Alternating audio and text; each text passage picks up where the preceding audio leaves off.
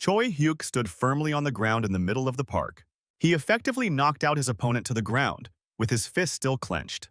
Regardless of age, size, or number of opponents, he inherently knew how to fight and could win against them all.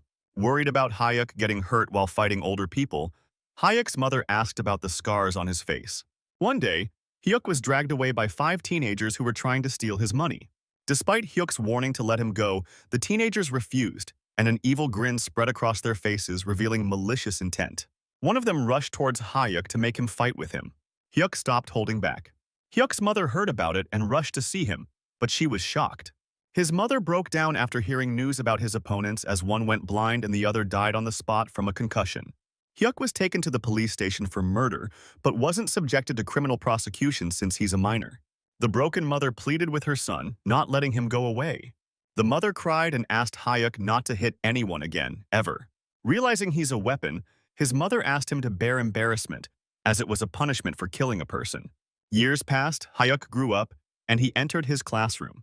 He confronts Bae Han-sung, Kon Min-ho, and Lee Min-ki. Min-ki charges in and punches Hyuk in the gut, asking him to speak up. While Min-ki locked Hyuk's head and was asking about his breakfast, Hyuk tried to laugh it off and replied that he couldn't have breakfast. Lee pointed his finger towards Min-ji, who was eating, and asked Hyuk if he knew what he should do now. Being embarrassed, Jong Min-ji, president and first-place holder in the whole school, swiftly turned her head away. Kan Min-ho took control of Hyuk and threatened him, asking if Hyuk had completed his math homework. Hyuk reached for his bag and said to Min-ho that he had written the solution process correctly this time. Min-ho took over the note and smacked Hyuk as a token of appreciation, suggesting he would have stayed the year if he had written the wrong solution process again. Han-sung was hungry and threatened Hyuk to give him his wallet. Nervously, Hyuk took his wallet out of his bag and went along with them. During class time, Hyuk was nodding his head over and over. Min-ji realized he wouldn't be intimidated if he just stopped shaking his head, making him look nervous. She was really annoyed by this gesture. But Hyuk was just analyzing how he's getting rusty about his fighting form, and how difficult it is for him to pretend that he doesn't know how to fight. An image of himself was created in his mind, and he wondered if he could win a fight with Min-ki effectively and instinctively. But he became aware of what he was thinking. Hyuk started to nod again, as if he was trying to get rid of those killer thoughts and atone for his sins.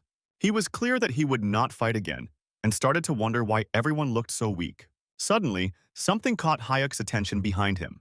A blue orb spawned out of the air and violently started to spin across the class, pushing back everyone and everything.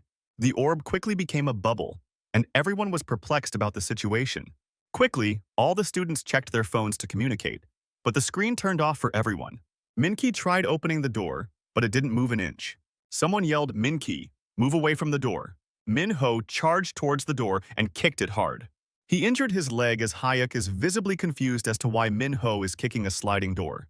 The class teacher tried to calm everyone down and instructed the students to sit on the floor. Amidst the chaos, some students noticed that something's written over the front of the ring. Confused about its sudden appearance, everyone started to focus on what was written. The rules for the Ring of Rebirth were disclosed. Han-sung was excited about it and was also thinking about whether it's real, while others are worried about deleting people. The teacher was still trying to control the room by instructing the students not to move from their seats until they got a clear picture. The panic started to grow as people started to worry about how long they had to stay in the room and what if the rules were true. Hyuk was comparatively calm and was ready to accept the situation that they would starve and die. Suddenly, Hyuk's focus diverted as the teacher yelled for Min-ki to get down from the ring. While the teacher was insisting on him to get down, Min-ki refused as he felt trapped and bored, while Han-seong was smirking from behind. Suddenly, Min-ki was able to realize multiple stat abilities. With a confident smirk on his face, he ducked. Min-ki launched himself into the air, realizing his physical abilities have improved while his classmates are shocked to see him. His classmates calculated that his jump was nearly over a meter or so and were shocked by his superhuman jump. Realizing the power of karma, Min-ki thought that the rules for the Ring of Rebirth might be real. Min-ki, with an evil grin on his face, points his finger and calls Gil-soo Yang to the ring.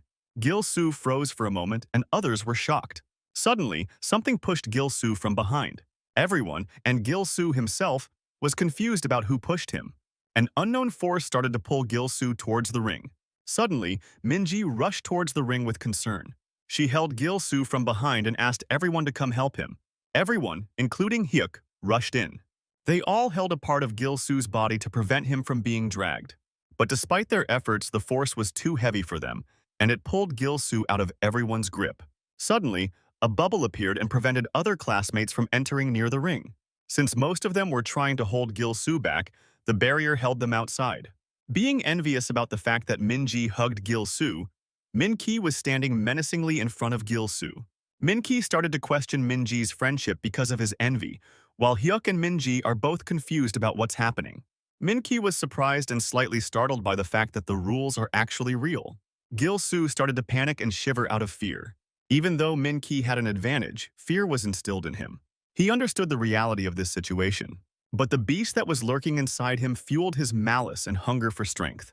Min-ki quickly caught Gil-soo with a sleeper hold from back. Gil-soo started to suffocate and slowly lose his grip while Min-ki strangled harder. The teacher yelled at him while his classmates were just witnessing a gruesome act. Gil-soo almost passed out and lost his grip on Min-ki's arm. The other classmates were horrified by Min-ki's heartless beating. Gil-soo fell on his knees and slowly started to lose consciousness. Suddenly, despite losing consciousness, Gil-soo gripped Min-ki's forearm.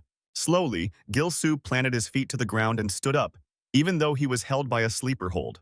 He firmly squeezed Min-ki's forearm and slowly tried to remove the submission move. Gil-soo violently ripped Min-ki's shirt off while escaping the sleeper hold, leaving his forearm scarred with his grip. As Gil-soo escaped the sleeper hold, he moved forward while Min-ki fell back due to Gil-soo's strength. Gil-soo thought about his actions, how he escaped his situation with a piece of Min-ki's shirt in his hand. While Min-ki was shocked to see Gil-soo's strength as it almost broke his arms, Gil-soo clenched his fist with determination, realizing he could win this fight. Enraged by Min-ki's actions, Gil-soo charged towards him to punch him. The punch lands right on Min-ki's face. With such a heavy force, Gil-soo was able to push Min-ki away. He slowly released his fists as he positioned Min-ki to the center of the ring. Gil-soo took a glance over his hand, understanding his strength. With sheer confidence, he clenched his fists again harder. He charged towards Hin-ki again to throw a punch, while Hyuk was standing beside the ring, analyzing the fight. Hyuk knew it was pointless for Gil-soo to charge towards Min-ki. Hyuk analyzed the situation and understood that Gil-soo should adopt a defensive approach to dominate Min-ki in this fight. Hyuk saw that Gil-soo was stronger, but Min-ki was faster than Gil-soo, and Min-ki landed a devastating right hook. Gil-soo was still on his feet and charged towards him again. But because of Min-li's longer arms and greater reach, Gil-soo was at a disadvantage, and Min-ki landed another jab. Min-ki saw a quick opening and went for a left hook, but since his reach was short, he easily evaded it. Min-ki quickly countered the left hook with a right. While the fight was still going on, Hyuk thought of the reality of the situation before, where he was a weak boy, and there was Min-ki, who pretended to be strong. He understood that if this fight were telecast on TV, people would ignore it and laugh it off as a kid's fight. But the reality was the cruelty itself. Min-ki landed a hard jab to Gil-soo's face. The glass panels over the window started to vibrate due to the force exerted by the jab. But it did not change their fighting skills.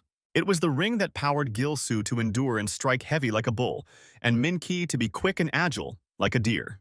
Within an instant, Min-ki rushed in with a heavy punch point-blank at Gil-soo's face. The hook landed right on the face of Gil-soo. But to think of it, karma powered him up, else he would have ended up in the hospital with broken bones. Gil-soo tanked the hook. Sparked by rage, Gil-soo quickly locked in. He jumped towards Min-ki to swing a strong uppercut, but Min-ki narrowly dodged it.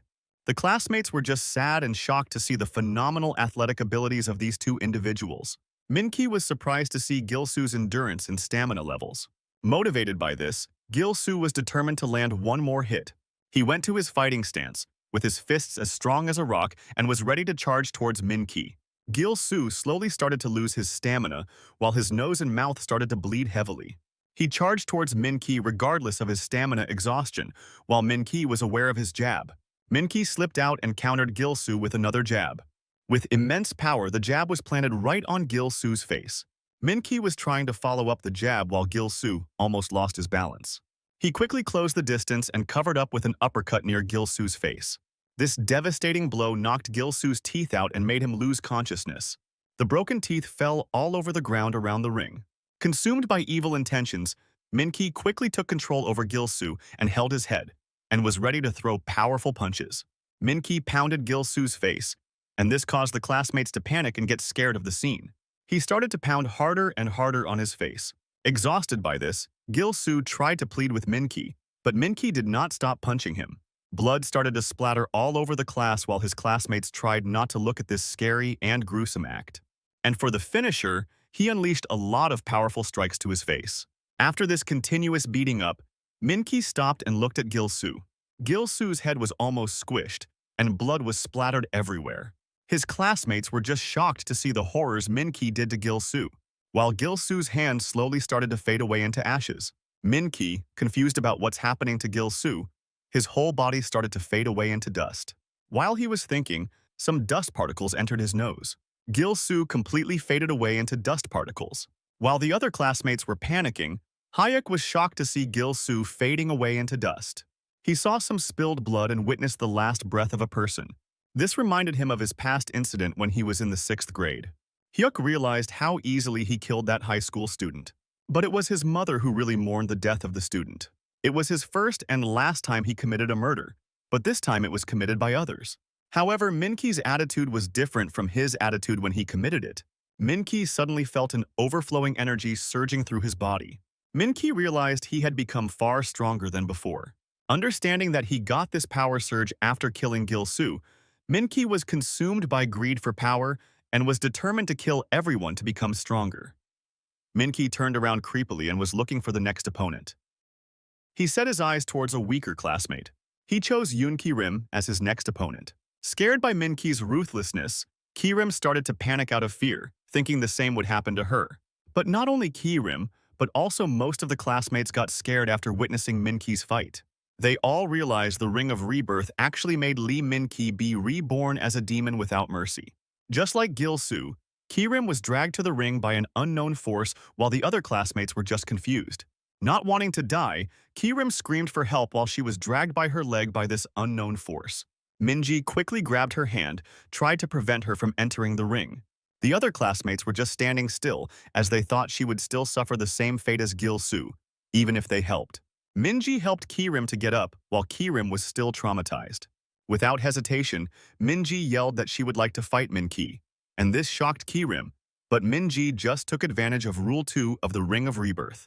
Ki-rim broke down into tears. As Min-ji entered the ring, Ki-rim cried hard, thinking even she would suffer the same fate as Gil-soo. Min-ki was surprised to see Min-ji in the ring, and the other classmates were just speechless about her actions, and Min-ji started to stretch her arms. Min-ki smiled, asking Min-ji if she was really going to fight him. Min-ji stayed silent, implying a yes with that silence.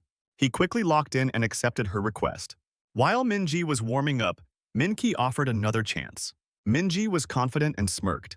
She finished her stretches and came face to face with Min-ki.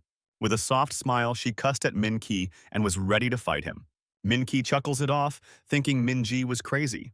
With his fists open and a creepy grin on his face, he rushed in towards Min-ji. He quickly grabbed Min-ji by her shoulders and pushed her to the ground. Just like how he took control of Gil-soo, Min-ki took control of Min-ji within a few seconds. Min-ki came closer towards her with malicious intent. Consumed by lust, he tried to take Min-ji's clothes off first before even attacking her. Feeling powerless, Min-ji felt awkward in her body and felt uncomfortable. Min-ki was distracted by this, almost enjoying the moment while he was trying to rip her dress off. When he tried to open the shirt by force, a button flew across due to the immense force he exerted. The spinning button hit Min-ki's face, catching his attention over the situation. The button stopped rotating after it hit Min-ki's face. And in that moment, he knew something was off. Min-ki realized he was stabbed by a tool to his head by Min-ji. Before he could even react, while he was distracted due to his lust rather than his hunger for power, Min-ji quickly took advantage of this situation and stabbed Min-ki. The Min-ki started to lose his consciousness before the button even fell to the ground. Min-ji pulled the sharp tool out of his head, splattering Min-ki's blood. She pushed Min-ki to the ground while he went unconscious, as he was bleeding heavily. Before even the battle could begin, Min-ki lost to his lust and fell to the ground before the button could fall. The button fell to the ground after Min-ki, but covered with his own blood. With a deep sigh, Min-ji was trying to calm herself while she firmly gripped the tool. Just like Gil-soo, Min-ki's body started to crumble into pieces, starting from the injury he suffered. Slowly, the pieces broke down into dust particles, and just like the previous battle, the dust particles went near Min-ji, who won the fight by eliminating Min-ki. But Min-ji resisted and didn't accept the power surge after defeating Min-ki. With a messed-up dress, she held onto the needle she found in a toolbox. She knew the basic biology of humans, that if someone gets stabbed in the head, they will die. She was calm and perfectly waited for a moment, while Min-ki's completely distracted. Her classmates are shocked to see the tactic used by Min-ji to ensure her victory over Min-ki. Min-ji stood up and stepped out of the ring. In order to express her gratitude for saving her, Ki-rim thanked Min-ji for stepping in for her. But Min-ji was simply disappointed. Min-ji ignored her gratitude and brought Ki-rim to the reality they are facing right now, that she would die eventually if she wasn't strong enough. Ki-rim froze in fear after hearing Min-ji's words. Min-ji opened the door with ease, which was impossible for others to open. Before exiting the class, Min-ji explained to Ki-rim that she didn't intervene to save her and told Ki-rim to kill while she could, else she would suffer a meaningless death. But the door allowed only Min-ji to exit, and it closed as soon as she left, and didn't allow anyone else to exit. While the classmates are distracted by Min-ji, Min-ho enters the ring, talking about how loud these people are. He set his eyes towards Hyuk. He challenged Hyuk to get into the ring to fight him. With a blank expression, he tried to realize the situation he's in right now. Hyuk knew he was far more different than Lee Min-ki, as he showed no mercy for Gil-soo. Hyuk also knew that even Min-ji killed Min-ki without hesitation for survival. But Hyuk also realized he wasn't the only killer anymore. They all were killers. Hyuk smirked as if he felt like he didn't want to hold back anymore. It is similar to that of a beast that was born among the chicks. Every time the beast tried to touch a chick, it died easily.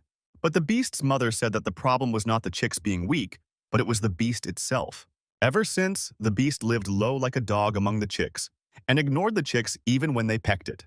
Min-ho was one of those guys who assumed he would kill the beast because it seemed weak, but the beast snapped. Hyuk stepped onto the ring. As he was climbing up the ring, he saw Min-ho and realized the last fight he had was an illusion. But Hyuk had no other choice but to confirm it himself. Hyuk started to tremble as he stood in front of Min-ho, realizing that the weaker of the two would die. Min-ho, on the other hand, was assuring Hyuk not to be afraid with a sinister smile on his face. He even told Hyuk that he was lucky that both of them belonged to the same weight class out of the whole class. Even Hyuk tried to laugh it off. But Hyuk let his beast out, consumed by wrath. Min-ho pitied Hyuk. He had to beat him to death. Comparatively, Hyuk is taller, but Min-ho was confident that he's a wimp. But considering Gil-soo, Min-ho became aware that Hyuk might become strong at any point in time once he receives his karma. Min-ho realized he received his karma as soon as he stepped on the ring, just like video game systems. But he also realized Hyuk hasn't received his karma yet. In order to take advantage of the situation, Min-ho quickly closed the distance between Min and Hyuk. Min-ho leaped with all of his strength for a takedown on Hyuk. Min-ho successfully grabbed Hyuk from his takedown attempt. As soon as he realized he caught Hyuk, he creepily smiled, thinking he had gotten his advantage over Hyuk. But in an instant, Min-ho was confused about what was happening as he saw tube lights in the ceiling, with blood in the air. Min-ho realized there was a lot of blood around him, and this must be a joke as he saw his classmates upside down. But his classmates were just horrified and scared after witnessing what had happened. Min-ho quickly lost his consciousness, and blood started to splatter all over his lower jaw and neck. It was Hyuk's devastating right knee to counter Min-ho's takedown, which ended up snapping his head due to his immense strength. While Min-ho's head fell down and his body started to leak a lot of blood, Hyuk was calm, but enraged by the beast itself. The beast that Hyuk had held back could no longer be stopped or controlled. Just like Min-ki and Gil-soo, Min-ho's head started to fade away. Meanwhile, his body also started to disintegrate into dust particles. And within a few seconds, Min-ho's entire body disappeared, and the shirt started to fade away as well. With a stale expression, Hyuk realized he had won the battle against Min-ho. His classmates were just awestruck due to his immense physical strength. Hyuk felt the blood of Min-ho on his pants near the knee, which he used to counter. Feeling empty, Hyuk just stared at it for a while. Hyuk was shocked as a message popped up in front of him.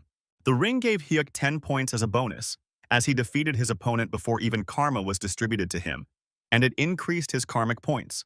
The message also showed his karma points distribution of Hyuk. Hyuk realized that he absorbed a part of Kang Min-ho's stats and understood that Min-ho had a lot of stamina due to his extra point over stamina. Suddenly, Hyuk felt something surging through his hand, entering his body. It was karma, and it was an unfamiliar feeling, but it also enhanced his muscles and tendons, which allowed him to move explosively. Hyuk clenched his fist and felt the power of karma coursing through it. Curious about this power surge, Hyuk wanted to try karma in order to understand it even further. But his mother's words crossed his mind once again. He quickly tried to erase the thought of killing anyone by nodding over, and he was done with killing. Hyuk quickly thought of a way to escape. Since he had defeated an opponent, he thought of walking away just like Minji. But his instinct suggested he fight more, and his focus shifted to someone else. His focus averted to Bae Hangsong. He always bullied other people. He found them a threat, as he might kill the weaker ones to survive. Hyuk was frustrated by that thought. Hansong started to pray and started to beg for mercy. Seeking forgiveness, he fell onto his knees and accepted that it was his fault for being a bully. Within that instant, Hyuk noticed something odd. He saw Hanseong's eye turn red while he was pleading, and within an instant, it reverted back into his normal eyes while he continued to apologize. Confused about what had happened moments ago, Hyuk noticed that there was something strange in his eyes. Hansong confessed that he regrets everything that he's ever done. But Hyuk wasn't buying his story, as he was suspicious of whether he would kill the weak ones, and Hansong was pleading that he wouldn't kill anyone and stay quiet. After hearing his plea for mercy, Hyuk was confused about whether he had to do something about Hansong. In the meantime, Hansong quickly drew a weapon out of his pocket. It was a cutter. Suddenly, Hyuk noticed a strange red flash over Hansong. Hansong, completely blinded by rage, charged towards Hyuk to kill him. He swung the cutter across Hyuk's face, but Hyuk nearly dodged the slice. Even though Hyuk almost dodged it, it still cut his face shallowly. Instantly, Hyuk countered it with a powerful strike to Hansong's jaw. The punch almost made Hansong go mid-air and lose his consciousness. The cutter fell onto the ground and broke. Hansong fell onto his knees again after being countered by Hyuk. But this time, even though he's on his knees, he totally went unconscious, and his face started to bleed due to Hyuk's precise and powerful counter. Hyuk tried to analyze why Hansong's eyes turned red, as if something possessed him when he was trying to kill him. The punch landed so hard on Hansong's face that he started to foam at the mouth due to its impact. But Hyuk realized he was just unconscious, not dead. Confused about the situation, Hyuk wondered if he had to kill Hanseong with his bare hands. But his attention was averted. He looked at his classmates and realized his classmates were still watching his gruesome act. He realized it was too late, and he's already a monster and a killer. Hyuk quickly opened his fists and approached Hansong's unconscious body. He started to choke Hansong by his neck, trying to strangle him. As Hyuk continued to strangle Hansong tried to resist. But eventually, Hansong gives up. Just like his friends, he also started to disintegrate into dust particles right when Hyuk was strangling him. Hyuk stood up and tried to dust his shirt off as it became dusty due to Hansong's disintegration. He even rubbed his hands off to remove all the dirt. Now that Hansong's eliminated, he thought it was over. As he stood before the karma point message in front of him after killing Hansong, Hyuk realized that this wasn't the end, and he wouldn't be happy fighting if it continued. But in that moment, Hyuk realized something. He turned around and took a glance at his classmates and his class. Hyuk was curious about the range of this supernatural phenomenon, whether it covered the whole school. But he was suspicious whether it would extend over the entire Gangdong or even the entire Seoul. Hyuk's curiosity quickly turned into a concern about his mom and whether she's all right or not. The hallway and the classroom were dimly lit. The windows were covered with blood as it became a fierce battle between men and women. Some of them, who were excited to see blood, used weapons like hammers to kill with incredible, while some didn't want to fight and had to fight for the course of their survival. This was a very similar rule to that of a ship anchor that sinks into the sea, to drag every person to the bottom by any brutal means. After a massacre, only some were alive from the whole class. Yoon Ki-rim, previously chosen by Lee Min-ki, was still scared after witnessing all the chaos that happened. Min Byung-sae was shy yet had many friends. And the teacher, who set his eyes on Byung-sae. Left with no option, the teacher chose Byung-sae for a duel in order to exit the room. Fear instilled by Byung-sae as he knew it was impossible for him to defeat his teacher. The teacher fought Byung-sae, and he quickly strangled Byung-sae, making him lose consciousness at a very quick rate. The teacher strangled Byung-sae to death, and his life slowly diminished. Witnessing all these horrors, Ki-rim was still traumatized and started to panic heavily as her life was at stake. The teacher glanced at Ki-rim in silence. As the teacher walked out of the classroom, Ki-rim asked him to save her while she was panicking. Consumed by fear, she started to think if it was all a dream and if she was stuck in class forever. Meanwhile, Hyuk was charging towards the window with immense force. But the barrier that was protecting the window repelled him, making him fall to the ground. Witnessing the barrier's force, he thought it was impossible for him to break it. Quickly, he stood up and ran across the corridor to find a way to escape his school. As he was running, the thought of his mom struck his mind again and again, making him unstable. He thought someone might be strangling her to death as of this moment. This thought alone made Hyuk lose his temper. He quickly kicked the nearby window again, but the barrier's force was so strong it didn't even budge for an inch. Hyuk delivered a powerful punch followed by a kick to break it. He landed a number of punches over it in order to break the barrier's force and break out of the window. But Hyuk used all of his stamina and fell to the ground, while a strange red message popped up over the window. Hyuk was surprised by the appearance of red text. The message implied Hyuk had to get angrier, and only then could he kill. Hyuk sighed deeply as the red message vanished. He started to wonder who created this game and what his intention was behind it. But he cleared all of his thoughts and realized one thing. Out of frustration, he quickly slammed the door beside him.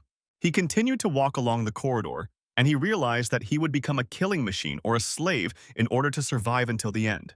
Only then can he meet the creator of this game, at least once.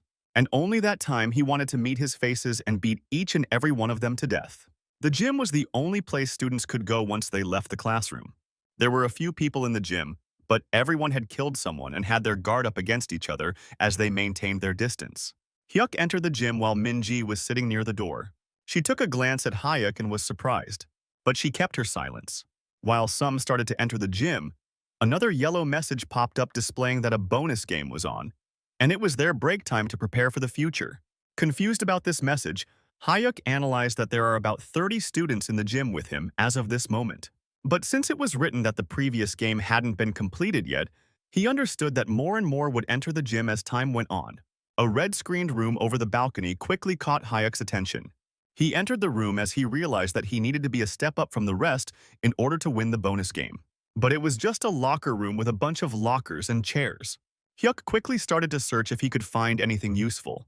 He even searched the dustbin nearby to see if he could find anything useful. Something else caught his attention. Being exhausted from searching all over the room, he saw something on the ground. Hyuk found a katana.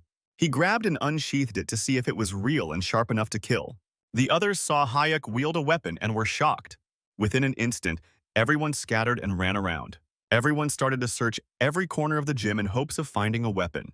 Some of them even searched over the power supply box, and some tried to run away and hide. But Hyuk did not stop searching even after he found the katana, and eventually found another room that caught his interest. He saw another red curtain. Curious about what's behind it, he quickly slid it away and opened it. Hyuk froze after he saw that what was behind the curtain was a hidden rule. Hidden Rule 9 stated that if a person killed more than 5 people, they would awaken to an innate skill and become a king without subjects. But as he was reading it, the message started to wobble. Eventually, the message dissolved into the thin air. The message's dust was entering Hyuk's body as the message continued to disappear. Hyuk stood still, trying to figure out what it all meant while the curtains flew beside him. The gym was quiet from the outside. But inside, chaos erupted as people started to fight over the weapons they found scattered around the gym. While others even tried to take advantage of the situation when Mr. Lee and another teacher were fighting over a weapon. As people were searching for props all around the gym, another person entered the gym, confused about what was going on. He started to wonder what everyone was looking for. But most of all, he found a leg over his head. He saw Hyuk climbing the ceiling of the gym, hoping to find something useful for the bonus game, while he had already found another sword. He was surprised by Hyuk's acrobatic abilities and insane agility. He was fueled up after seeing Hyuk and realized he couldn't lose to him. He jumped explosively to the ceiling by using the balcony as a step. As the chaos continued, a golden light spawned in the middle of the stage. As the intensity of light reduced, it became clear that it was the yellow message again, indicating that the previous game and the break time had ended. Suddenly, the chaos stopped as everyone's focus shifted to reading the rules for this bonus game. Everyone had found a piece of armor and at least had one weapon with them, making them more prepared and dangerous for Hyuk in this bonus game. But Hyuk found only 3 weapons during the break time, with no armor. One of the swords was a Japanese sword for cutting. The other one was a bastard sword for both cutting and stabbing. And the other one was an S-stock for only stabbing, as all the equipment is of F tier. But Hyuk did find 5 hidden rules for the throne game. Hayuk found the hidden rule number 5, hidden rule number 6, hidden rule number 7, hidden rule number 9, and hidden rule number 15. As everyone was reading about the rules for the bonus game, he noticed that the current game was a bonus game and not a throne game. Hayuk used the hidden rules to realize that the throne game was a game where people would declare themselves as kings and collect subordinates to take the throne. He understood that rules numbers 9 and 15 were connected by the term king without subjects, and noticed it was a rule that needed another rule to understand, and was hidden in a hard-to-reach place. Since the reward would be a D-rank weapon, he knew it was better than an F-tier weapon and realized he must win that weapon. He aimed for rule number 9 and had no choice but to give up on rules number 5, 6, and 7. Hyuk resolved himself to show his worth to the creators in the game, and both the reward and the title King Without Subjects appeared to be decent. He only needed to kill 3 more people, as the conditions to become a king without subjects were to kill 5 people and awaken an innate skill, which he had already awakened. Eyes of distinction, which enable Hayuk to see what intention a person has. The red and black flashes of light emitted from Hansung indicated his hostile, black, and killing red intent. In a moment where no one knew what the others were thinking, the eyes of distinction were an unrivaled skill. Suddenly, a golden light caught Hayuk's attention. A big golden transparent cube spawned out of nowhere, startling the other students. Multiple cubes spawned over the entire gym, which startled everyone. The rules for the bonus game suggested that it was a golden opportunity to get an E-rank item. If a dropout, who would be indicated with an item mark, dies, and if a dropout kills someone, the mark would disappear, and they would be given karma points. But everyone was confused about what or who exactly these dropouts were. Suddenly, people appeared inside the cube. Surprised by this phenomenon, everyone swiftly averted their attention from the cubes. People couldn't understand what exactly happening now, but soon its meaning became clear. Everyone realized that the people who had appeared with an item mark above their heads were those who didn't fight until the end and were left in the classrooms. They were the only non-murderers here. Among them was Ki-rim, who was in Hayuk's class, and it all meant that they had to kill the most innocent individuals to obtain items. People are divided into 2 sides. On the first side, there are people who gave up and didn't know what to do, and had decided not to act, even though they were the majority. As for the other side, it was further divided into groups, a side that decided that they had to kill to obtain an item, and a side that resolved not to let their friends die. While those who decided not to act spectated, the rest of them slowly started to surround the item boxes. Suddenly, someone swung a metal-spiked baseball bat over the box, trying to hurt the dropout. But he was curious as to why he couldn't hit. He understood the bonus game hadn't started yet. While the dropout was crying for her life, someone stood up for her. Teacher Kim came to defend the dropout, trying to defuse the students by morals. The students too realized it was Teacher Kim, but everyone was armed and dangerous. One of them yelled that everyone here was murderers and got to this place by at least killing one person. Consumed by guilt, Mr. Kim's reality sank in. He realized he even killed his students to get to this place, just for survival. Chaos erupted between the 2 factions. One of the students was trying to defend Hyejin by wielding an axe and defending both him and Hyejin. The opposite faction members just stood there, trying to find an opening as he was threatening to kill them if they came any closer. Minji glanced over the box and saw Ki-rim mouthing her name. Ki-rim was filled with hope that Minji would save her, just like she did from Min-ki.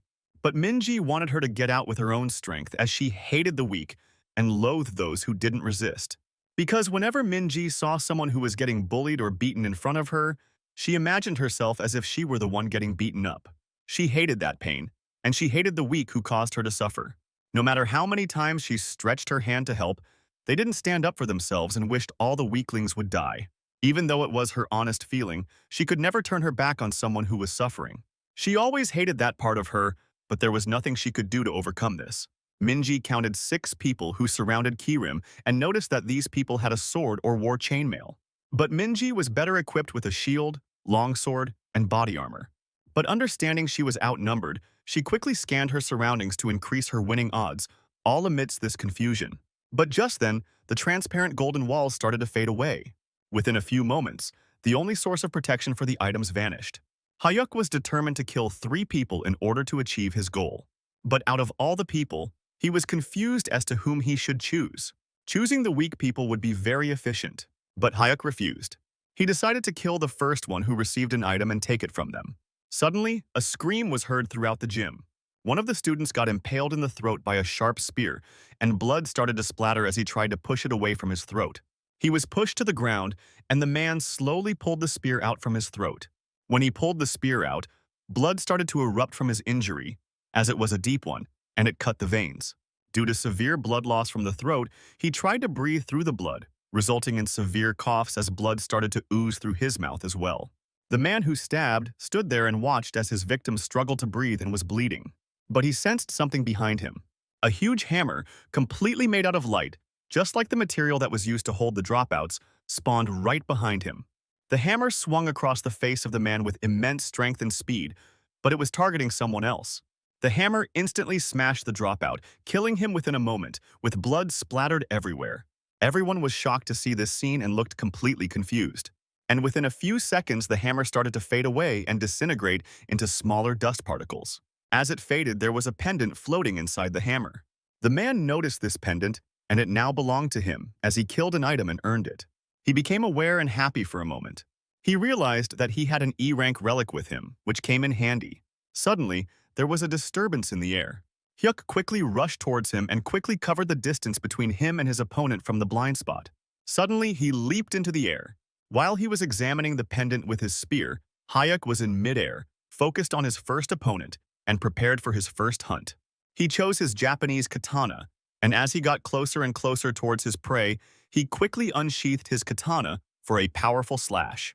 He sliced through his head from the back, but Hyuk felt a clash when he sliced him, as if he was parried by something. His opponent became aware that Hyuk tried to slash his neck and behead him from behind, but Hyuk's katana broke into pieces. Hyuk couldn't even understand how and why his katana broke. The force was so intense that it didn't snap his katana into two or bend it. It was shattered into pieces due to some protection. His opponent turned around. Completely enraged by this, his eyes quickly turned red as he wanted to hurt Hyuk. Hyuk just landed on the ground with a broken katana in his hand. While Hyuk was thinking about what had just happened, his opponent charged towards him to impale him with his spear. He realized it could be some sort of protection spell that the pendant offered his opponent.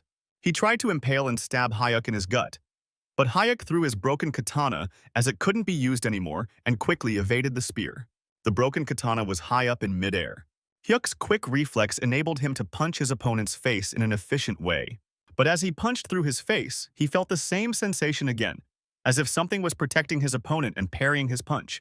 His katana was still in midair but started to descend. Hyuk was surprised to see his punch had no effect on his opponent. While the parry effect caused intense light energy, it made it hard for his opponent to see what was happening at that moment. He quickly charged towards Hyuk and tried stabbing him in his stomach, but Hyuk dodged awkwardly, making him inconsistent and making him lose balance. But he somehow converted and shifted the excess momentum while dodging, and this helped him to flip out of the situation, helping him to maintain some distance between him and his opponent. The broken katana finally fell down, with its blade part touching the ground first. But while he was trying to flip, his hand slipped, causing an injury in his hand. This distracted Hyuk as he was in the middle of an evasion. His opponent rushed in with immense speed by carrying his spearhead. But Hyuk launched himself into the air with the momentum he gained after pushing himself against the spearhead itself. The excess force Hyuk used to flip over the spear changed its direction downwards as Hyuk safely spaced himself. Hyuk landed on his feet and stood face to face with his opponent. Suddenly, he felt something, some sensation tingling over his body. It was a feeling that was way different from the boring fights he had against Minho and Han Sung, and a feeling that he hadn't felt for a long time. Hyuk's focus was on that glowing pendant, wondering how long it would last. He instantly moved out of the spearhead and tried to land another punch on his opponent. Hyuk was focused and fierce with his intentions and his punch. The punch landed on his opponent's face, but it didn't damage him at all as something parried his punch again, an invisible force. But the pendant stopped glowing after he landed that punch, and Hyuk instantly understood what was going on.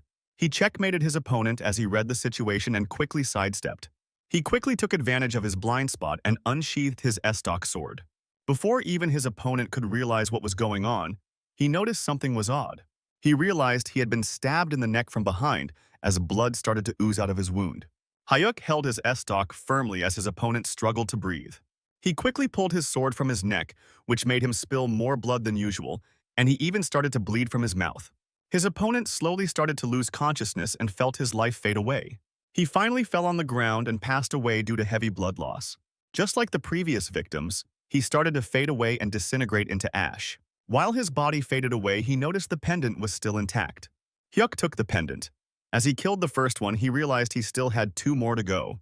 He also obtained the pendant, a necklace of protection, and E-rank equipment that could intercept an attack within a certain range with only 3 interceptions at a time, and it recharged every 20 minutes. The total student population was 1,938 people throughout the college.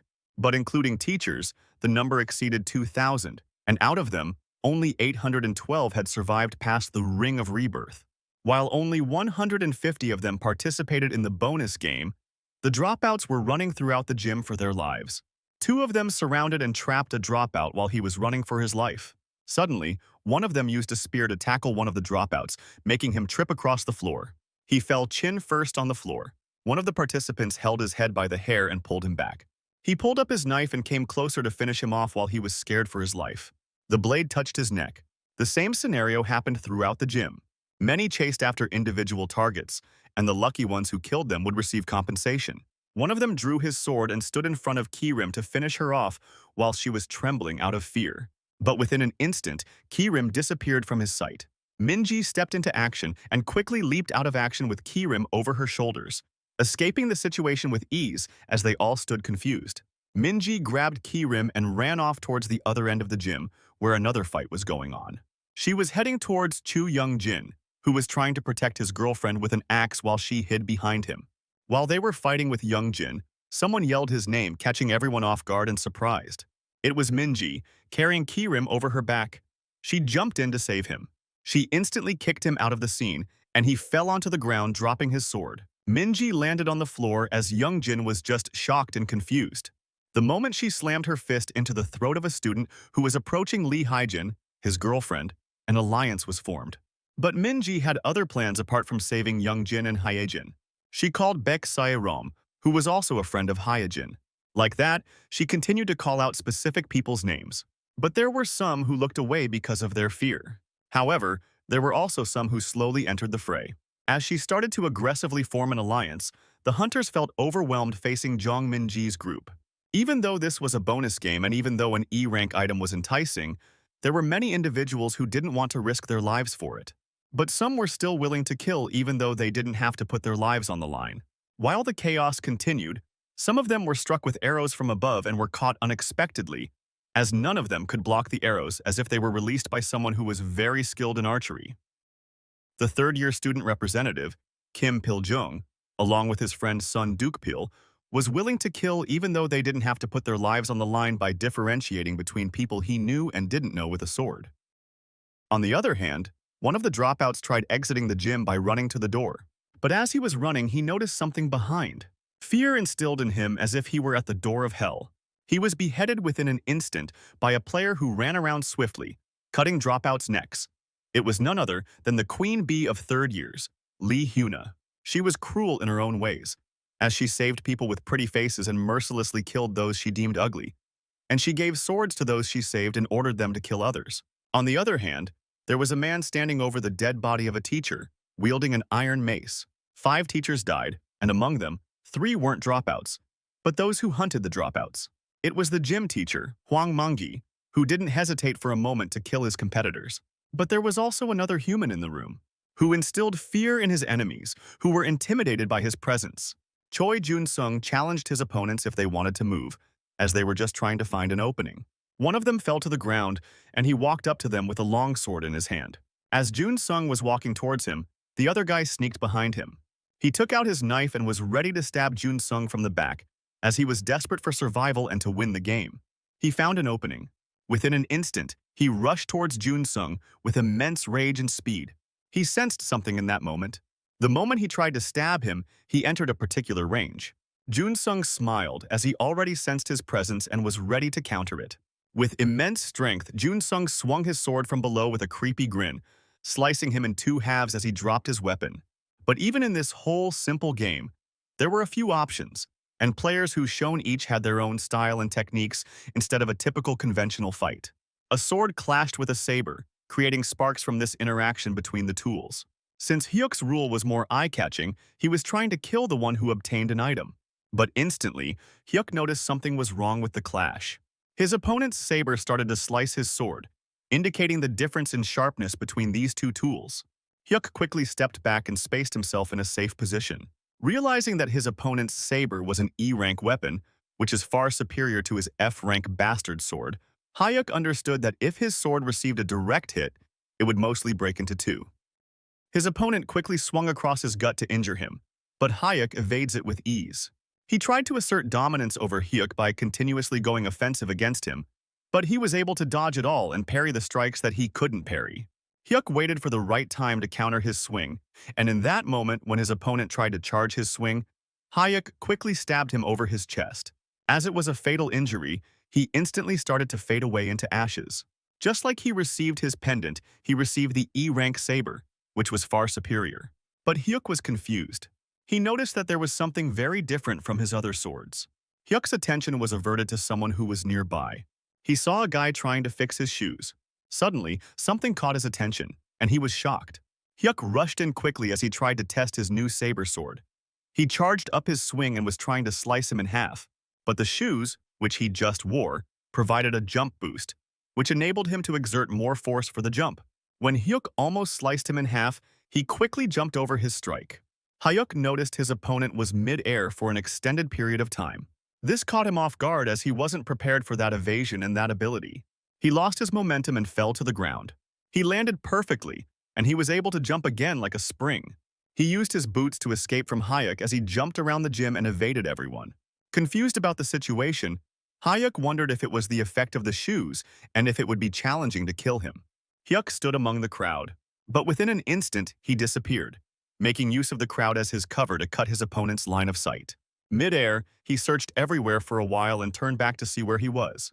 He searched through the crowd but couldn't find Hyuk. He even looked over the other side to see if he could see Hyuk so that he could be aware of his predator. Since he couldn't see Hyuk anywhere, he thought he had stopped pursuing him and changed his target. Even though he felt a moment of relief knowing Hyuk isn't around anymore, he also realized it wasn't the right time to relax or feel relieved. But he noticed Hyuk in the middle of the public, covering himself, and he was rushing towards the landing spot of his opponent. He realized there was nothing he could do, while Hyuk trapped him mid-air, as it's impossible to dodge or evade mid-air. As he fell, he panicked that he might be killed, and he too knew that dodging mid-air is not possible at all. Hyuk's estoc pierced him and splattered his blood all over. Within that instant, his opponent died as Hyuk still stood firm on the ground. Everyone was filled with fear and shocked by the scene, especially the spectating students who thought they were a safe distance away but were terrified by Hyuk's determination to kill his target. Exhausted by chasing him, Hyuk gasped for breath to balance his breathing level. He sat on a chair, which was near him, to breathe for a moment and gain stamina. But as he was resting, he noticed something. People started to become cautious of Hyuk as he was actively killing people in order to achieve his goals. Although Piljung and Mangji had killed more people than Hyuk, he faced the most hostility. No one even doubted that Choi Jun-sung, the best fighter in the whole school, would kill people. But Hyuk popped off and did things that even the best fighter Choi Jun-sung wasn't doing around. This really caused trouble, and a lot of hate fell onto Choi Hyuk. But even when everyone was hostile and malicious toward him, he found a person with white hair through innate skill. In order to befriend Hyuk, he even waved at him. Hyuk was surprised to see him. He quickly ignored him, as he was feeling weird that he had no intention of hostility, even though he had killed people. As the round was about to conclude, the only dropouts who survived were the 4 Minji was protecting, as others either died or killed someone with the help of their friends and got rid of the item mark. Since it was tough to face the 15 people in Minji's group, the quest for the hunt ended right there. But within moments, the announcement for the next game appeared, which confused people and made them nervous about what was next. A red message popped up saying the throne game has begun. A golden light spawned in the middle of the stage. The rules for the throne game were displayed in yellow text, stating all the specifications for the contest as well. But based on the rules, it was possible for a lot of people to gain the support of 5 people in a single school. To think of it, a typical group of friends was made up of 3 to 5 people, and most of the time, it would be based on that one central person. And also, there were more people who attempted to gain 5 people's support than they thought. The reward suggested it was 10 karma points, and usually, if someone killed a person, a total sum of 7 karma points would be distributed to each stat, as it was better than killing someone mercilessly. But since the karma points could be allocated however we want, it might even be better than killing 4 or 5 people. Sun Dukpil received a golden message which popped right in front of him. The message asked if he wanted to support Piljung to make him a king for this round. He glanced over Piljung about this. Piljung nodded back, implying there's a sinister plan ahead, formulated by Piljung himself. Even Minji thought of 5 people, but she didn't think about those who trusted and followed her. She also didn't think about those who were easy to deal with, like Yoon Ki-rim. A yellow message popped up in front of people, asking if they wanted to support Minji. She thought of leaders she was familiar with and with whom she was friends, and spoke in front of everyone, asking if there would be endless thrones and suggesting unity among everyone for strength. People heard her speech, thinking about whether they want to offer their support to her. She was basically saying that the number of thrones was limited, and that the ones who declared themselves as kings had to fight each other in a battle royale. Since she asked right after the message appeared, people asked for Minji's assurance. But Minji was 50% sure rationally, but 100% sure emotionally. People realized the determination and confidence level of Minji. With trust, they all affirmed with Minji and chose to support her, as it would be beneficial to make her a king. A golden orb appeared out of nowhere in the gym. Minji's body started to glow as the golden energy started to spiral around her body. Golden shining lights appeared throughout the gym, indicating all the king's locations. Among the 797 survivors of the bonus game, 42 had become kings. The other set of rules was shown for the throne game, with the last one being hidden. It all fell in the right place for Hayek, as he had already killed 3 people. This was a perfect time to execute his plan for hidden rule number 9 and hidden rule number 15, and he realized he could have an advantage. Before the throne game could begin, there was a 5-minute time break to choose their kings. Otherwise, all those who hadn't chosen a king would cease to exist. Hyuk stood against the wall, resting up for a while and trying to conserve his energy for the game. Meanwhile, Young Jin was discussing with Minji about recruiting Hyuk to their team. Considering all the options and possibilities, Minji confronted Hyuk and asked him to join her team. Hyuk thought of all the good deeds and how Minji was with him the whole time for a moment. But since he had found the hidden rules, he had to stick to his plans in order to win the throne game. Hyuk told Minji that he had some circumstances that wouldn't allow him to join her faction. But after witnessing his immense power and agility, Minji didn't want to become enemies with him, at the very least. Out of curiosity, Minji asked which faction he was going to join, but Hyuk rubbed it off by telling her not to worry, as he wouldn't be her enemy as long as the situation allowed.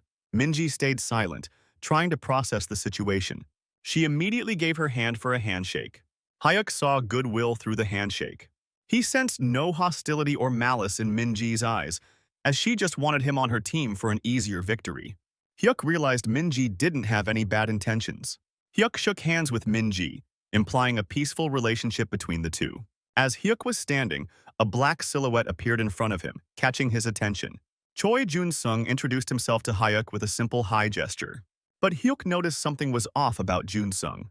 Hyuk quickly pushed him off by keeping a safer distance as Jun-sung thought Hyuk was being cranky with him. After witnessing Hyuk in action, Jun-sung realized Hyuk fights pretty well and wanted to fight together, as he thought it was mandatory to choose someone anyway. Hyuk refused it as he sensed something through his eyes. Jun-sung's eyes were red, which, by his innate ability, eyes of distinction, implies that Jun-sung has harmful and killing intentions. But Jun-sung smiled it off, as if he knew what was going on. He thought Hyuk was joining Minji's faction and was with her. He turned away and continued to walk away from Hyuk as he understood what was going on. But even in that moment, Hyuk noticed a red aura emitting from Jun-sung, but there was also goodwill equally. Confused about this, he thought about how it would be possible to have both goodwill and killing intent, and if it would mean he would destroy him, as he couldn't get him. Jun-sung continued to walk away as Hyuk continued to observe him, and knew he was a funny guy as he thought he could threaten him. Almost 5 minutes had passed. While everyone stood around the 42 kings, Choi Hyuk stood by himself and rejected everyone's offer when they tried to get him on their faction. Some even thought he was backed by someone powerful to act independently. When the timer hit 0, a golden light spawned and illuminated the room. It was the throne game's hidden rule number 9, which Hyuk found in a curtained room before the bonus game. Just like all those 42 kings, even the rule started to become dust and spiral around his body, as if he were absorbing it by himself. Although Choi Hyuk didn't know this, Unlike the other rules, which had multiple copies, there was only a single copy of the king without subjects rule, and everyone was just too stunned to speak. Even though Hyuk's ascension to king without subjects was an unexpected thing, everyone realized that the 30 extra karma points would make such a difference from the beginning that it would be harder and progressively get worse to catch up with Hyuk. The throne game's other set of rules was revealed, suggesting that there are only 5 thrones and they cannot leave unless only 5 kings remain. It also stated that the only way to end the qualification of a king is to kill them. The message indicated that the only way to end the qualification of a king is to kill them without hesitation. But most importantly, if a follower's king is killed, the follower would join the enemy king's group, as this would be an interesting rule because this way, it would expand their army exponentially. Now, after reading all these rules, those who had hastily become kings regretted it. It was as if they had volunteered to jump into a game of death with no options left. But just like we have 2 sides of a coin, there were other kings who had a burning desire to take one of the 5 seats. At the same time, killing intent poured onto Choi Hyuk, who was the strongest by himself but had no strength in numbers, as it would become beneficial and give him an extra hand if he had some. Choi Hyuk could see the killing intent with his eyes of distinction, as most of their eyes turned red. But Hyuk started to laugh menacingly. He unsheathed his sword, and as he pointed out, his saber sword started to shape itself into a jagged blade, resembling a fang. He pointed the fang saber towards Pil Jung, the master archer, then pointed it towards Jun Sung, the best martial artist throughout the school, then pointed towards the iron mace-wielding tank, Manji. And he continued to point his fang saber towards all kings, and with a creepy and eerie smile, Hyuk told them he was going to kill them all, while they were scared by his threat as it sent shivers down their spines. But he didn't mention or threaten Minji anywhere. Thus, she kept her silence and observed the situation. Since he received 40 free karma points, Hyuk distributed the points in stamina and recovery with 5 points each in power and speed, and 10 points for recovery with retribution as 8. But Hyuk himself didn't know how many he was going to kill throughout the entire journey. The plastin stats raised with items would be indicated such that if we were to take away the increase stat, it would decrease to that value subtracted by the number specified before, plus. Hyuk earned 3 items from the bonus game. An E-rank necklace of protection, which can intercept an opponent's attack within a certain range. E-rank tireless boots, which allow you to run faster and jump higher, and an E-rank fang saber with a durability of 300. Each of the kings had their own emblems, with Jong Min-ji as the Crazy Night King, Choi Jun-sung as the Slaughter King, Kim Pil-jong as the Hunter King, and Choi Hyuk as the King without subjects. There are 43 kings now, including the King without subjects, Choi Hyuk, and there were only 5 thrones. Each and every group started to distance itself from the others. Hyuk leaped over everyone within an instant, while everyone was trying to figure out his intentions. Pil-jong became alerted by Hyuk's actions, leaped towards Pil-jong, while Pil-jong instructed his shields to come forth and spearmen behind them, as it was effective enough to defend and counter as well, and he instructed the rest to get behind them and cover against the wall. Frustrated about the fact that he was targeted as soon as the round started, Pil-jong drew his bow and aimed towards Hyuk. Hyuk leaped in towards him, making it a face-off between the 2 kings themselves. However, instead of attacking Pil-jong, he landed beside him and ran ahead. Seeing this, Pil-jong was surprised. He looked back at Hyuk and realized that he was not trying to attack Pil-jong in the first place. His real target was the weakest of the 6 kings he pointed to, whose symbol happened to be a dole. Hyuk did not know his name, but only that he was friendly with Lee Minki, Hyun-sung, and the others who used to bully Hyuk. The targeted king raised his blade in fear. However, it was all for naught because Hyuk jumped over him while making a clean slice through his forehead. The targeted king was shocked in place, unable to move. It was only after a moment that he realized his bleeding forehead was a sign of his death.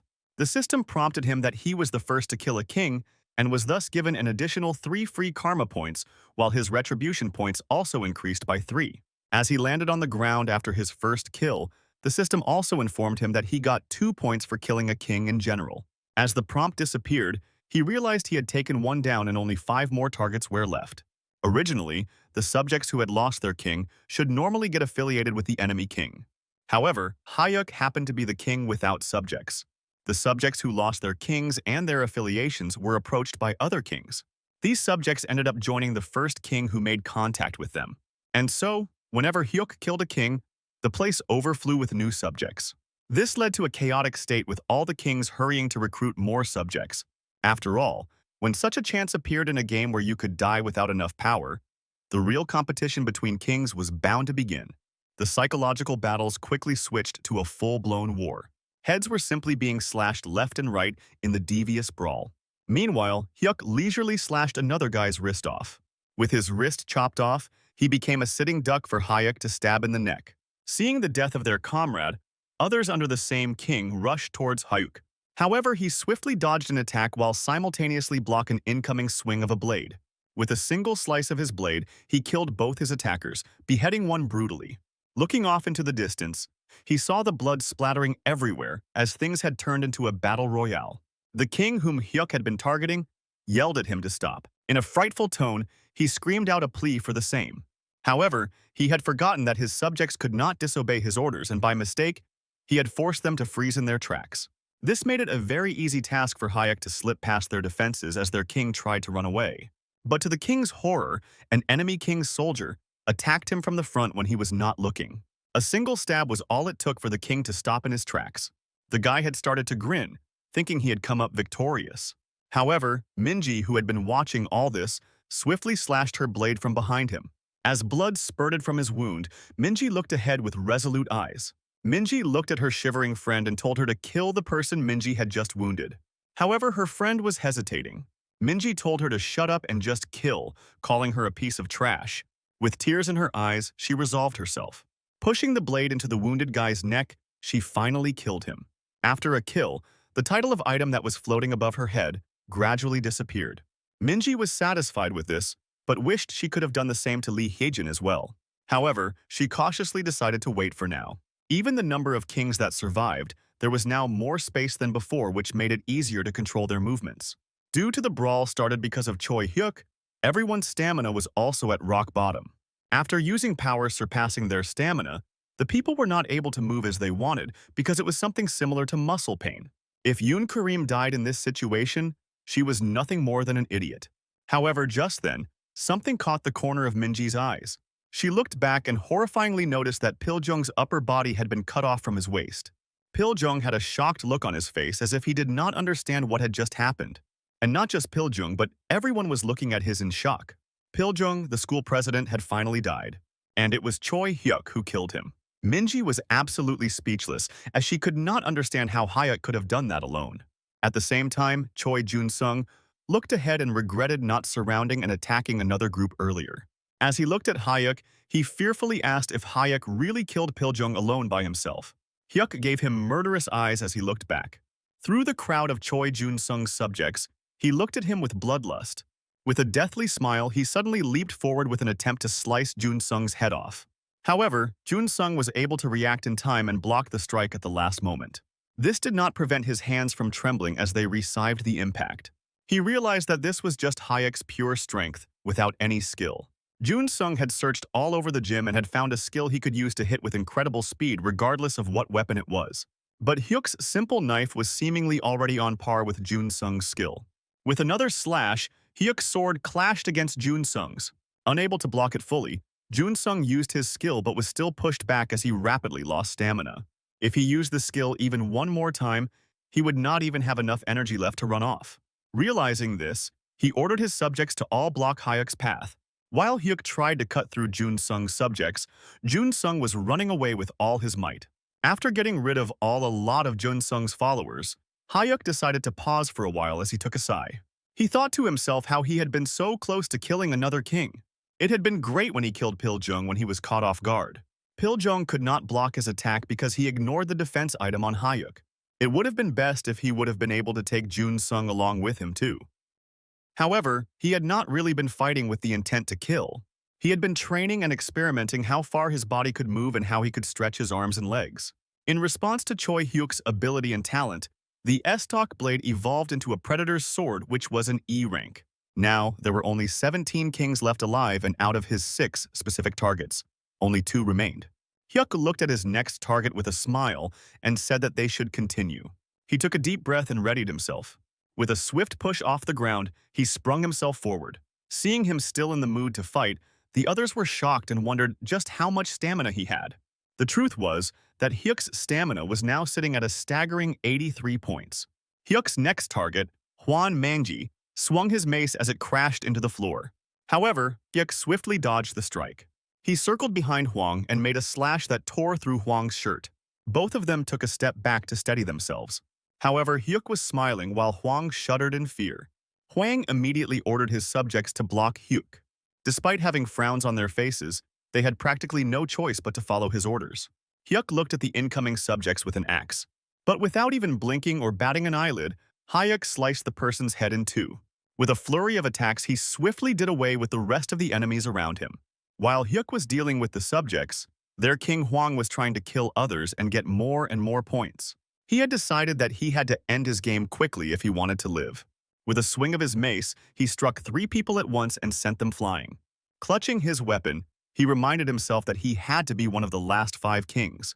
The moment Choi Hyuk had charged at Hwang Mangji, the other king's fates had been sealed. The battle dragged on as more blood was shed. Suddenly, in a part of the battlefield, a flurry of purplish strike could be seen. These were attacks of the assassin king, Lee Hyuna, who was fast and stealthy. However, her stamina was still a problem. When she grew tired, Jun-sung took his chance and swung his axe at her. It hurt her shoulder and dug into her flesh. As she fell down defenseless, Jun-sung made a charge. He stabbed his blade forward while giving out a fake apology to her. With a swift motion, he pulled his sword out as blood gushed out from her wound. She lay dead at his feet while Jun-sung was thinking that the axe was too good to throw away. However, even he knew that he would not be able to kill Hyuk with this, and he most definitely had to get a better item. Thinking so, he glanced towards Lee Hyejin, who was being protected by Chu Yongjin at the moment. These two had grown up together and had fallen in love with each other long back. For Chu Yongjin, Lee Hyejin was like his other half. Looking down at her frightened face, he asked her if she was okay. She tried to smile and replied in affirmative. But just as he hugged her, an axe came flying from behind her. Before Yongjin could even realize what had happened, he felt blood drenching his hand. Looking down, he realized that an axe was lodged into Hyejin's head, who was now dead due to the fatal blow. The system brought down the yellow hammer on her just like it had for every person labeled with an item title. Right in front of Yongjin's eyes, her body was crushed as her blood splattered everywhere. All that was left behind was a sword with a dark red design. Jun-sung made a dive for his last item and gleefully picked the sword up. However, at that very moment, Yongjin's eyes became bloodily red as he awakened the unique skill, Raging Warrior. With unbridled fury, Yongjin charged at the relaxed Jun-sung with axe in hand. Jun-sung underestimated him and simply kept his new sword raised to attack leisurely. Minji saw the reckless assault and tried to stop Yongjin. However, Yongjin was deafened by rage as he pulled his axe back for a heavy blow. But Jun-sung's slash did not penetrate deep enough as it was somehow slowed down by a mysterious golden shield at the last moment. Yongjin's axe met its mark as it left a splitting blow in the middle of Jun-sung's head. At the same time, Hyuk was successful in stabbing Hwang Mangji's neck. In a split moment, the lives of 2 kings had simultaneously come to an end. As they fell to the floor with blood dripping from their wounds, they both perished and disappeared. After all was done, Yongjin fell to the ground with teary eyes and grieved the death of his love while clutching the sword she left behind. Hyuk gave him a glance with sympathy. He looked around and wondered if this was the end. It had taken around 30 whole minutes to eliminate 26 out of the 43 kings. However, it barely took 5 minutes to eliminate 13 out of the remaining 17. Thus, only 4 kings remained. The Crazy Night King, Young Minji. The Heckler King, Kim Hunbaek. The Slave King, Song Seaman. The King Without Subjects, Choi Hyuk. The long, brutal fight had finally ended, and out of the 797 survivors, only 483 remained. The system notified that it was now time for the break, and the king and the subjects could freely move but could not leave the school until nightfall. At the canteen, a whiteboard had a list of the available dishes. Over there, the different kings and their subjects gathered to have their food. Hyunbaek worriedly questioned Minji why they were serving their meals together. He suggested an alternative of fairly dividing the goods and letting each group decide how to distribute it. After making the deal, he proceeded to call on everyone to have as much as they wanted since they were sharing the food between each other. While distributing it, Hyunbaek though to himself about how he had gained a political edge over Minji and decided she was just an idiot who did not know how to use power. An evil smile filled his face as trouble loomed over Minji and the others. It was not going to be an easy journey ahead for Hyuk. Anxiety spread around as the surviving students discussed how they had killed people.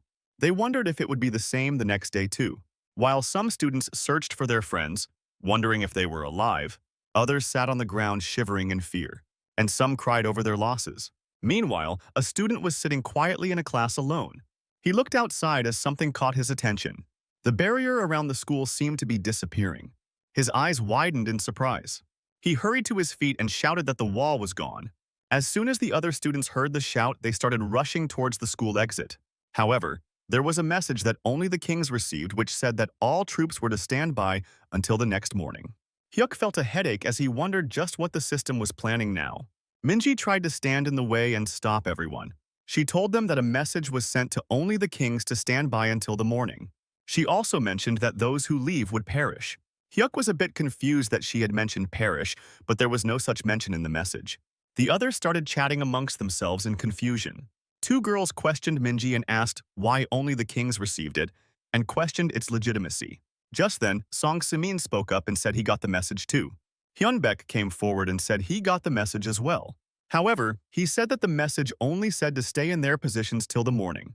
However, with shrewd eyes, he said that the thing about perishing was a lie.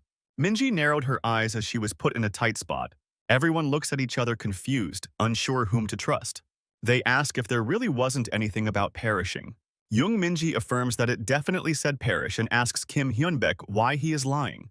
Kim Hyunbaek is confused and asks why he would lie. Chu Youngjin says he got the message too and it said perish. People look at Kim Hyunbaek and doubt him. Kim Hyunbaek looks frustrated. Young Minji tells everyone to go back in the school. Kim Hyunbaek yells that it's easy to make someone a fool. Young Minji calls Choi Hyuk to gather all the kings she wants to discuss the kind of situation they are in.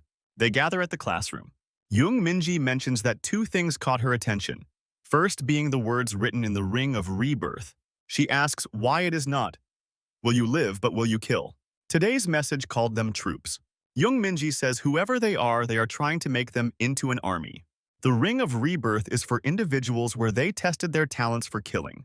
They made them fight in groups and pick leaders in the throne game. She wonders what they would fight against as an army. Hyunbaek pulls out a bottle of alcohol from his backpack and takes a big sip. He is frustrated. Young Minji keeps calling him Kim Hyunbaek and not even friend or senior. Young Minji is angry and tells him not to piss people off in his drunken stupor since everyone is sensitive. She advises him to go out and stop the drinking and sleep. Kim Hyunbaek flips them off and leaves the room. The meeting ended with the agreement they would gather again once they had more information. Choi Hyuk looks at the table and sees his stats. He has a star next to the stamina, once he exceeded 100 points. It's not just an increase in statistics, but change in qualitative karma. He has received qualifications of a sovereign. He thinks about how this aligns with what Young Minji was saying, and maybe they are trying to form an army.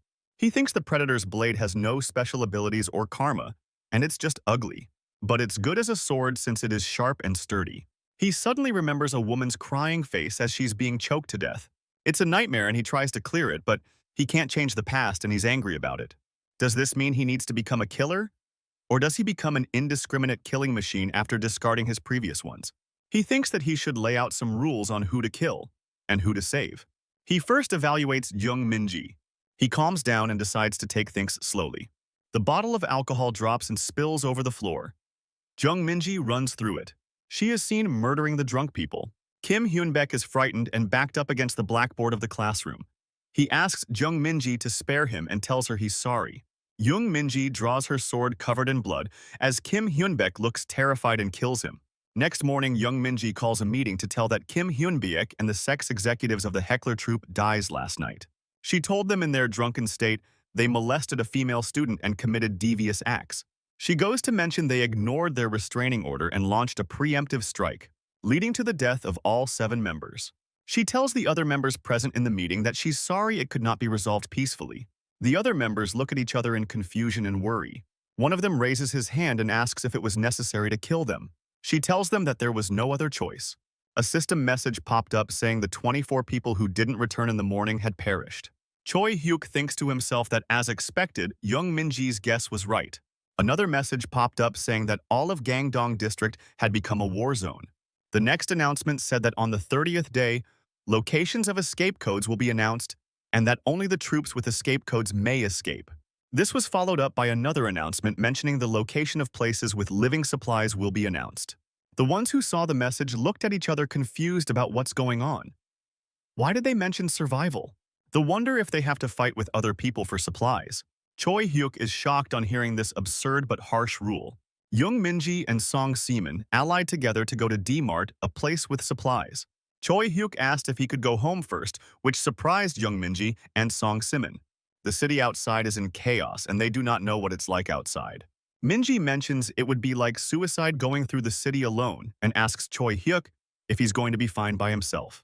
A very determined Choi Hyuk says that he will be fine. Young Minji skeptically agrees. Choi Hyuk leaves the school. He looks outside the school to see a frightening view, wondering what the hell happened. Buildings are on fire, hospitals burning. In a single day, the city lay in ruins. Choi Hyuk reaches home. He comes to the kitchen and sees the dishes aren't done. This leads Choi Hyuk to wonder if his mom hasn't come back home yet. Choi Hyuk is nervous and scared for his mom. He goes to exit their apartment, wondering if this is despair or doom. He opens the door and sees nothing out of the blue. He goes outside, but then he gets chills. He looks around and feels something strange is going on there. People in the apartments nearby look at him downstairs by peeking through the curtains. A person waves his hands around and signals him to leave to warn him. Choi Hyuk, seeing this, looks confused. The man continues to signal and whispers to leave and that it's dangerous. Suddenly, something pops up behind Choi Hyuk. A gray monster with massive arms pops up out of the ground, tearing the asphalt roads around it. The onlooker who tried to get Choi Hyuk to leave is now sweating buckets. He yells at Choi Hyuk to run as the monster's eye emerges and stares at him. It's a quadruped with tiny horns and red eyes with gray skin. It drools as it looks at Choi Hyuk squared off against it.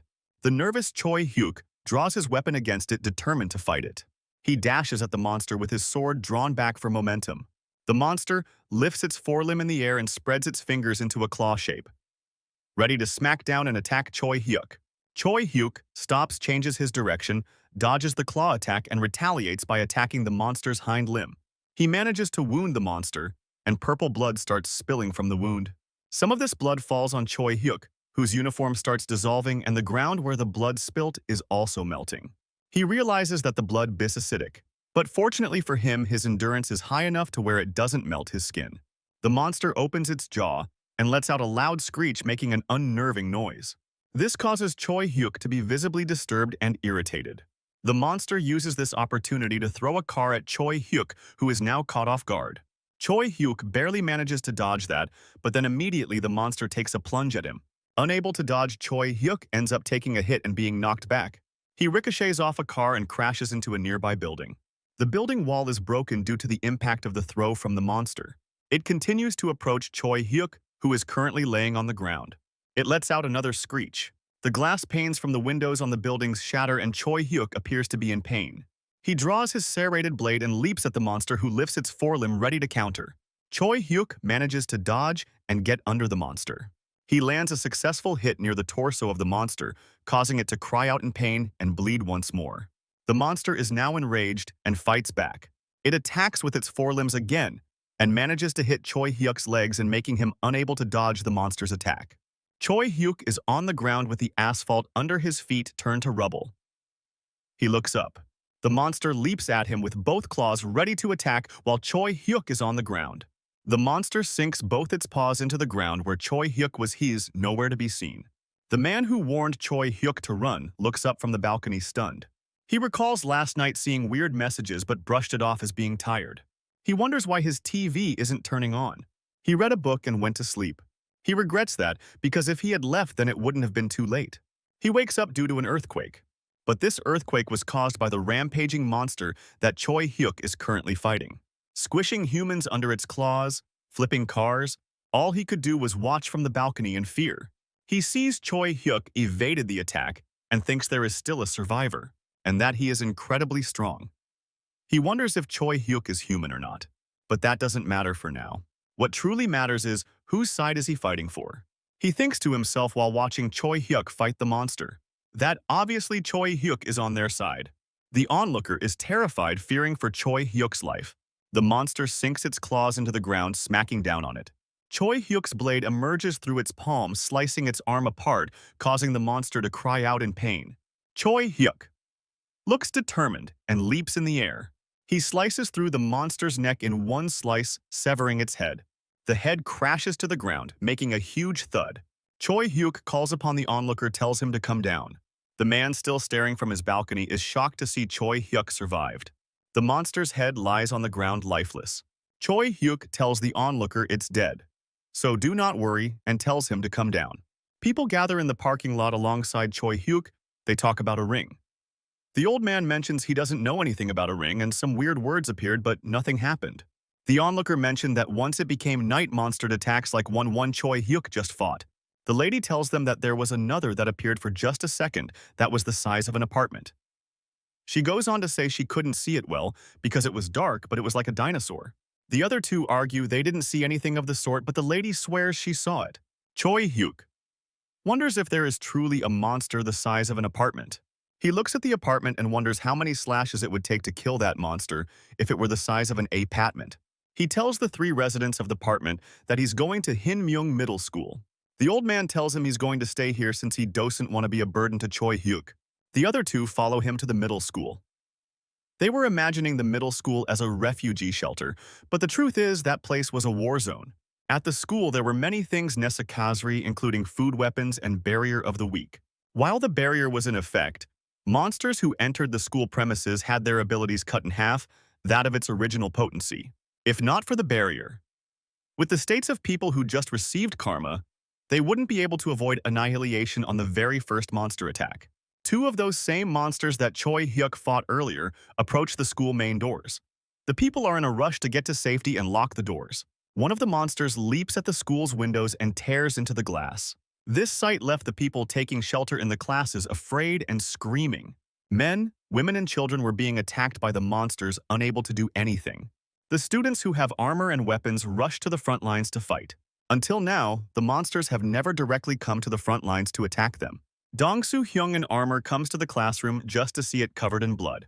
Dong-soo Hyung and his allies call a meeting at night to discuss that they can't let the monster go beyond the barrier or they will kill them. There is only one method left, that being to stop them from retreating. He is seen outside the school gate waiting to ambush the two monsters lurking inside. Him and his allies hide behind a bush waiting for a good opportunity. They ambush and charge at the monsters, all of them at once, catching them in a surprise. The two monsters retaliate.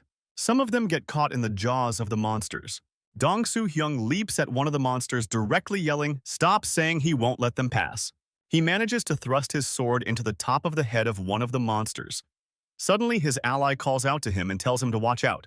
He turns his head to see the other monster was ready to bite him, jaws open, charging at him while his sword was still in the head of the other one. He is terrified and thinks if this is how he dies while looking directly into the monster's mouth as it charges at him. He closes his eyes, accepting his fate. Suddenly, the monster's head gets split apart. Dong-soo Hyung is surprised to see this and relieved. He is surprised to see Choi Hyuk cutting off the monster's head in one slice, rescuing him. Dong-soo Hyung is on the ground. Choi Hyuk standing in front of him. They stare at each other. Dong-soo Hyung looks surprised to see Choi Hyuk. He asks him who he is, but Choi Hyuk continues to walk. Choi Hyuk is thinking that if his stamina is similar to his power and speed, he can only go all out for 5 minutes, which means his stamina consumption is similar to before. But Hoi Jun-sung would pant after a single strike of his lightning strike attack. Choi Hyuk wonders why that was. If he used his control stat to completely control his body even for just one strike, could he bring enough strength to make his body unable to use karma for a short time? Choi Hyuk attacks another monster, slitting its mouth apart. At this point, there were a total of 37 monsters left in the school premises, but the formation of Dong-soo Hyung's suicide squad was on the brink of breaking apart. The members looked scared as they were facing two monsters, even wielding a shield and swords. Choi Hyuk leapt from behind them forward towards the monsters. He thrust his sword into the skull of the monster and continued to follow through on the slice, splitting it in half and killing it. Meanwhile, another student wielding a crowbar is under attack by another monster. He tries to use the crowbar to prevent the monster from closing its mouth. Choi Hyuk is seen killing the monsters in the way. The ferocious monsters were shocked as they looked over to see their leader split in two. After killing 3 with a single slash and wounding 4, Choi Hyuk was already at the rear of the monsters. He had charged in facing them and ended up at the rear. There was only one monster in front of Choi Hyuk. Choi Hyuk let out his breath and swung his arm. The monster curled up more pitifully. But Choi Hyuk's blade didn't touch the monster. Instead, he used the power behind it to swing his body around. Choi Hyuk's foot stomped on the crook monster's forehead and jumped up. Instead of slicing the frightened crook monster, he decided to use it as a stepping stone and crushed it after kicking off. The monsters decided to start retreating to escape. The students who had surrounded them defeated them one after another. The crook monsters who used charging tactics against the humans were, in reverse, defeated by charging tactics. Choi Hyuk notices he isn't recovering fast enough. He realizes the penalty for using power that exceeds the power and speed stat isn't only a decline in stamina, but recovery of stamina as well. Dong Soo-hyung thanks Choi Hyuk for guarding the fortress and saving their lives and grants him an item order request. When they use the scrolls on dead monsters, a golden hammer would appear smashing the corpse and leaving an item behind. They used a considerable number of the item scrolls in Shinmyeong Middle School to change all 46 monsters into items. The sight of golden hammers falling from everywhere was magnificent. Kang Dong-soo offered Choi Hyuk to choose 8 items of the 46. To come to this offer, Kang Dong-soo and the 7 leader figures of the Shinmyeong stronghold after discussing about it. Since they used their item scrolls, they should take a fee and reduce it to 5, but then another argues they can't be stingy after such a dangerous situation and suggests going big and offer 10. Another person counters it's fine to give him the 8 he killed. However, Choi Hyuk didn't feel like being greedy. He didn't even need to. 8 E-rank items were enough. If he took any more, he wouldn't be able to use them all and just become baggage. Choi Hyuk first picked an armor. A set of armor made from the crook monsters. The moment he encountered a crook monster, he regretted not taking armor from the school. Besides that, he chose the E-rank flash sword that was like the estoc he used in the past. He then chose 3 recovery potions and a handy bag that could store more things. Choi Hyuk's mood became better after placing the potion chest filled with 6 potions in his handy bag. He was worried by the fact that today's fight put a strain on his body, but with these potions he would be able to fight even harder. Kang Dong-soo seemed to be sad at the loss of the potions as he looked at Choi Hyuk's handy bag. However, he quickly changed his expression and energetically asked if he planned to stay there. Kang Dong-soo was surprised. The outside with the weakening barrier would definitely be more hellish than here. He couldn't understand why a young student would go out alone in a place like that. Choi Hyuk thought this isn't a game where you can survive by locking yourself up, survive, and escape. That's the key. For each of his stats past 100, he had a star next to the stat. He wondered if there will be another star past another 100. Instead of changing quantity, there was a change in the quality after upgrading past 100. He lies in a sleeping bag still wondering what happens if he invests more karma points in the stats increased by the items. Flashbacks to a red-haired person sitting on the floor asking a person to repeat what they said looking angry. He is smoking on the ground while angry at a person for swearing at him and proceeds to beat him up and kill him. 2 people bystanders asked if he just killed someone who were promptly threatened by the teen. He asked them what that has to do with them using vulgar language, giving no respect to them. The old people were furious. They took him by the collar and beat him up. When he retaliated, more people came up to support him and beat the kid up. He apologized, face all bleeding and crying. He said it wasn't him while someone stomped on his face. Teachers and parents got involved trying to stop the men who were engulfed in madness. Innumerable students were ripped apart. Afterwards, whenever students saw a man, they would lower their gaze. Irrational violence firmly carved itself into reality. Fear and taboos were created. Each group had similar situations to this. Sometimes at selfish people who didn't participate in the battle against monsters, sometimes at the director of the daycare who left the children and escaped by himself, sometimes at foreign laborers. The people realized that in this place, loners meant death. And even if it was rubbish, authority was needed, as only when they stood up for the chosen authority could they ensure their safety. Fear and taboo created order. Quickly, ranks were being assigned. Also, depending on who and how they gained power, greatly influenced the characteristic of the group. It was like the age of civil wars. People who gathered in the assembly areas were busy establishing order. Young Minji's troop, those who started with a battle royale instead of an assembly area, were trying their best to secure their first supplies and base. Dong Soo-hyung tells Choi Hyuk that Shimyoung Middle School wasn't the only assembly area. There were others like Dongjin Hospital, Hyunhar Department Store. There were also people who said those were assembly areas. Dong Soo-hyung tells Choi Hyuk he thinks he saw the monster's lair. Choi Hyuk asks where the lair was, to which Dong Soo-hyung replies that it was where the ecological park was located. Dong Soo-hyung goes on to mention there is a dark hole-like thing there which appeared in mid-air. He mentions some monsters came out of it. Not crooks, but these had 2 legs and sharp arms. They were something else, human-shaped. Choi Hyuk arrived at the ecological park. An intense battle was already going on. A young guy held a sword and shield and was fighting monsters by himself. Though his movements were sloppy, he was strangely fighting well. As if he knew where the monsters would attack, the young man was steadily slaying monsters even as he stumbled. He slays the monsters pretty effectively, chopping of their heads. When the giant blades the monsters had struck down, the young man would do whatever it took to deflect it with his shield. As their blades were huge, a large opening would follow the monsters' attacks. The young man would use those opportunities to stretch out his sword and stab them. Choi Hyuk remarked that he's strangely good at fighting and the man's abilities were incredible. The young man was completely exhausted and suddenly yelled for help. Choi Hyuk was quite surprised that moment. Choi Hyuk didn't reveal his presence and stood behind the young man. However, the young man had sensed Choi Hyuk's presence without looking back. At the young man's request, Choi Hyuk unsheathed his blade and charged forward.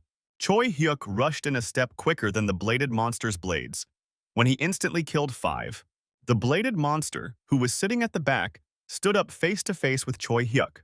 It had 2 legs and 4 blades instead of hands, and screamed unpleasantly and charged at Choi Hyuk with its arms spread. Choi Hyuk reflexively dodged the first slash. He couldn't even see the blade. Choi Hyuk was barely able to avoid the second and the third as well. Its physical abilities made it seem like it would easily slice up 10 crooks. Its power and speed were much greater than Choi Hyuk's. Its continuous attack with 4 blades was like a saw with no opening. Choi Hyuk tried his best to dodge and was on the defensive. The bladed monster's attack hit Choi Hyuk's arm, causing him to get knocked back so far that he crashed into a wooden bridge. The monster didn't allow any room to breathe and kept going on the offensive, relentlessly attacking Choi Hyuk. Choi Hyuk ran from the monster's attacks. His foot slipped on a rock and he tripped and fell down on the ground. Unable to get up in time, he looks back to see the monster charging at him still.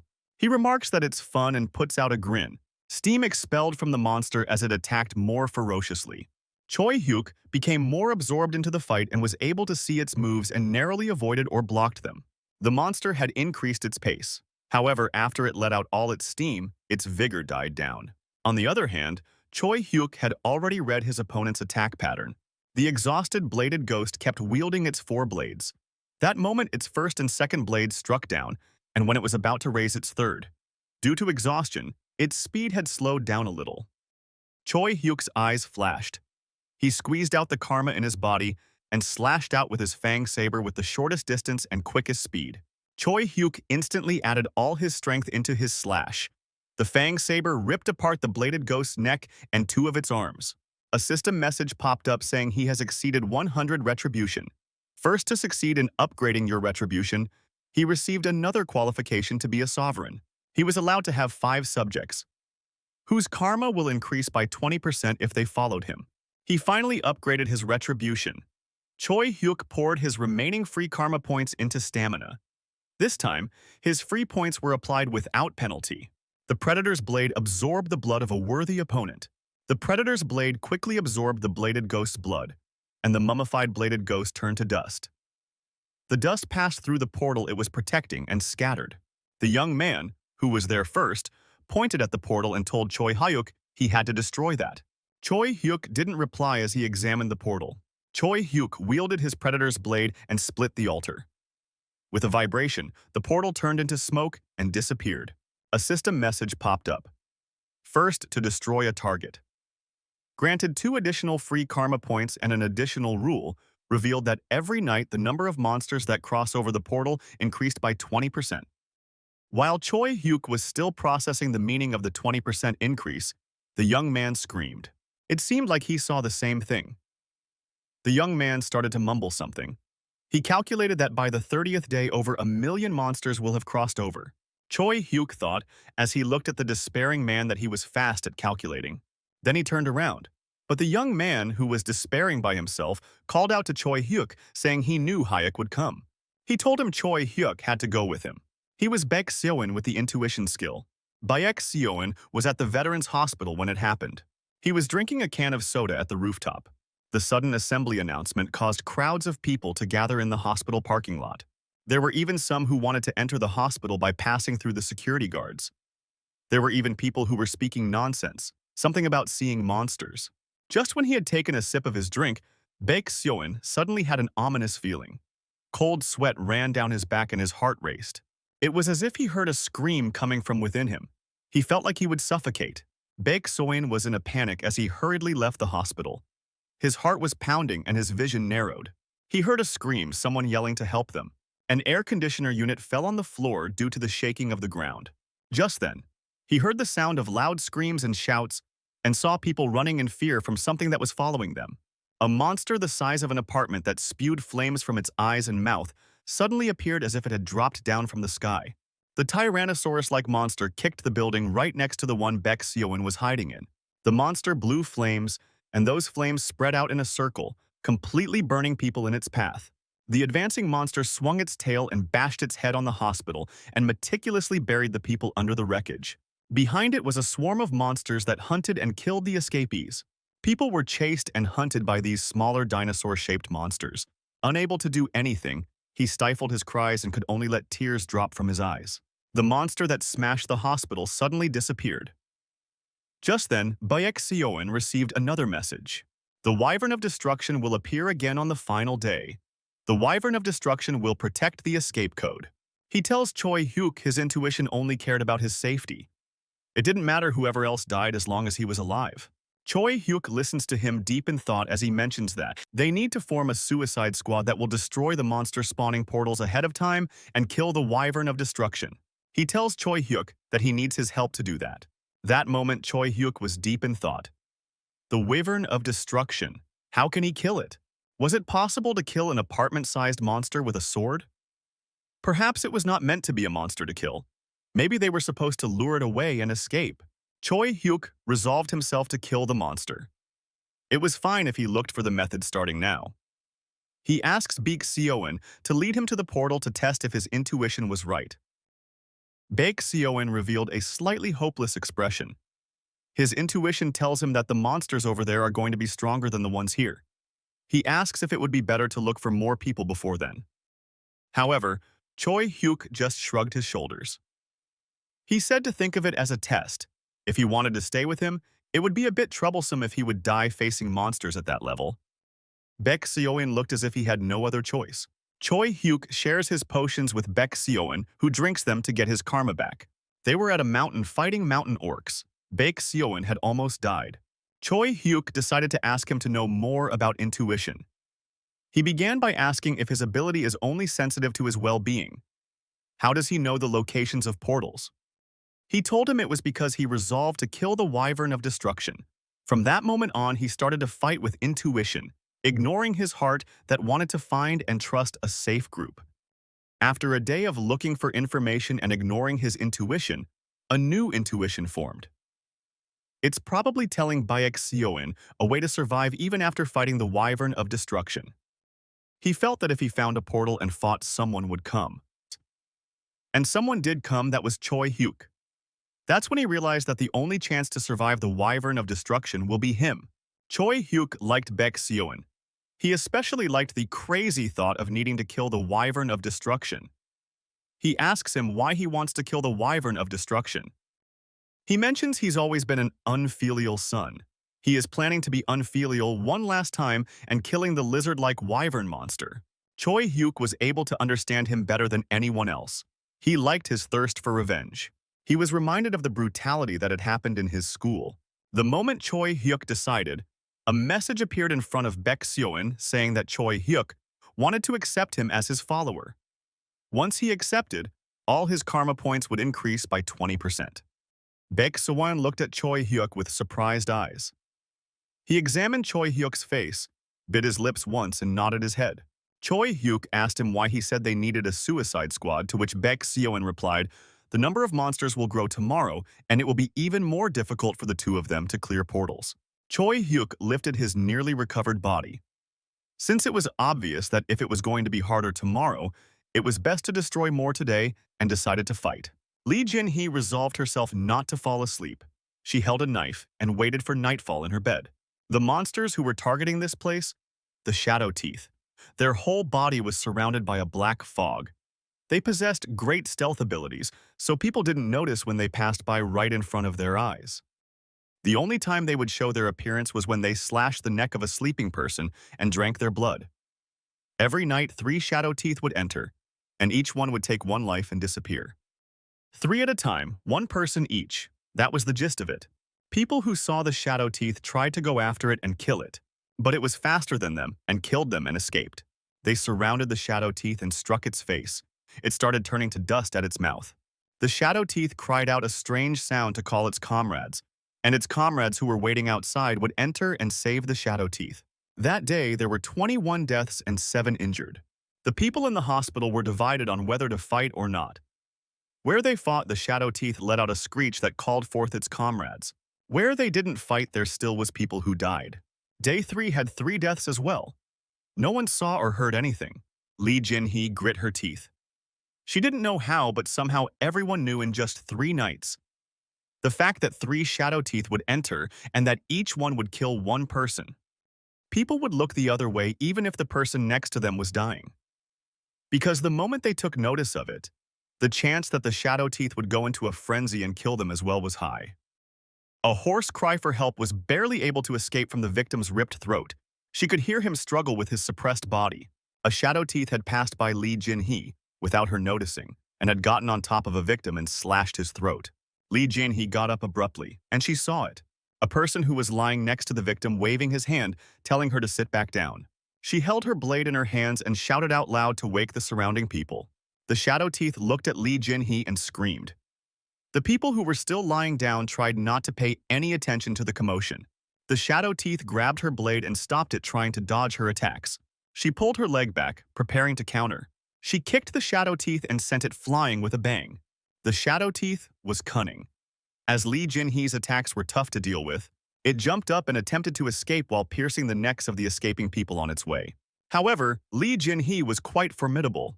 Her awakened karma added to her energy as she leaped on the monster. Lee Jin-hee, with a powerful swing of her blade, completely cleaved the monster in 2 halves from its torso. Soon after, criticism poured down on her. The man who was lying down next to the victim shouted. He asked her what the hell she was doing. They all ignored the fact that she slayed the shadow teeth and turned on her because she was the reason 3 people got injured. She argued if they were going to let people die. But the man asked if she saved him, to which she couldn't reply as the victim lay lifeless on the floor. The first victim, who had his throat ripped by the shadow teeth, had already died from shock. She asks, so if they gave someone else away as food, they are supposed to shut up and let it happen. He called her a greenhorn and asked her who she is to be so self-centered. She talked about some portal yesterday doing parkour. If she wanted to die, he told her to die by herself, not to harm others in the process. The man let out all the animosity he accumulated. He felt disgusted by the young woman who kept going outside raising her voice. He couldn't forgive her useless sense of justice that almost led to his death. And Lee Jin-hee argues back that if they stayed stuck there like cowards, they will die. She goes on to state currently, only 1 person dies a time. But what if that won't be the case in the future? He asks her if she thinks everyone here stays still because they have no courage. If she sees because of her high and mighty justice that others are dying, that's not justice but simply her having no sense whatsoever. Lee Jin-hee felt like her energy was escaping her. If you looked at it mathematically, it was true. If everyone stayed still, only 1 person would die, while if they fought, many would die. She became agitated. Although she looked towards the other for some support, the others were simply timid and turned away from her gaze. As soon as she looked around, people who came to be on friendly terms with the man over the past few days all spoke against her. She decided to leave the place, let them all suffer, no point in arguing. She suppressed her boiling anger in her chest. You couldn't kill someone just because you were angry. She was experienced in parkour since her first year in middle school, an exercise where one could deftly move rapidly through urban environments, clearing obstacles with various athletic movements. She was currently using the power of karma to exceed her limits. She was able to steadily pass through as there were no rough movements in her run. She stopped and sighed.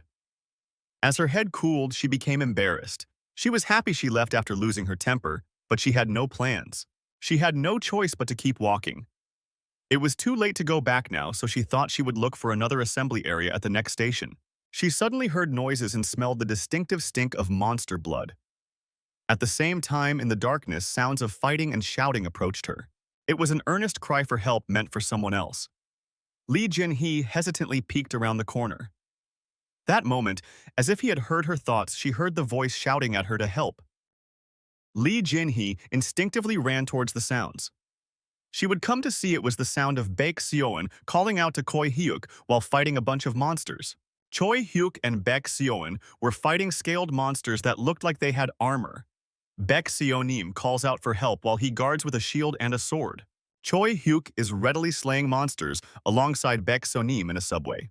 Baek Seonim remarks that these monsters are different. Usually each portal was protected by a single type of monster, but this one had different kinds of monsters ranging from tank types to spider types and much more.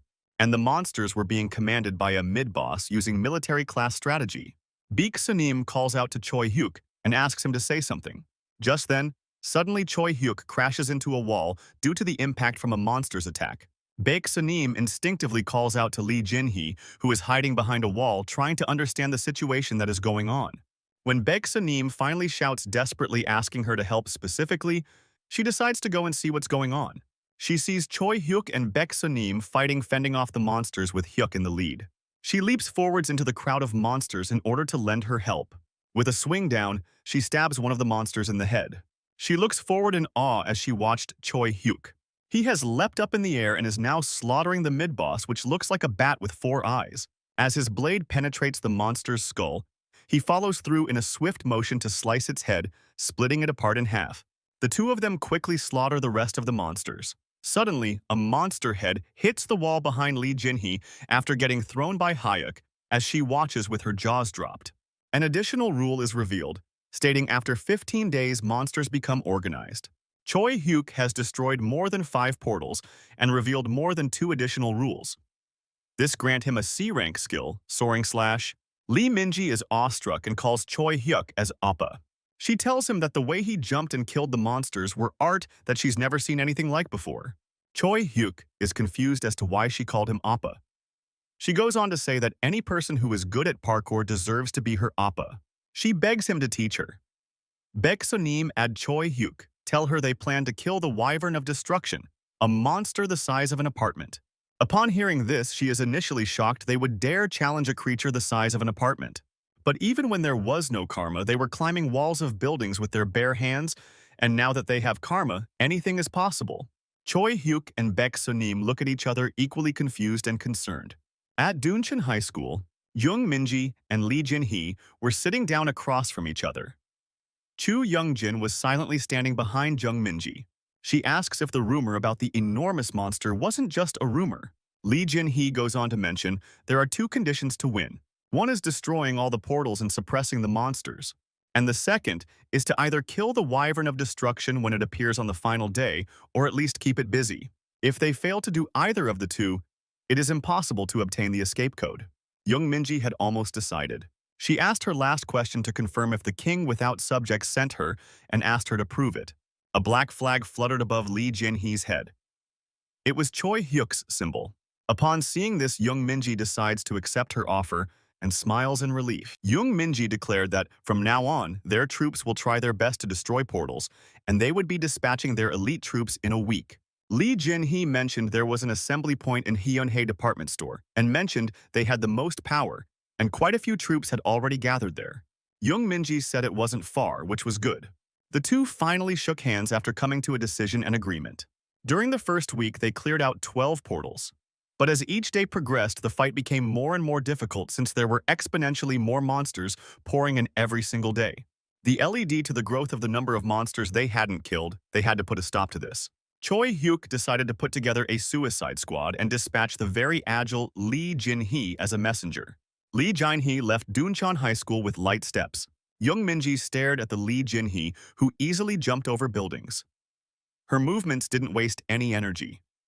Lee Jin-hee disappeared from her sight in an instant. A speed even monsters wouldn't be able to follow. Young Minji asked Young Jin Sr. to call the kings. 4 kings gathered. Currently, at Duncheon High School there were 3 people who had the title of a king besides her. The slave king Song Simon, the student king Min Kyung-chul, the pig king Ma Dongshik. Ma Dongshik was the man Lee Jin-hee previously fought with. She announced her plans on dispatching troops to destroy portals and forming a suicide squad to support Choi Hyuk. Min Kyung-chul asked her how many troops she was thinking of deploying. She replied that plans to deploy as many to destroy as many portals as they can. Young Minji already decided to cooperate. Even if there were losses on her side, it was to reduce the number of casualties overall. This kind of decision was made because of her personality.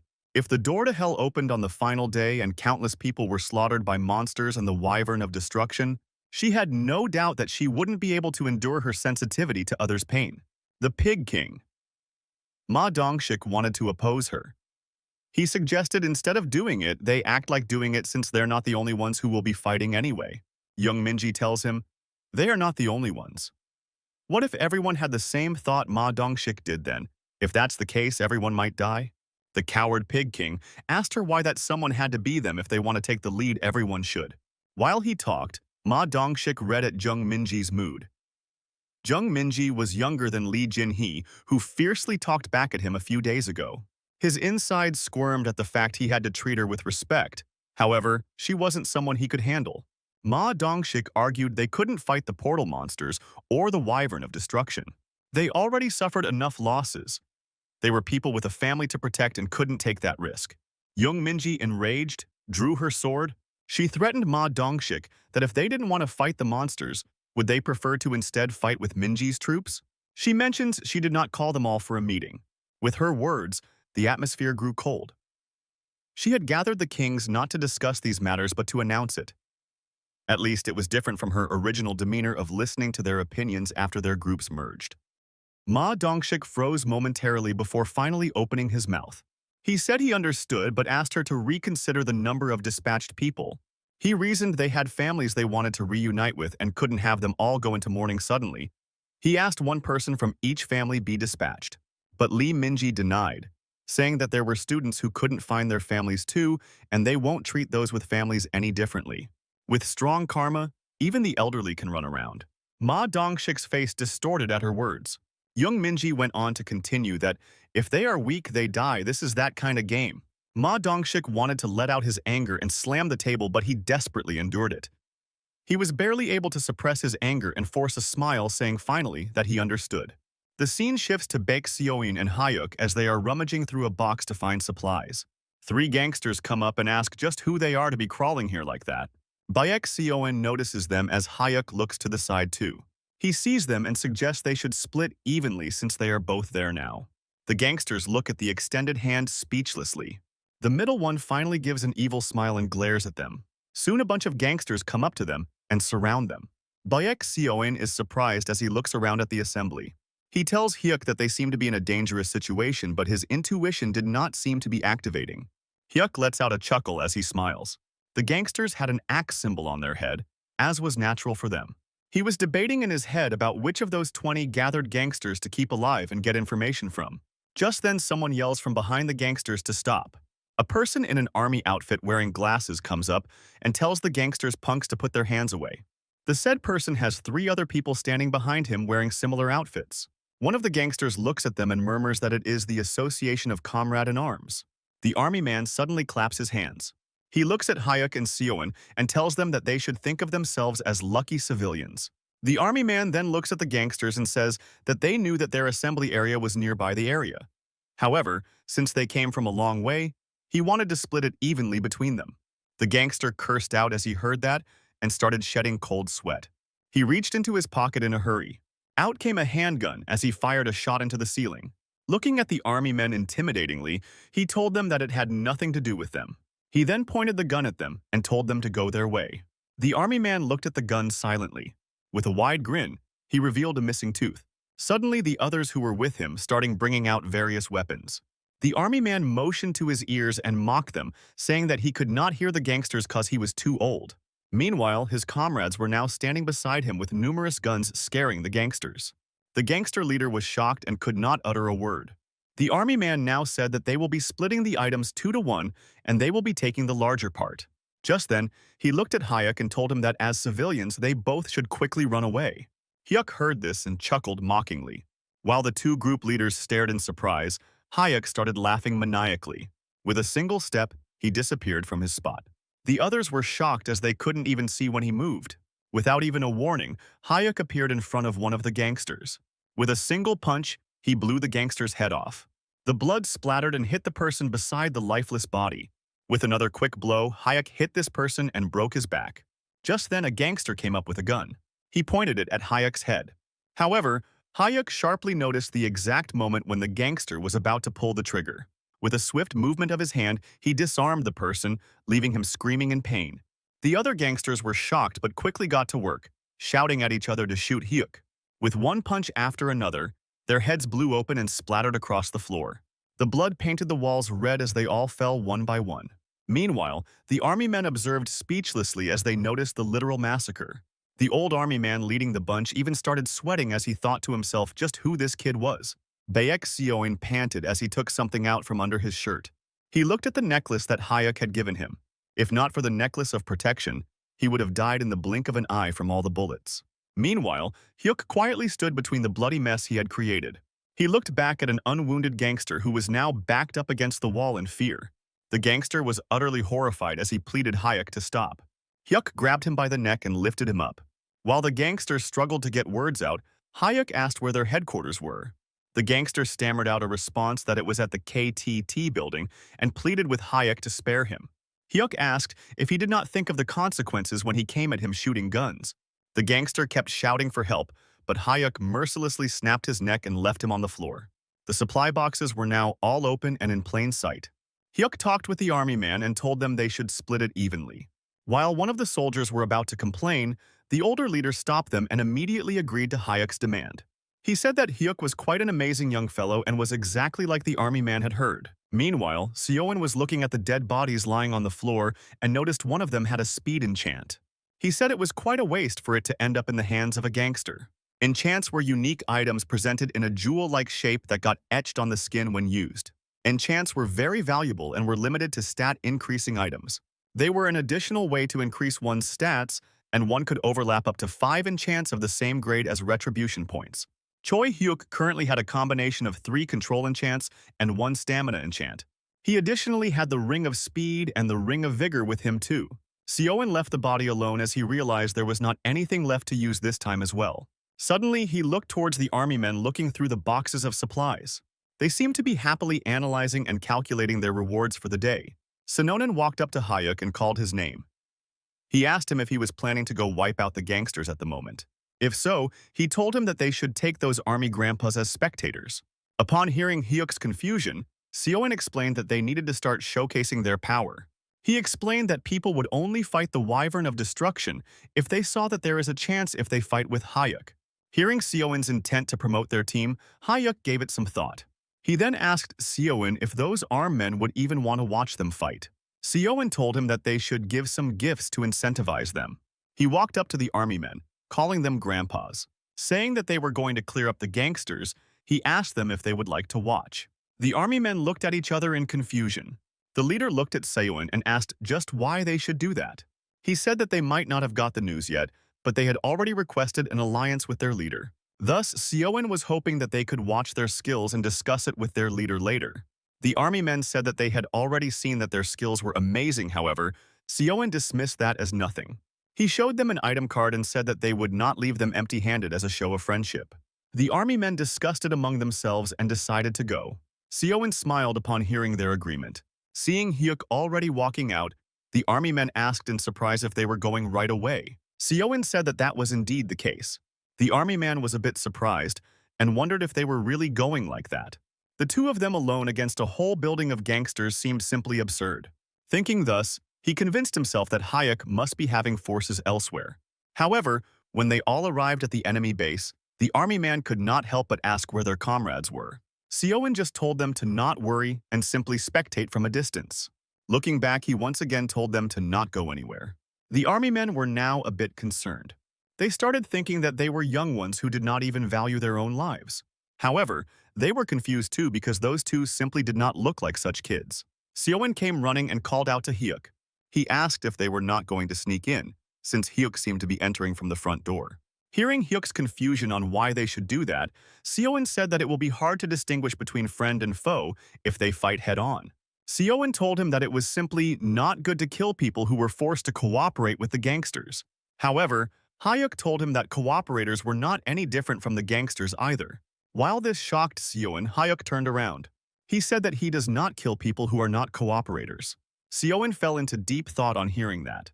If they used that method, the civilians would not know what is going on and would oppose Choi Hyuk. He was conflicted within himself upon whether this was right or wrong. Back during Japan's invasion, in order to survive, there had been people who cooperated with the Japanese Empire with no fault of their own. Seoin wondered whether they could be called innocent by his definition. How far could excuses like wanting to live be used in such situations? Just then, Hyuk called out to Seoin. He told him that he should not start misunderstanding things. What they were here to do was not kindness. They were doing it because they needed to, and it just so happens to be a group who picked a fight. Baek Seoin was much softer than Choi Hyuk. Hyuk had inwardly engraved the word revenge into his heart. He believed that those who lowered their heads because they were scared of the gangsters would simply not be of much help even when fighting the Wyvern. In such a situation where supplies were insufficient, it was impractical to unite everyone, and it was better to reduce the number of people where it was possible. As Hyuk neared the gangsters, they took notice of him and Seoin. One of them lazily asked why the two of them were there. Hyuk simply stared at him and said that they were there to hunt gangsters. The gangster's face was flushed with anger as he uttered a curse. Hyuk immediately punched his face and blew it off cleanly. Seeing the beheaded gangster, the two other people behind him tried to run. However, one of them was too slow and got his head severed. The other one, in a green tracksuit, rang a whistle that alerted the entire base about the intruders. The gangsters all stopped what they were doing and turned their attention to the source of that whistle.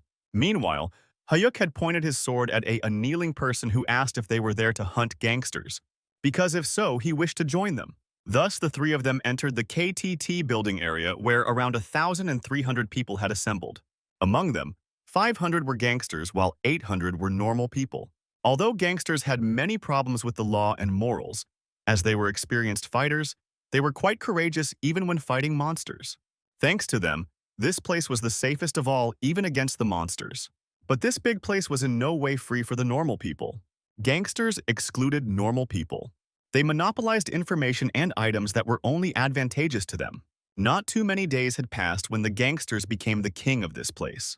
And after that, they had revealed their true nature. Hyuk was simply angry at how things were going over here. He shouted out and said that since the gangsters here had attempted to kill him, he had just come for payback.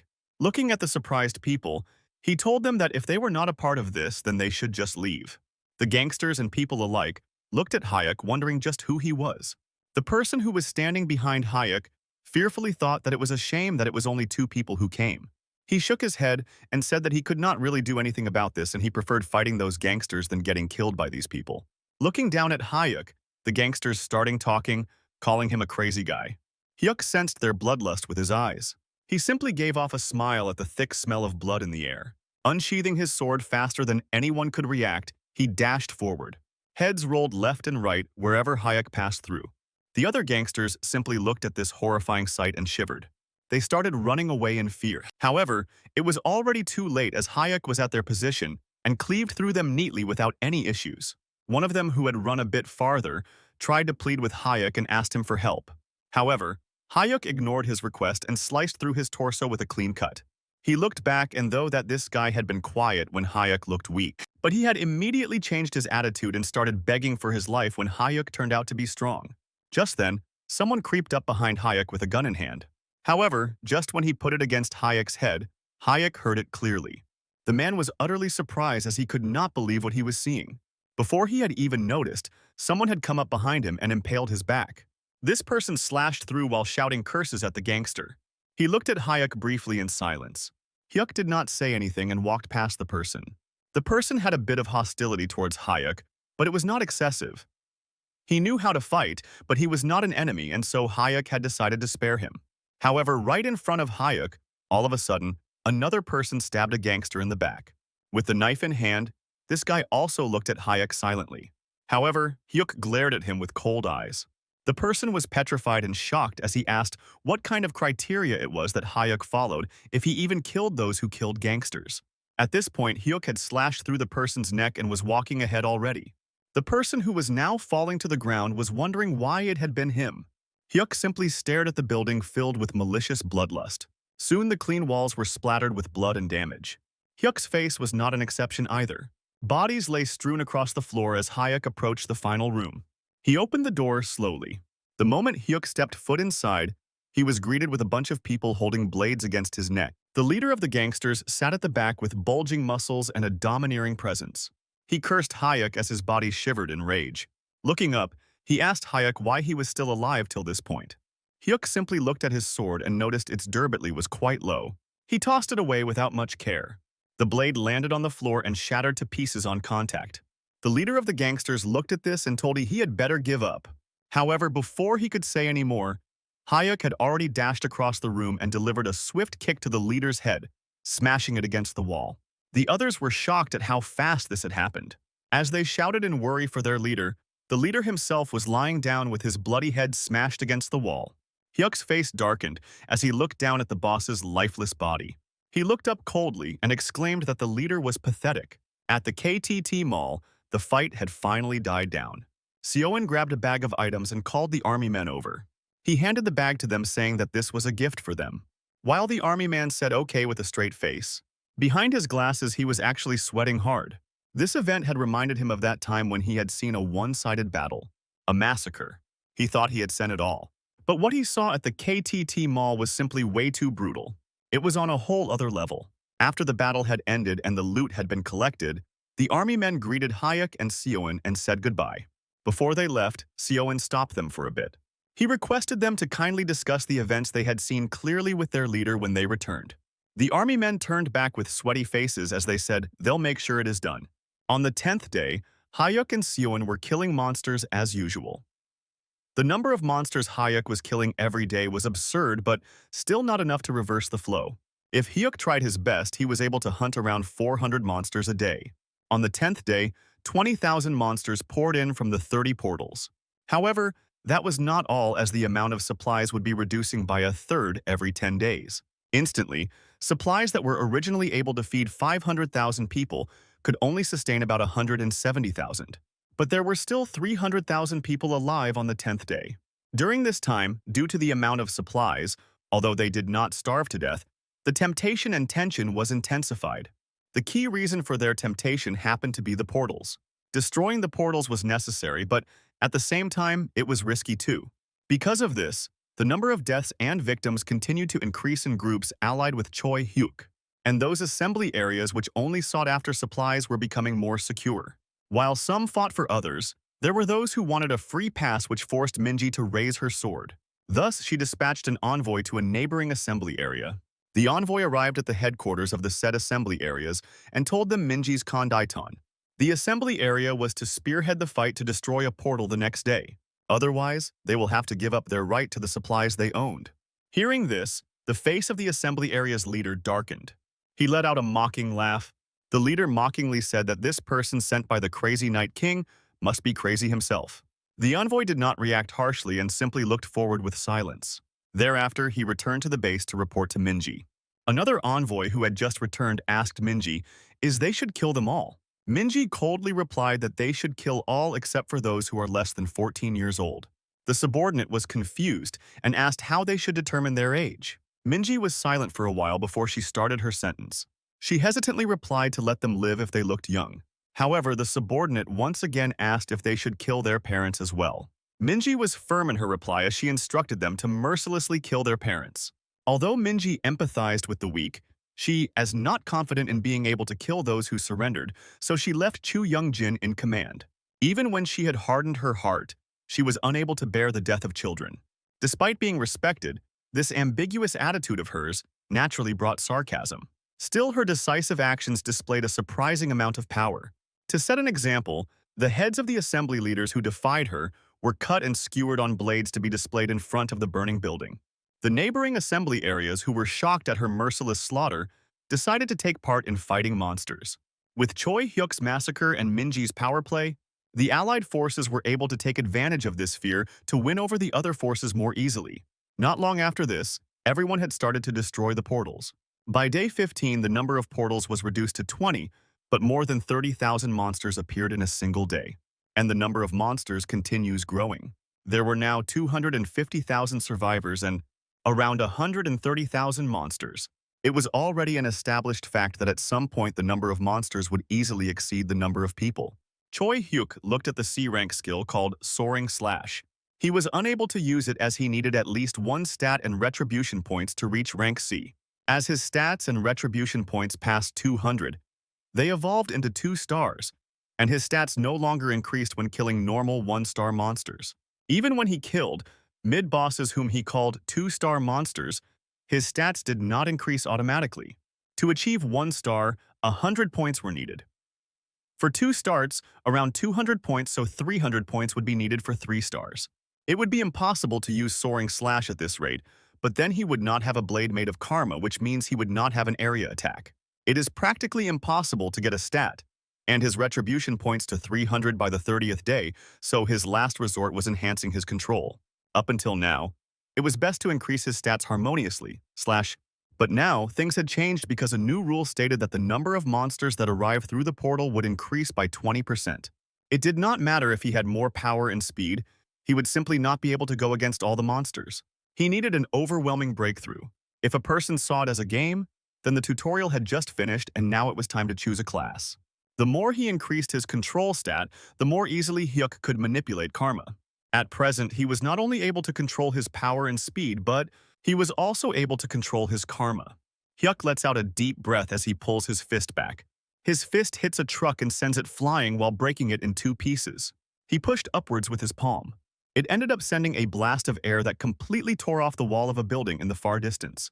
Seeing the destruction, he paused for a bit. Suddenly, he felt a crack as the bone in his hand broke. That explosive punch had surpassed his endurance, and thus his arm was unable to take the load. His control was at 148 points, so he decided to concentrate and give it a try.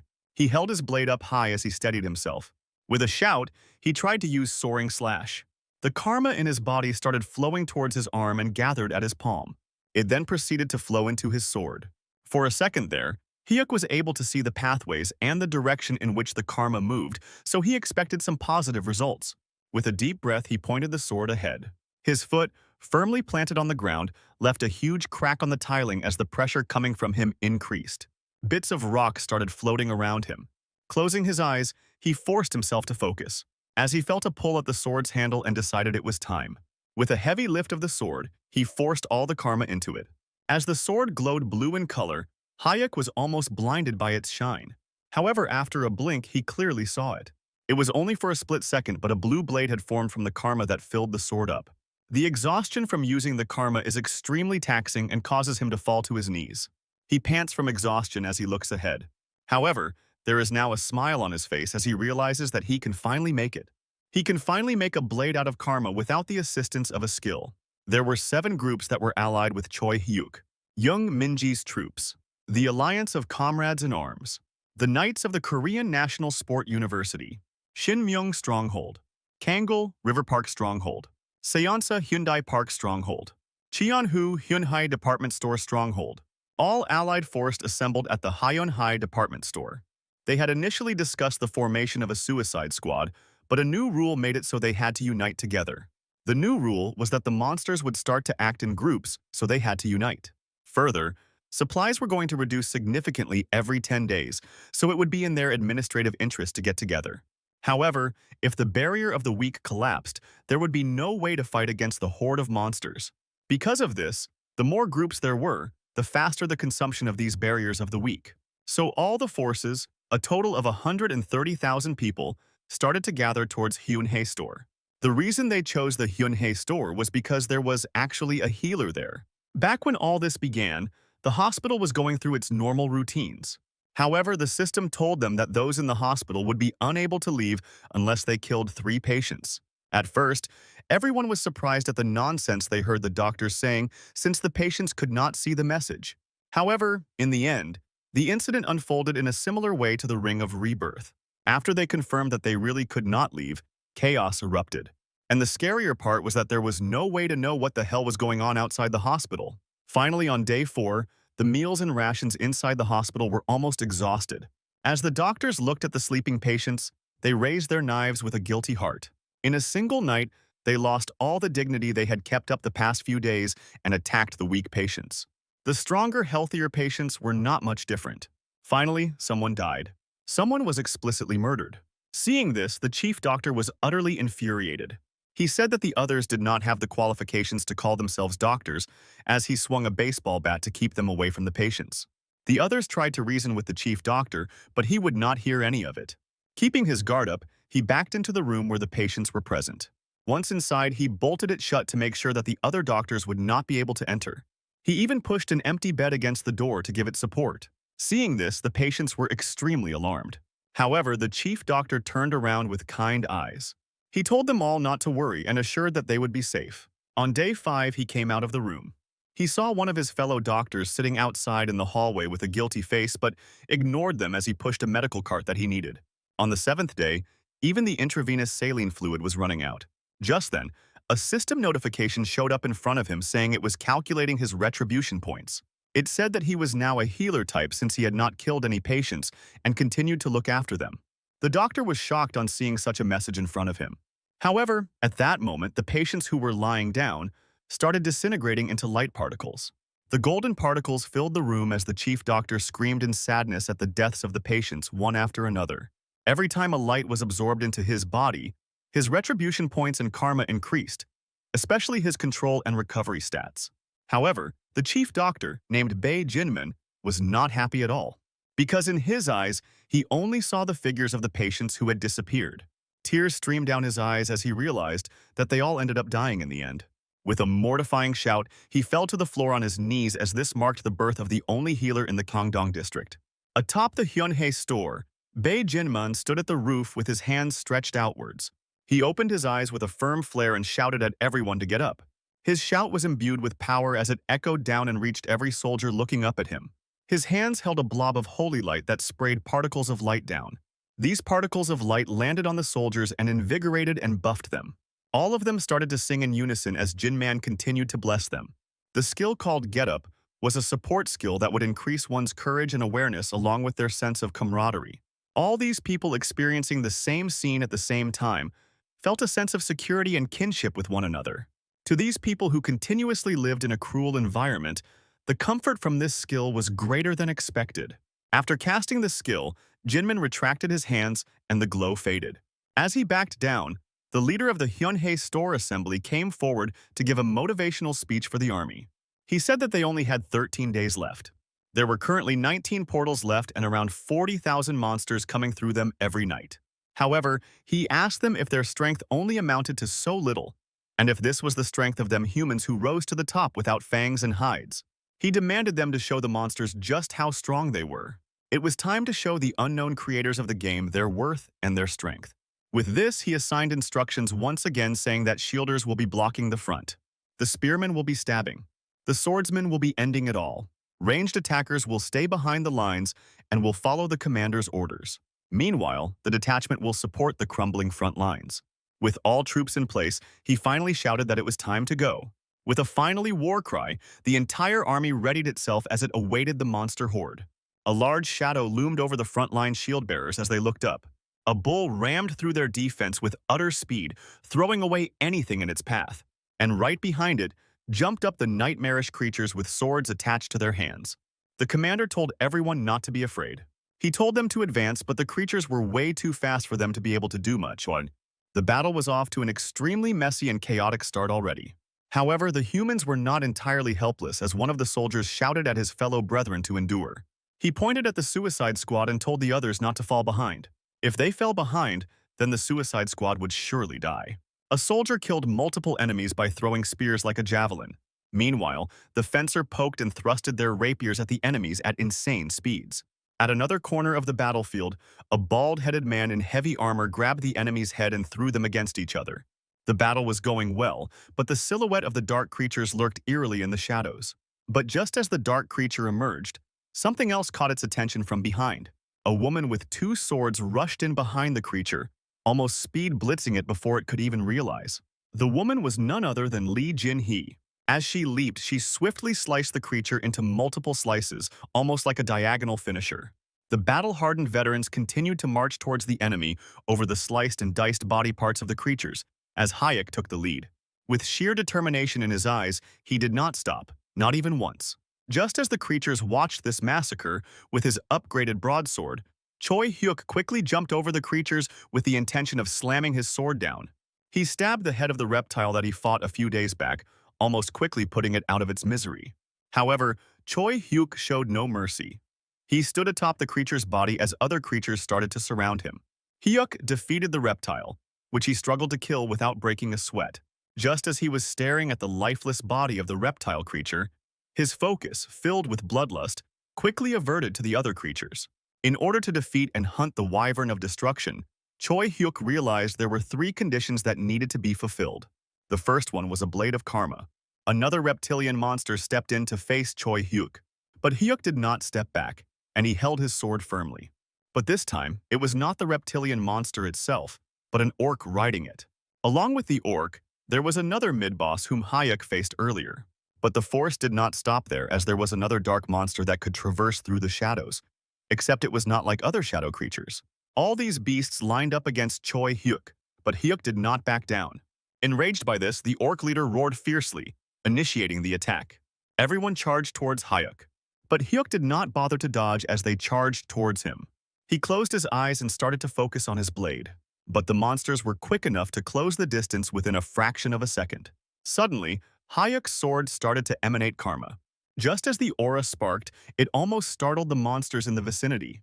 The blade sliced the monsters with ease, without even offering the smallest resistance. It was Choi Hyuk's immense strength that helped him slice both the reptilian monster's head and the orc into two halves. Not only one, but Hyuk managed to slice most of the monsters that approached him with one single slash. The orc leader could not even comprehend what was happening as his upper body fell to the ground. The shadow creature witnessed the massacre as blood splattered everywhere. The shadow creature was simply surprised by Hayek's superhuman abilities. But just as it continued to observe, Hayek quickly took advantage of the situation. The reptilian creature's body fell over the shadow monster, instantly killing it due to its fragile body. An extension of the blade was created using karma to increase the range of his sword, but it consumed so much of his energy.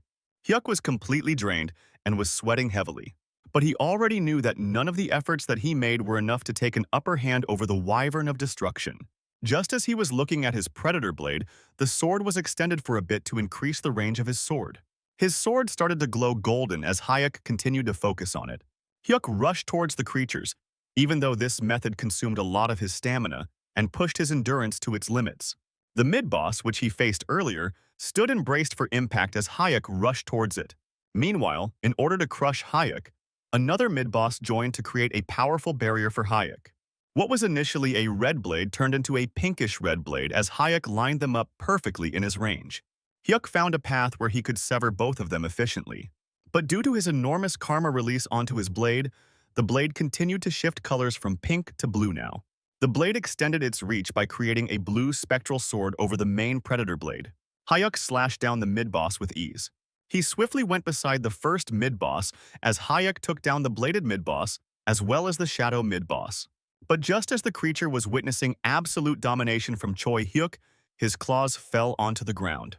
The bladed mid-boss knew what was up and realized his situation.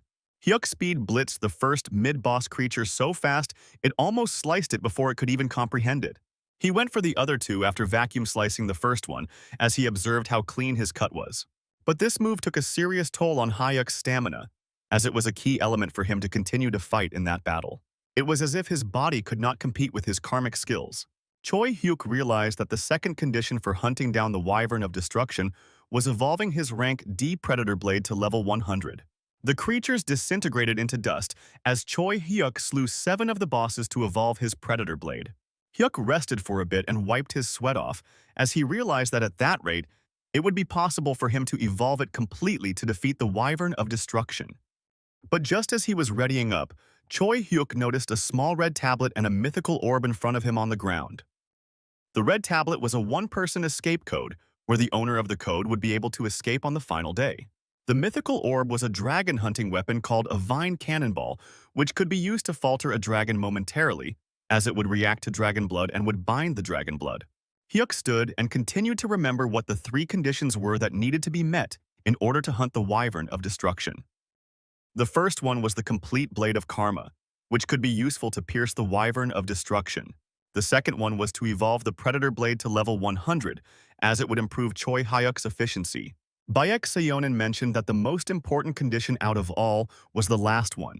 The last condition in order to defeat the Wyvern of Destruction was to gather an army of all the clans and leaders. Hyuk took the red tablet in his hand, as he understood it was a one-person escape code. He continued to analyze the plan of action with it, as he understood it was both good news and bad. Hyuk stood victorious at the end of Day 17, where the entire battle lasted for about 4 hours as 3,000 humans and 2,000 humans were critically wounded. But apart from that, 3 portals were destroyed and over 20,000 monsters were wiped out. After the intense battle, the injured people were taken to the Hyunhae department store, where they were being treated for their wounds. Many people suffered scratches and slashes over their bodies and their vital organs. But some lost their major limbs, such as a whole hand or a whole leg. One of the veterans was screaming in intense pain as a monster chomped off his hand, while the healer, Bae Jinmun, took notice of the veteran. Bae Jinmun extended his palm towards the victim, and his palm started to glow and emit a golden aura. Jinmun continued to show his palm over the veteran's severed arm and focused his karma into one single point. Miraculously, the arm started to grow back within seconds from his shoulder as the healer continued to focus his karma. Within a few seconds, the arm that was missing grew back instantly. Jinmin grew the veteran's arm in an instant as Jinhee continued to observe the sight, as it was amazing to witness the healing process by Jinmin. Jinhee and Seonin observed the healing, and Seonin said it was only possible because Bae Jinmun used around 100 retribution points in order to grow back a limb. He also added that a portion of the consumed retribution points was used to help him grow. And he even added that Jinman might have more karma than Hyuk himself. But Hyuk did not react to it and continued to focus and rest up. Suddenly, Seonin called Hyuk and asked if it was because of the one-person escape code. Hyuk affirmed as he continued to think about the situation. He realized that the one-person code was a serious problem, as it stated that only the troops who had obtained the escape code could escape, a rule designed for members of the troops who cooperated with each other. But in this case, it could potentially become a poison, as if one took extreme measures and ignored their assembly area and troops. They could just hide on the outskirts of the war zone and use it when the time arises. Choi Hyuk knew it was impossible for him to kill the Wyvern of Destruction without an army backing him up. But Sonin knew it was not like they could do anything about it, but it reminded him of another problem that they had to settle beforehand. Hyuk realized they had to persuade the kings. The other kings still didn't know Hyuk's other objective, and they were only told that the Suicide Squad's role would be to destroy portals and grab the Wyvern of Destruction's attention until they obtained the escape code and retreated after receiving it. But if that happened, Hyuk would be completely isolated from the battlefield, where they planned to kill the Wyvern. Just as Hyuk was thinking if he could kill them all by himself, Sonin reminded him about the crazy Night King. Hyuk's focus averted to Sonin as he mentioned Jung Minji, the crazy Night King. Seonin mentioned that they were going to persuade her first in order to achieve their objective. Meanwhile, Yoon Kirim was speaking with her fellow warrior. Kirim was genuinely having fun even though the situation around her was worse. Minji walked up towards her, calling her with a formal and authoritative tone. Kirim was startled just as she heard Minji's voice. Her body started to shiver just as she stood in front of her, as Minji exerted psychological dominance over her. But instead of addressing Minji, she started to shiver due to fear and said nothing to Minji. She instructed Kirim to lift her head and look her in the eyes. Just as she heard Minji's voice, she instantly teared up as she knew what was up. As Kirim was wondering about what was going on, Minji started off the conversation by asking if Kirim was doing all right. But being startled, Kirim shakingly replied she was doing well. This led Minji to another question, as she was suspicious about her wellness. Minji told Kirim that she ran away from her last battle. Kirim teared up as Minji asked how she could be doing all right if she was doing well. Kirim was speechless, as she was worried, and she didn't know what to reply. But Minji asked her to look at her, and she asked if she was going to look away when she faced monsters, while Kirim continued to tremble due to fear. Despite being in the same class 3 times, Minji had quite detailed memories of Kirim being a lovely girl with no shadows, although they weren't best friends. In the past, Kirim held both of her hands and said she must be happy that she was so pretty. In that moment, Minji was confused as to what she was trying to say. But with a bright and warm smile, Kirim continued that she was so happy about the fact that such a pretty girl chose to be her friend. While Kirim showed a boastful expression as she looked at her with a bright smile, Minji was endlessly jealous of her beautiful smile. But even though Kirim possessed such a smile, she was in a trembling state where she couldn't even meet eyes because she was so absurdly weak, and this enraged Minji. Kirim felt guilty, as she did not even look Minji in her eyes while Minji yelled at her for her pathetic behavior. She grabbed Kirim's face as she continued to yell while she was completely flustered by Minji's actions. Minji called out Kirim as she held her head firm. She said that if she doesn't kill, she will die and advised her to kill if something scares her. Minji even asked if they would leave Kirim alone just because her smile was warm or if she was trembling. Minji held her face and looked at Kirim with pity as she called her nice Kirim and asked if she wanted to live. Kirim cried due to Minji's intimidation as she asked if she had to make the creatures unable to kill her. She continued to throw a series of questions at her, like how long she leans on others for help, and if men would help her until the end. Kirim was overwhelmed by Minji's actions, and she barely replied with an apology after stammering as she was trembling due to fear. Minji bit her lips due to immense frustration. She continued to press her cheeks with her palm as she told her it wasn't her whom she should be apologizing to as the Slave King tried to defuse the situation.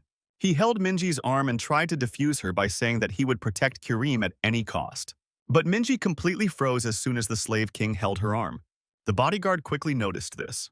He stepped in to protect Minji and was almost ready to strike down the Slave King. But the Slave King quickly took his arm off, as he didn't mean to do it, and he implied he meant no threat over the situation. Minji said that it was indeed a relief that the Slave King would protect her and expressed her gratitude as the bodyguard continued to defend her. Kirim was exhausted, and Minji and her bodyguard continued to walk away as the Slave King expressed his gratitude for Minji because it was because of her that he was able to live there safely. Minji and her bodyguard continued to walk away, but the Slave King was impressed by her charm and her sassiness. He then tried to console Kirim by telling her it would be all right and patted her back.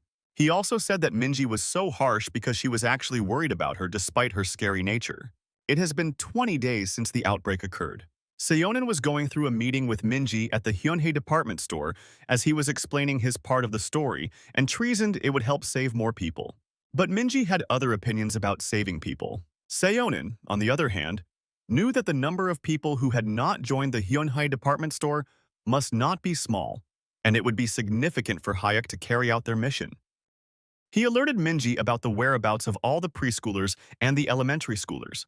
Minji had no idea about where they were and thought something malicious might have happened to them. But Sonin's eyes gleamed with deception, as he knew where the crazy Night King was weak. Seonin has observed in the past how she despised the weak and still never abandoned them. Just as she once massacred the other gang, she ordered her soldiers to kill them all. But she imposed one condition: not to kill those who were less than 14 years old. Seonin analyzed that the proportion of adults in the assembly area was unusually high, and there were barely any children over there. But Sunin realized that there were originally over 5,000 children in Gangdong district, and all the children were at the preschool or elementary schools, and the majority said they never returned to their homes. As Minji was clueless about Seonin's attention, he later clarified that Jinhee discovered something when she went out for reconnaissance. Jinhee jumped over the place with both of her knives at her back. Seonin said that Jinhee noticed a group that protected many elementary schoolers and preschoolers. He also said that she reported to him about their leaders' different rules given to the children, and also told him that there was a way for these children to live.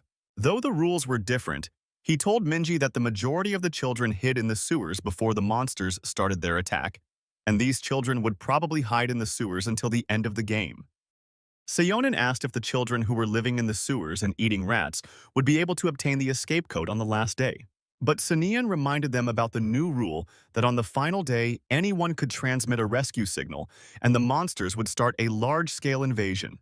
With all these conditions, Sonian reminded them it would be hard for those children to live, and they might even send a pitiful rescue signal. Just as Seonin continued, a visual representation of the kids crossed her mind, as she realized how hard it would actually be for them. Minji suddenly realized that they would be powerless against all those monsters. Her eyes were filled with desperation to save those kids. The kids continued to scream for help as they were powerless even to escape from the haunting and claustrophobic sewers. But just as they were calling out for help, tentacles with blades reached them from behind. The monster closely resembled a spider, with its tongue sticking out as it closed the distance creepily. The kids had no other choice but to accept their fate. This alone collapsed Minji's mental fortitude as she held her heart out of empathy for those kids. She held her head and tried to convince herself that kids were also distributed karma. She also realized that there was absolutely no reason for them to be weak and they are no different from adults. But Sanin grounded the reality for her and asked if it would be actually possible for them to fight like adults, even if they had received karmic powers. Minji was concerned as Sunin sarcastically continued that the children would probably lift their shields and swords bigger than them and organize an army that would fend off the monsters. Just as she was thinking, she could not stop herself from imagining all the horrors those kids would be facing. The kids were running for their lives as the monster chased them with its bladed tentacle filled with human blood. Just as they were running away from the monster, it effortlessly positioned itself near the children and quickly stabbed one of the kids by stabbing the body from the top. The other kid did not hesitate, as hesitation would mean defeat, and she leaped onto the ceiling, which had a glowing light. The kid used all of her chances to reach out through the golden light in order to get help. Minji extended her arm even though she was shaking in order to save them. Minji realized it was all her imagination as to what the kids might be going through at that very instant. She quickly clenched her fist as she was already determined to save them all. She looked at Sunin and asked what the plan of action was in order to save the kids. Seonin smiled cunningly, having already gained an advantage over Minji in order to make Hayek achieve his goals. The crescent moon shone bright upon the dark night sky with clouds darker than the night itself. One of the faction's leaders understood that the motive was good, but he was concerned about whether they would have time in order to execute Minji's request. But Minji was sure that whatever they were going through might not be the end. Every king and the healer were present at the meeting as Minji reminded the kings about the disappearance of the police and the military. She even reminded us about the fact that games would vary depending upon the target, and asked what kind of games the police and the military would have to play, and wondered if they just evaporated from Kangdong district. Minji even gave an example of Bei Jinmun himself, about how he had awakened his powers and how he became a guardian. Jinman did not break his silence as Minji continued that those games might be much more complicated than they thought, and it seemed like they only needed to kill and survive, but it was not everything. Minji gave a similar statement that it was the same issue regarding children, and wondered if they had been given new rules, and about how they were able to send rescue signals on the final day. Minji continued to ask if those children were really discardable and reminded the panel members that getting out of Kangdong district was not everything. The military person called out for Kang Dong-soo to hear his opinion. He asked Dong-soo about the parents under his command who lost their children. He has also heard the whereabouts of the leader Seon Jisoo, who was also unknown. Minji stepped in amidst the conversation and told her that her troops would spearhead the operation. The panel members continued to watch Minji speak, but Minji did not stop addressing them. Minji also declared that she would not forget the people who helped her. If someone else had said it, it might not have meant anything. However, if it were young Minji's words, the weight would be different because if she said that, it would be because she really would not forget those who help her. Jinmin, the guardian healer, stood up from his chair. She declared that he would stand next to Minji, and he too would not forget those who help them. The other panel members were just stunned as this topic started to gather more upvotes. Hayuk also raised his hand, declaring his interest in the mission. The other panel members smiled upon this sight, as they were all determined about the mission.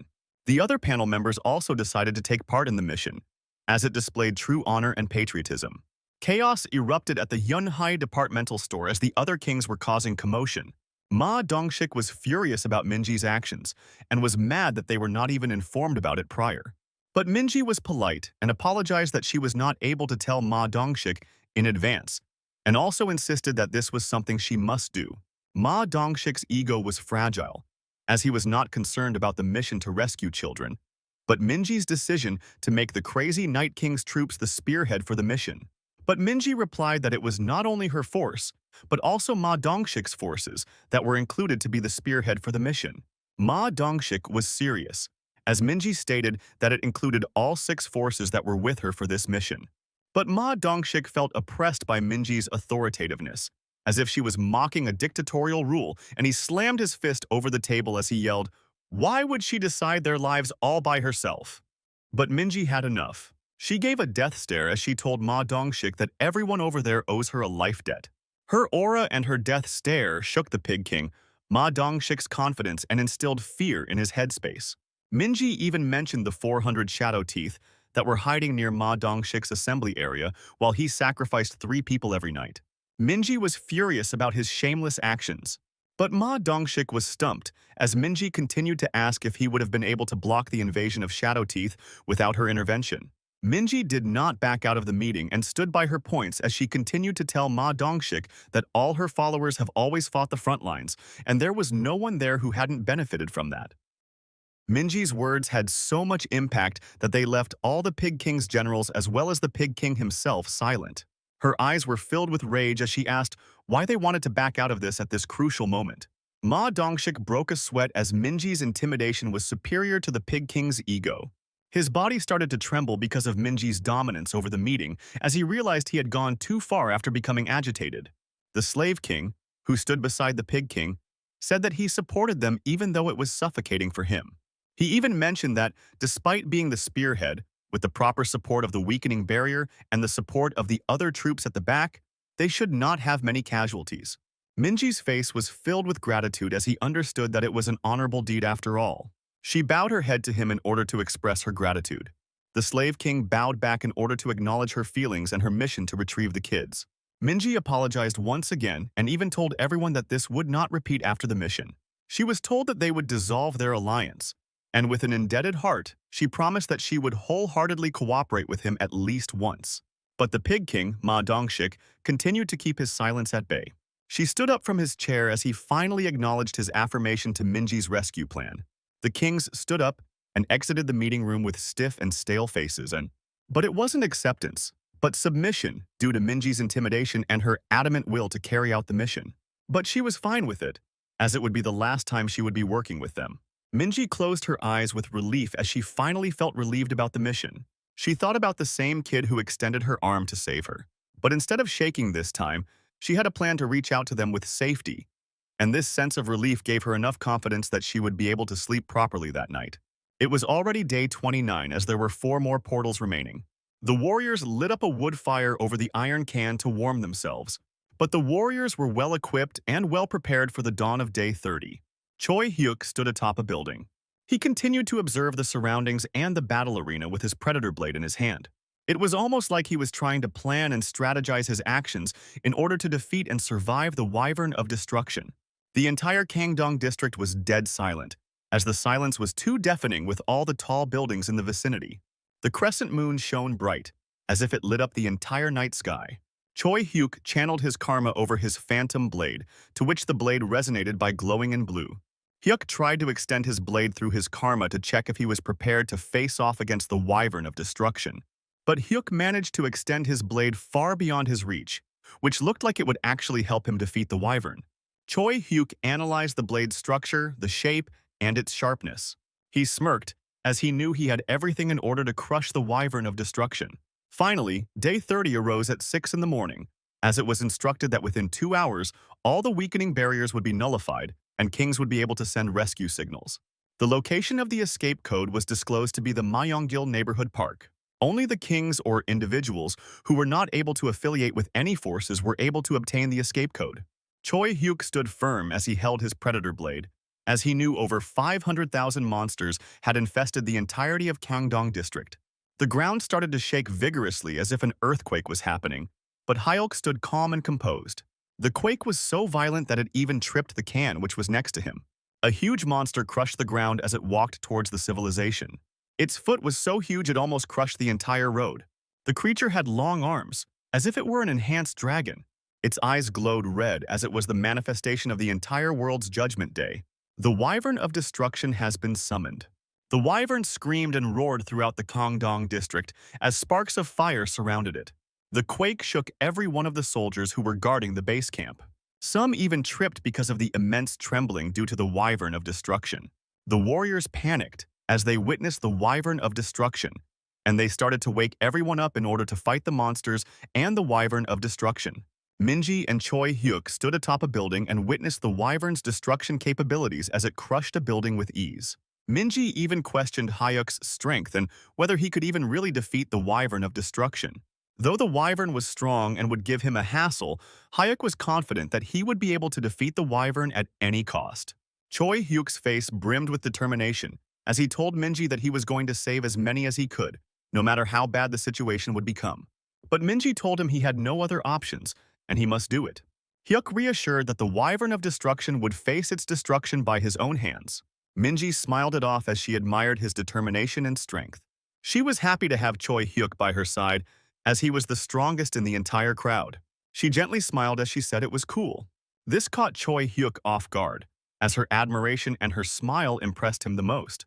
He could not even talk anything back as he was completely speechless while he focused his karma over his predator blade, and Minji walked back into the building as she said she would see him later. The one person who had obtained the one-person escape codes moved in a systematic manner, and one would be a traitor if he did it by himself. But if others did it as well, it would become a rational decision. Over 10,000 people secretly communicated with each other, and what was more surprising was that no one knew that these 10,000 people organized a plan. There were some people who knew but chose to let it slide due to their friendship, and some who knew might have been killed when they fought monsters. Approximately 20,000 people had obtained the one-person escape codes, and among them, 10,000 had already escaped early in the morning. Only a few remained in the camp, as they were wondering what happened to those who had gone missing. Those who found out were either killed or won over, and because of this, the 110,000 soldiers in the Hyunhae department store had low morale.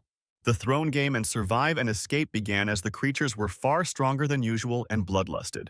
Hyuk continued to analyze the creatures as they resembled vultures, patiently waiting for rotten meat. Just as the dawn broke, a black cloud slowly covered the sky as if it was about to rain.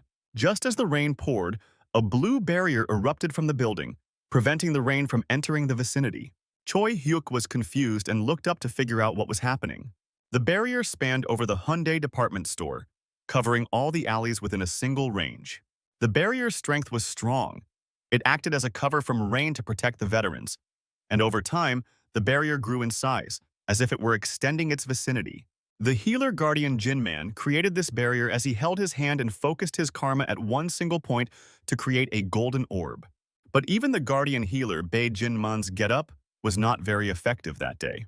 The golden karma dusted over the veterans in order to empower them, and the mere existence of traitors who had left had a huge impact on their unity.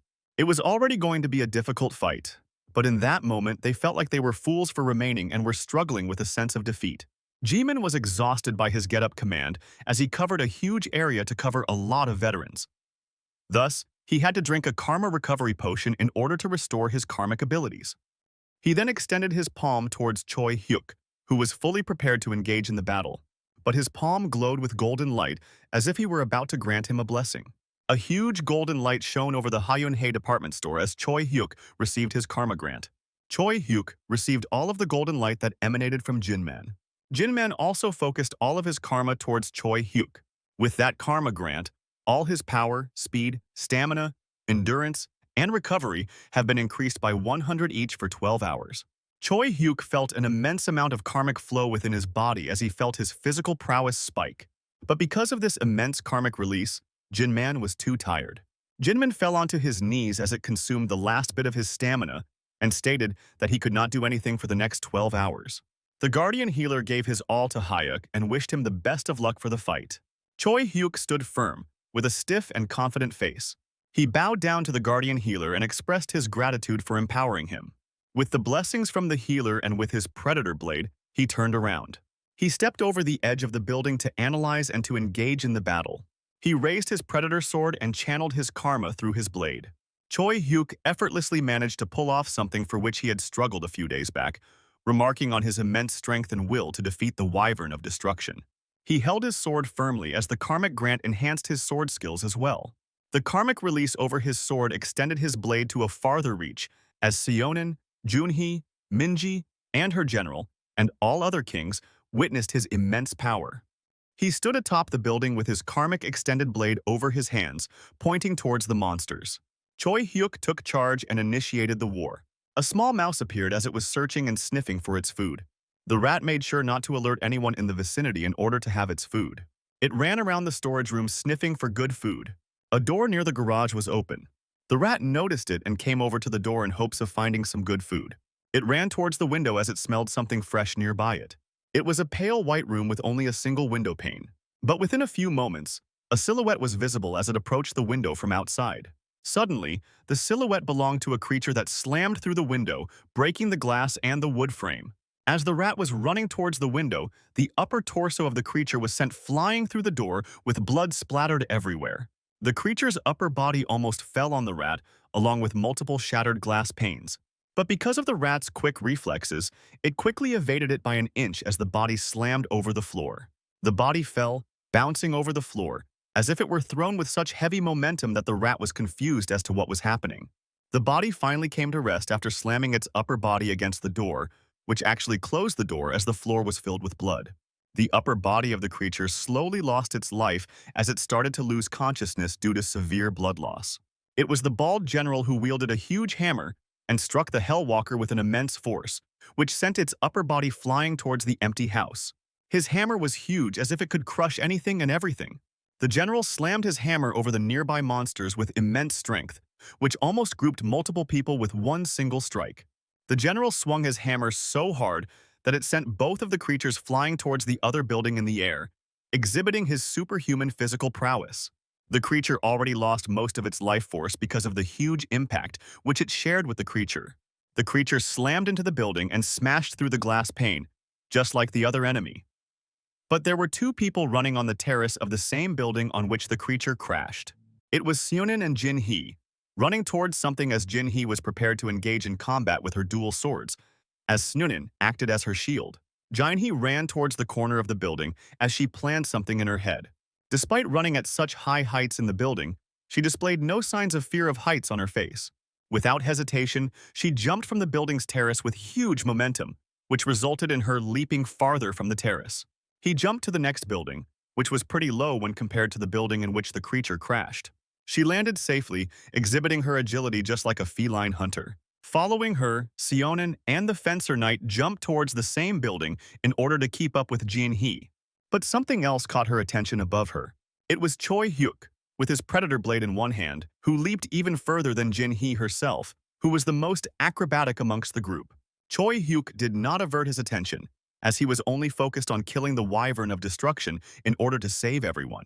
He single-handedly jumped over the crowd of 500,000 monsters as he extended his predator blade with his karmic powers. He found a landing spot as he fell towards the reptilian creatures around him. Suddenly, the reptilian creature found Choi Hyuk's presence nearby as he closed the distance. But it was already too late, as Hyuk speed-blitzed the creatures and he slammed his predator blade towards the ground, slamming it with an immense force, which led to his karmic release through the blade itself. The shockwave from his blade rippled through the ground and destroyed every single one of the creatures in the range of his karma blade. The shockwave cleared out every monster as it hit the building that was in front of him, and also barely hit the building in front of him. The shockwave's effect started to fade as it left no signs of any life in the vicinity. Once the karmic effects faded, it showed a huge trail of destruction due to Hyuk's impactful strike, which almost cracked the building in two. Jin Hee and others witnessed this sheer amount of strength, as she was impressed by Hyuk's superhuman abilities. She held her sword tight and wore a proud smile on her face as she found Choi Hyuk amazing. But just as she continued to admire Hyuk, a spine-chilling aura froze her entire body as the ground trembled.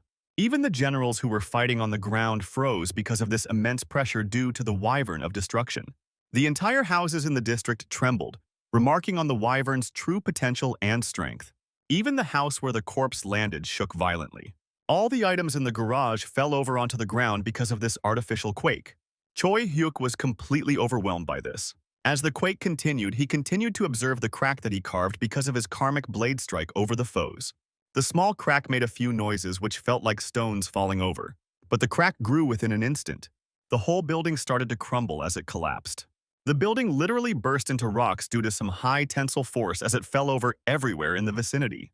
This commotion caused the entire district to shake violently as Jin Hee and others in the building tried to hold on. The rocks fell over everywhere on the road, crushing cars and deforming the entire even surface.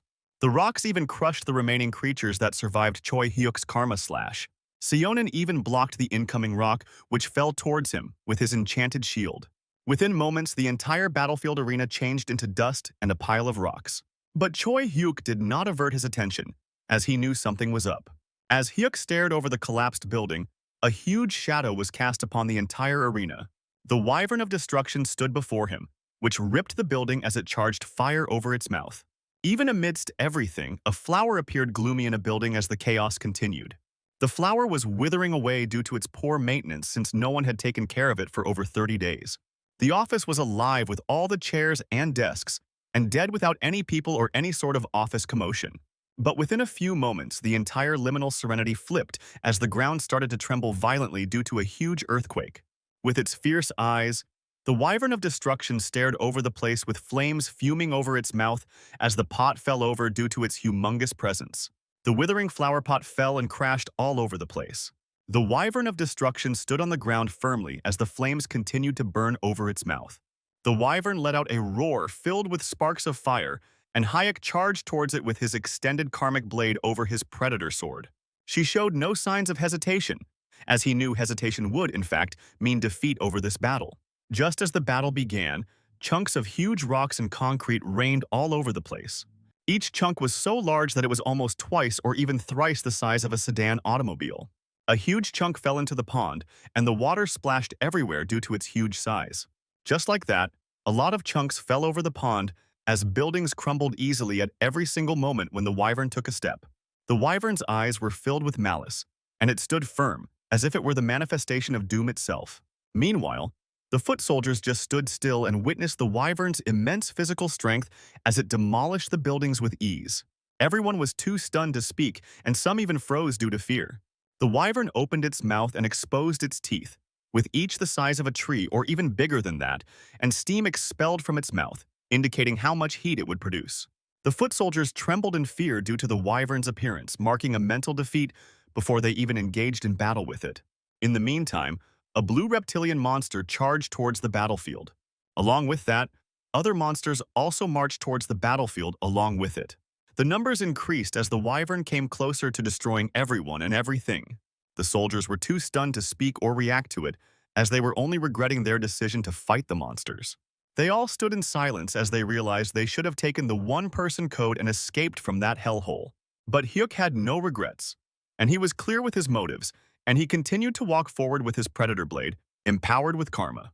Hyuk had a plan of action in order to defeat the Wyvern of Destruction, and he told the Suicide Squad to be prepared to charge towards it.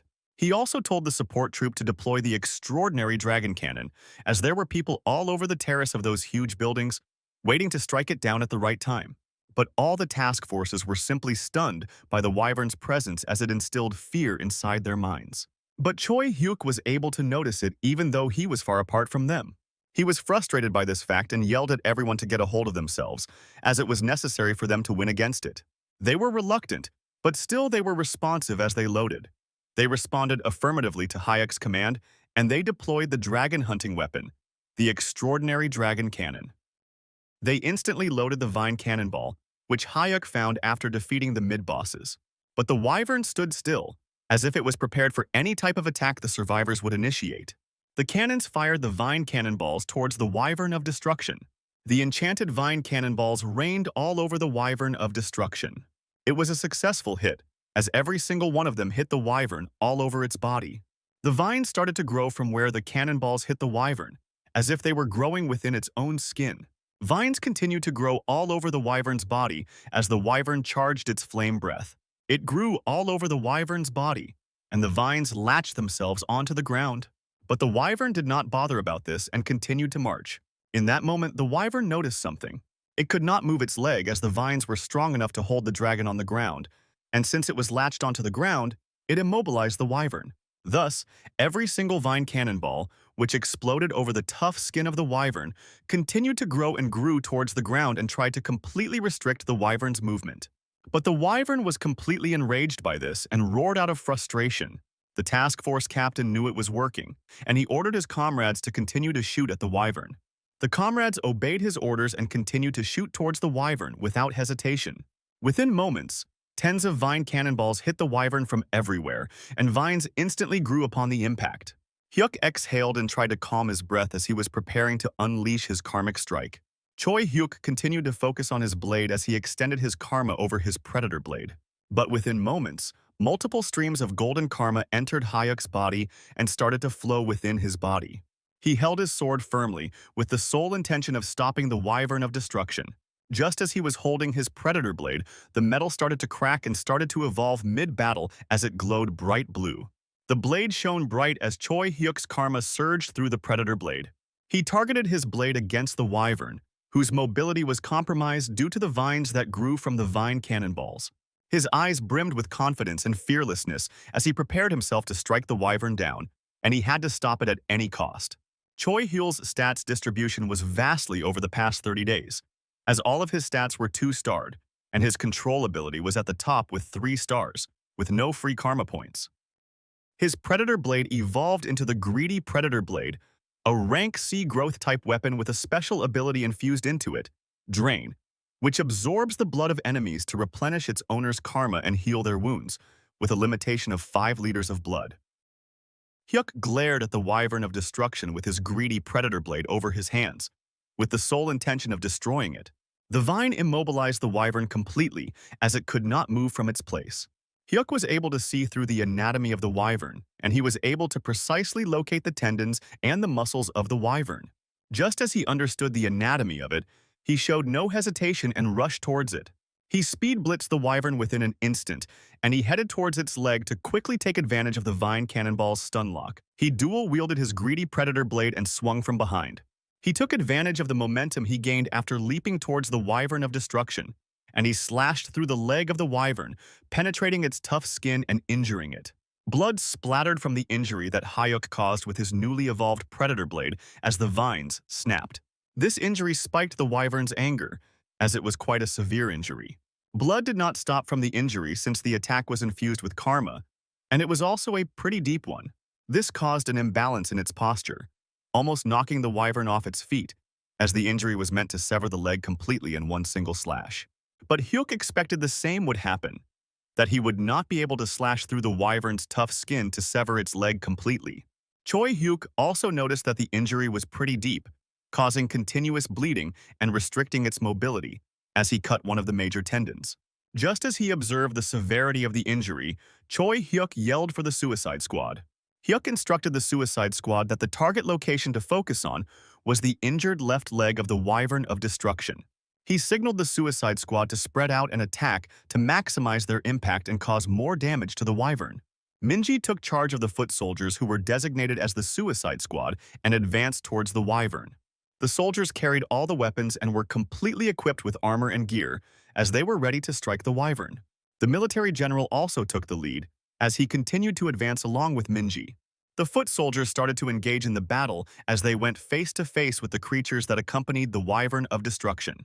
Just as one soldier swung his blade, the creature caught his blade with its teeth, marking its agility and adaptability over time to win over humanity. Seonin yelled for Team 5 from atop the building, along with Jinhee and the Fencer General. He instructed the Team of 5 to go up and aid in the battle, as the entire team was looking at Sunin. After getting their command, the members of Team 5 leaped towards the building and went up to aid humanity in its battle. But just as one of the team's 5 members leaped, a silhouette of the creature appeared from the lower level, as if it was trying to grab the veteran. Just as he was in midair, a creature grabbed the veteran of Team 5 by his leg, as he was completely surprised by this creature's agility. Just as it held his leg, he was completely stunned and unable to react, as it was difficult for him to react to the situation midair.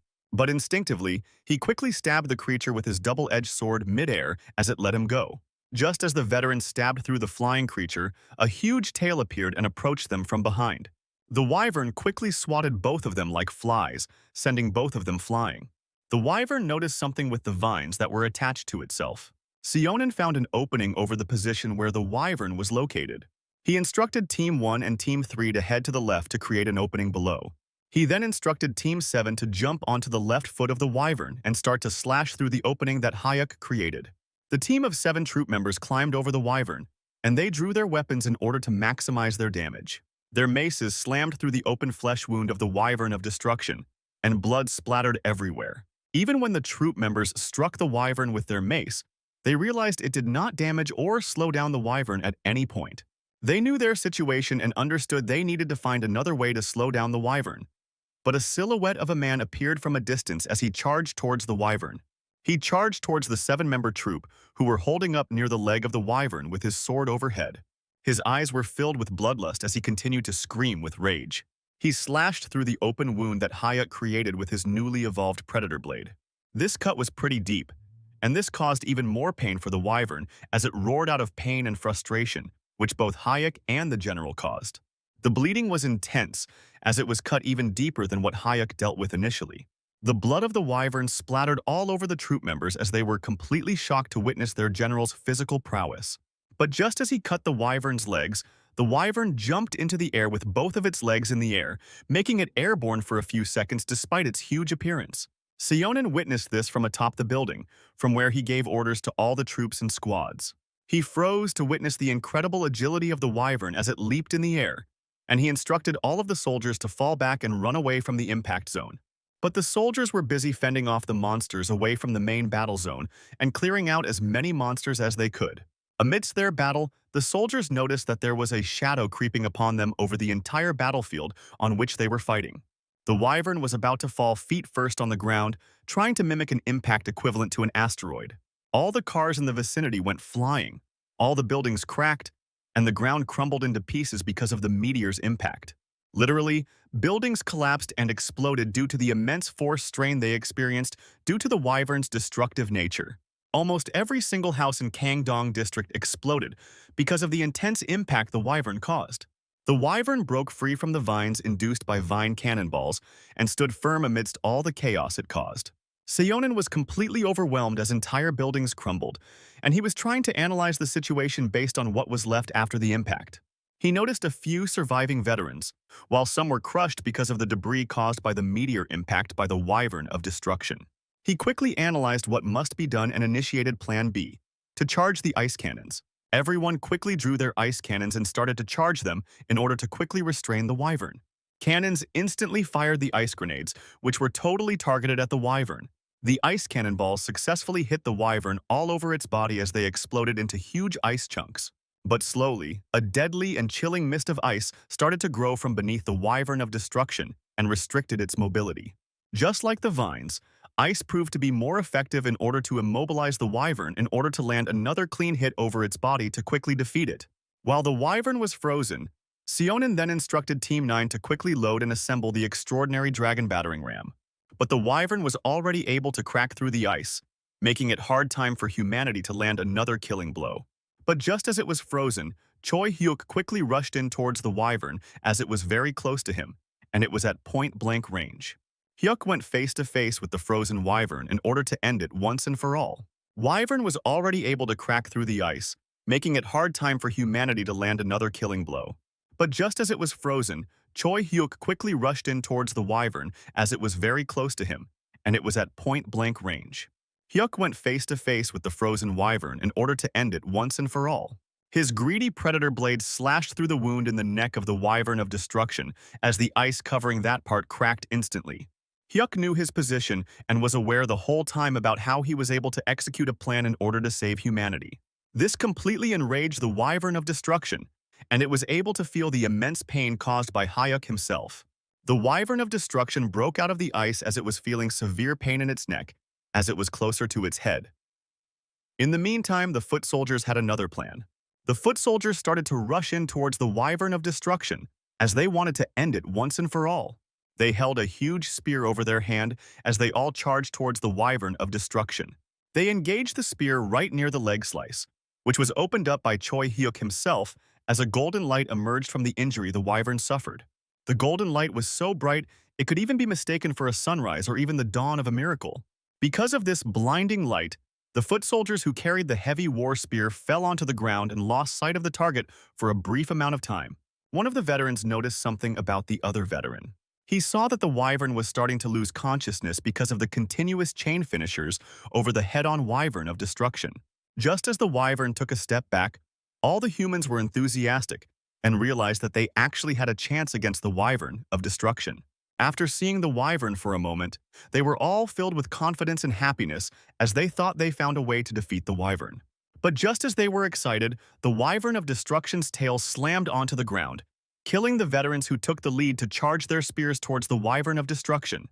The immense power generated just from a tail slam caused the ground to quake violently and crush the metal spear completely, as the soldiers were completely shocked to witness this. The wyvern of destruction had enough. The flames fumed through its mouth, and it spat the blazing fire all over the battlefield, combined with its fearful roar, which almost wiped out the veterans who were a part of the spear squad. The buildings were completely filled with raging fire, with almost every room burning bright. The entire scene spread all across the Kongdong district, as toxic fumes spread all over the sky because of the intense burning. The roads were completely filled with flame embers, as one of the troop members got caught by these burning flames. It was burning his back completely as he tried to put it out by himself. But nobody was available in the vicinity, as everyone was burnt to a crisp.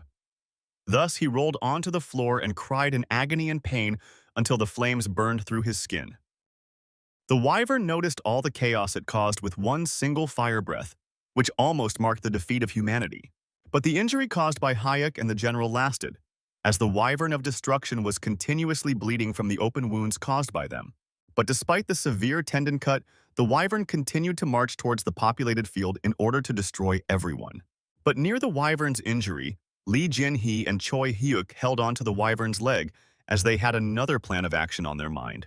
Jin-hee was barely able to hold onto its scales, as there were no proper cracks anywhere to hold her position perfectly and safely. But Hyuk also held onto the scales of the wyvern's tough skin with his greedy predator's blade and said it was her wish to conquer an apartment-sized monster when she questioned her actions. But Jin-hee realized she was actually regretting that because of the wyvern's massive scale and completely overwhelming destructive capability. Just as Hyuk instructed Jin-hee to hold tight, he quickly slashed through the skin of the wyvern as he held its skin firmly. The open injury was very close to the initial injury that he caused, as blood splattered everywhere from both injuries. The injury that caused it now was much wider and shallower, but it was still deep enough to cause hemorrhage. This spiked the pain and the anger of the wyvern, as its eyes were completely filled with rage and malice. Just as the pain hit its neural system, the wyvern of destruction quickly swatted both of them near the injury with its tail, which was powerful enough to crush any single human with ease. The wyvern accurately swatted near the injury, which would have caused the end of Hayek and Jin-hee. But just as the tail rose, Hayek quickly sliced open the injury even further and created a room within the injury, in which both Jin-hee and Hayek took cover in order to escape from its deadly tail slam.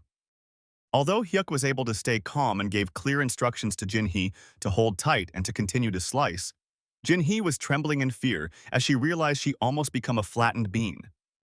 But Hyuk realized his sword probably won't even slice it well if he continues to slice beneath its skin, and thus he jumped off from its position. Jin-hee was completely confused as to what he was thinking, and she had no idea what to do. Just as she was thinking, the wyvern immediately crushed the nearby building with its leg, which was near the injury, as Jin-hee was feeling suffocated because of the tension in the wyvern's muscles.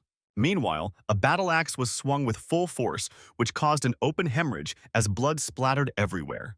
It was the Pig King, Ma Dongshik, and the Slave King, along with Kirim, fending off the monsters with their weapons, as Ma Dongshik was completely frustrated about the fact that he had to fight the same creatures again.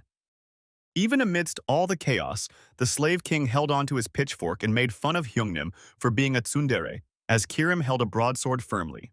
Just as the Slave King was continuing the conversation, an orange creature ran towards the Slave King within an instant, with its claws as sharp as a razor blade. But before it could even approach the Slave King, a broadsword struck the creature through its mouth.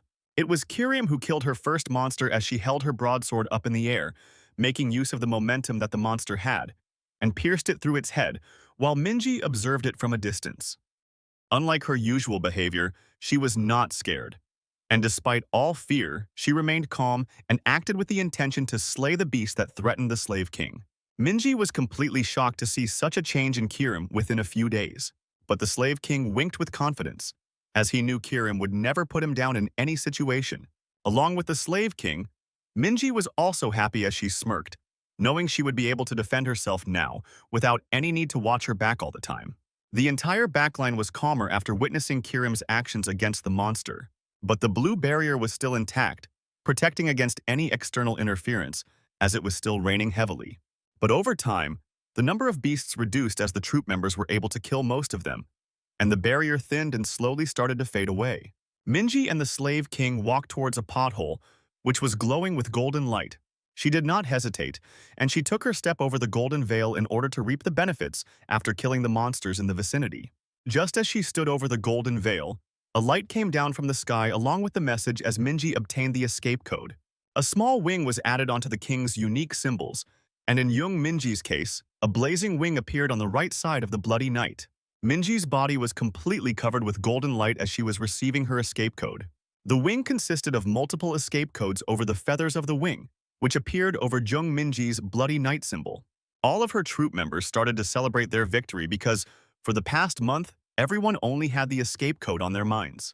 Everyone over the battlefield started to feel relieved as they were discussing leaving the Kangdong district and wanted to explore beyond this place as it might be peaceful. Kirim and the Slave King were completely overwhelmed by joy as they knew they were going back. But something else caught their attention as they looked up in the sky. There were a lot of sigils up in the sky, and a red light was falling over from the sigils, scattered all over the battlefield.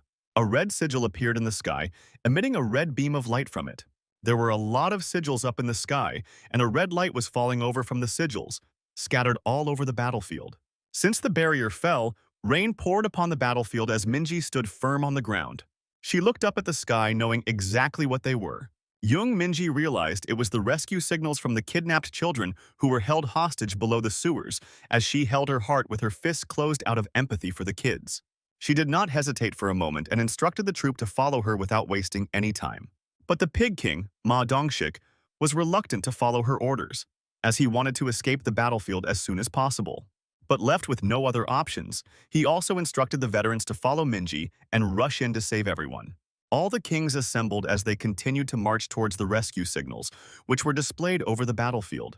Minji was determined to save every single one of the children at any cost, even by risking her own life, and with only one thought on her mind, for Choi Hyuk to endure the wyvern of destruction. Meanwhile, Hyuk was amidst the battlefield, facing off against the enraged wyvern of destruction. The wyvern of destruction stood firm on the ground, as there were only a few warriors against it, such as the bald general, the mage general, Seonin, and Choi Hyuk himself. In the meantime, the battle between mid-boss creatures and the foot soldiers continued in the other part of the Kangdong district. A reptilian creature sneaked up behind a veteran, but he noticed its presence within moments. The reptilian creature opened its mouth wide and leaped towards him in order to rip off the soldier's head. But suddenly, a blade struck the reptilian creature from above, piercing its brain and mouth at the same time, killing it within an instant. It was one of the kings who wielded the spear who leaped over the reptilian creature and jumped over it in order to destroy it. The king barely broke a sweat to kill this monster, as the rain continued to pour heavily. He understood that it was getting difficult to go around all of Kangdong district at the same time, while Minji was taking the lead in order to defeat the monsters. Both Minji and the Spear King continued to slaughter the creatures, while the other king realized the losses of their troops were the highest. But Minji did not want to bring this conversation to the table as they had already discussed it.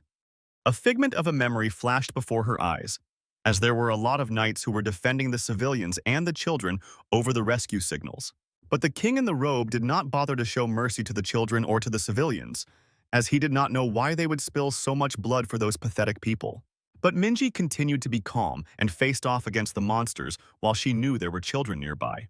But the king in the robe was furious, as he did not want to lose all of his comrades, and he advised searching just half the district, and it wasn't something that they could do with their strength. But Minji remained silent as she stabbed through the skull of the creature. Minji remained calm even though the king in a robe was furious about it and asked if he was done yelling at her. But the king in a robe turned towards the slave king. Song Simin, the slave king, just nodded at him with a gentle smile on his face. Just as they cleared out that area, they chose to rest near a park. The soldiers were wounded pretty badly after facing off against the deadly creatures from the other realm. They rescued the children from the sewers just like Minji expected. One of the members realized student Ling Min Jung-chul's words were valid and wondered if there were any other forces besides theirs that could rescue the isolated children. The other generals and kings were discussing that the crazy Night King Young Minji's decisions have not been wrong until now. But the king, in a robe, was reluctant and did not know how to react, as the majority was siding with Minji. The king, in a robe, continued to walk away, as he gave everything up to Minji's actions. But Minji felt overwhelming guilt, and she said that she would somehow definitely repay that favor. Minji remained silent, as she did not know what to do or what to say. She looked up to notice if there was anything in the sky. She stared at the dark sky with rain pouring heavily over the battlefield, with buildings burning bright due to the flames of the Wyvern of Destruction. She continued to observe the red sigil with its light beacon pointing towards the rescue of the kids. But just as she was observing the light, she slowly zoned out to a memory of her past. Young Minji was sitting on her bed as she was bleeding from all the bruises and injuries she suffered. She felt an insurmountable amount of pain and loneliness when she was a kid, and cried her heart out as she was scared of it. Just like her past, the loneliness and the fear were instilled in her mind and her heart. She could not contain herself, and she sat over in the corner as she felt so lonely and scared about what would have happened to the other children. Kirim noticed something was wrong with Minji, and she rushed towards her with a bottle of water to help her with her panic attack. She gave the bottle to Minji and asked her to drink it, as it would help her to calm her mind. Minji was visibly confused, as she did not know how to react to the kind gesture of Kirim. Minji smiled as she felt relieved that someone was worried about her and cared about her. She slowly opened the bottle to drink and calm herself. Minji stared at the water bottle for a moment while Kirim stood in front of her. The bottle cap fell beside her as she was about to drink the whole bottle by herself. She let out a sigh and was about to quench her thirst. Minji even praised Kirim for fighting bravely and strategically against all those deadly creatures. She started to drink as he was already pretty drained and dehydrated. Water fell all over the place as she drank it from the bottle. But Minji noticed something was off. The water, which poured over the ground, suddenly turned red. Minji was stabbed by a broadsword, and her blood splattered everywhere. She dropped the bottle and was simply too stunned to react to anything after she witnessed who stabbed her. It was Kirim who stabbed her with her broadsword. Kirim was too stunned to react to anything, as she never expected Kirim to do anything like that. But Kirim's eyes were filled with remorse and guilt as she teared up. Minji coughed up blood, as the blood loss was heavy and the cut was pretty deep. Kirim remained silent as she saw Minji's life fade away and broke down in tears. The silence filled the atmosphere even though the entire battlefield was chaotic and disturbing with deadly creatures. Even though it was raining cats and dogs, the calmness suddenly instilled the crazy Night King's mind. Minji was stabbed by a broadsword, and her blood splattered everywhere. She dropped the bottle and was simply too stunned to react to anything after she witnessed who stabbed her. The bottle fell on the ground as the remaining water spilled all over the ground. Within moments, the leaked water was covered with bright crimson blood. One of the generals witnessed this as she saw Minji coughing up blood and struggling to breathe as the blade was deep within her neck. She could not believe what she saw with her eyes. She saw and noticed it was Yoon Kirim, who pulled her broadsword out and stabbed Minji through her neck. But instantly, a silhouette of a man sneaked up behind her. It was the slave king who decapitated the general with his razor-sharp pitchfork, instantly beheading the general, and Minji could not react to anything because she was bleeding heavily from the impact. Young Minji saw the slave king's actions and understood what was going on around her. She realized it was Slave King who manipulated Yoon Kirim and brainwashed her to backstab Minji. Meanwhile, the Slave King yelled at his comrades not to let go of the person, as they discussed earlier that morning. But the other knight was too stubborn and was putting up a fight against the traitors who backstabbed Minji. But one of the veterans sneaked up from behind as he slowly came closer towards the knight. He swiftly sneaked in and stabbed the knight from behind, piercing his chestplate as well. But amidst all this chaos and confusion, Minji did not bear any hatred towards anyone, but was wondering about one thing. Why? Kirim's hands were shaking as she did not have the courage to pull the sword out of her throat. But still, she managed to blame it on Minji herself. She screamed that she simply followed her own advice, to kill what scares her the most. Kirim slowly started to pull out the sword as blood started to leak from the injury. Life slowly started to fade away in Minji's eyes as Kirim was completely consumed by guilt and remorse. Without further hesitation, Kirim held the sword and pulled it out from her throat as the blood splattered everywhere. It was truly a devastating scene, as Minji was betrayed by someone whom she protected at every single instance whenever she was at the brink of death, and considered Kirim to be her own kin. But young Minji had her final thoughts about how intimidating and scary she was for Kirim, so she actually chose to kill her. She stared at the midnight sky as the water poured from above, and her life force slowly started to drain. It was quite tiresome for her as blood drained at a huge rate. Just like her past, when she was at the hospital. Just like when her father got arrested, she always felt tired because of the burden she chose to carry over her shoulders, filled with trauma and guilt. But in her final moments, she tried and chose to convince her that she actually gave her best till she died.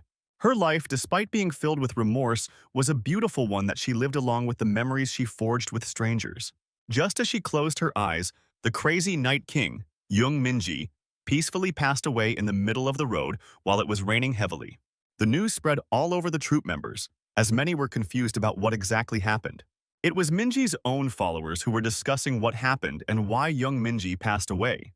The knights were discussing how Song Seaman, the slave king, got past her guards and how Yoon Kirim backstabbed her. The knight was totally shocked to hear it was actually Yoon Kirim, who chose to betray the crazy Night King, Young Minji, while the other knight tried to keep it a secret from other faction members. The knights continued to discuss with less volume and were actually confused about Yoon Kirim's motives.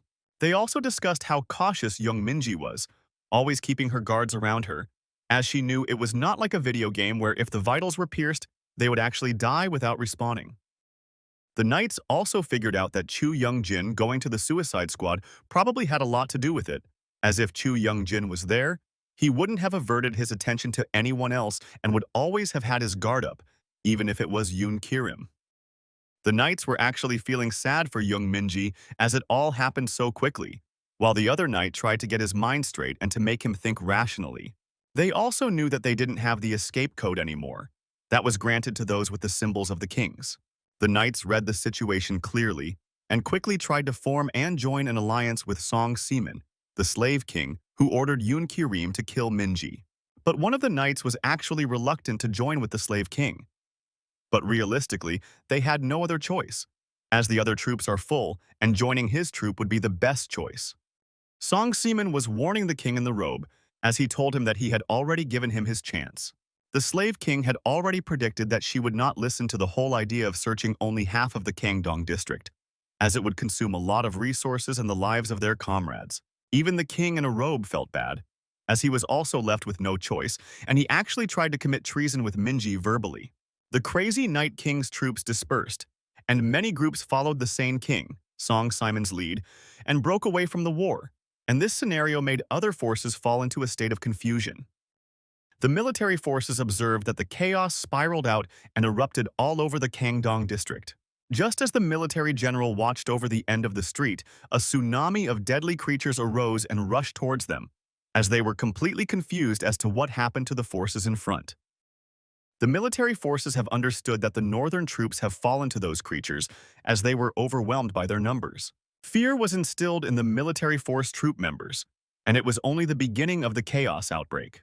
Fear was instilled in the military force troop members, and it was only the beginning of the chaos that was to come. But their survival instincts kicked in, and one by one, they started to run for their lives. The military commander yelled for their comrades to stop and engage the creatures in a fight and stick to their plan. The general was confused about all the commotion, and he realized that his whole troop would die within an instant if they ever took a wrong step. Thus, he ordered the troops to retreat. But the healer guardian Bae Jinmin overheard this order and denied the general's order. While both the military general and the commander were listening, Bae Jinmin reminded them about how bad things would go for the Suicide Squad. But, overcome by the surviving instincts, the general knew the other troops were leaving, and he told Jinman that they needed to worry about themselves at that moment. Without any further hesitation, the general rushed in the opposite direction as he told Jinman that they could not be the only ones who went back. The healer guardian never thought that such a situation and chaos might arise between his own comrades and his own commanders. But just as he was reflecting on where it all went wrong, everyone around him rushed to safety, as they all knew that fighting those monsters head-on without any aid was suicide. While he was reflecting, someone held him by his waist and rushed him to safety. He was one of the generous soldiers on the battlefield who was concerned about his health, and for all the good deeds he had done, he took responsibility for Bae Jinman. But the healer guardian could not even oppose or speak anything, as even he could not control the situation. Within moments, every single one of the soldiers on the block evacuated and retreated as the creatures rushed towards them with bloodlust and hostility. In the meantime, the troops that were over the building followed their plan as they continued to fire their cannon. But just as they were firing, one of the soldiers noticed a hand of the creature as it was about to climb up the terrace of the building. The rooftop squadron noticed that they were being targeted by the monsters as they started to climb up the building. The support troops captain immediately ordered the troop members to block the creatures. The captain knew that if the monsters reached the support troops, they would have no more aerial assistance.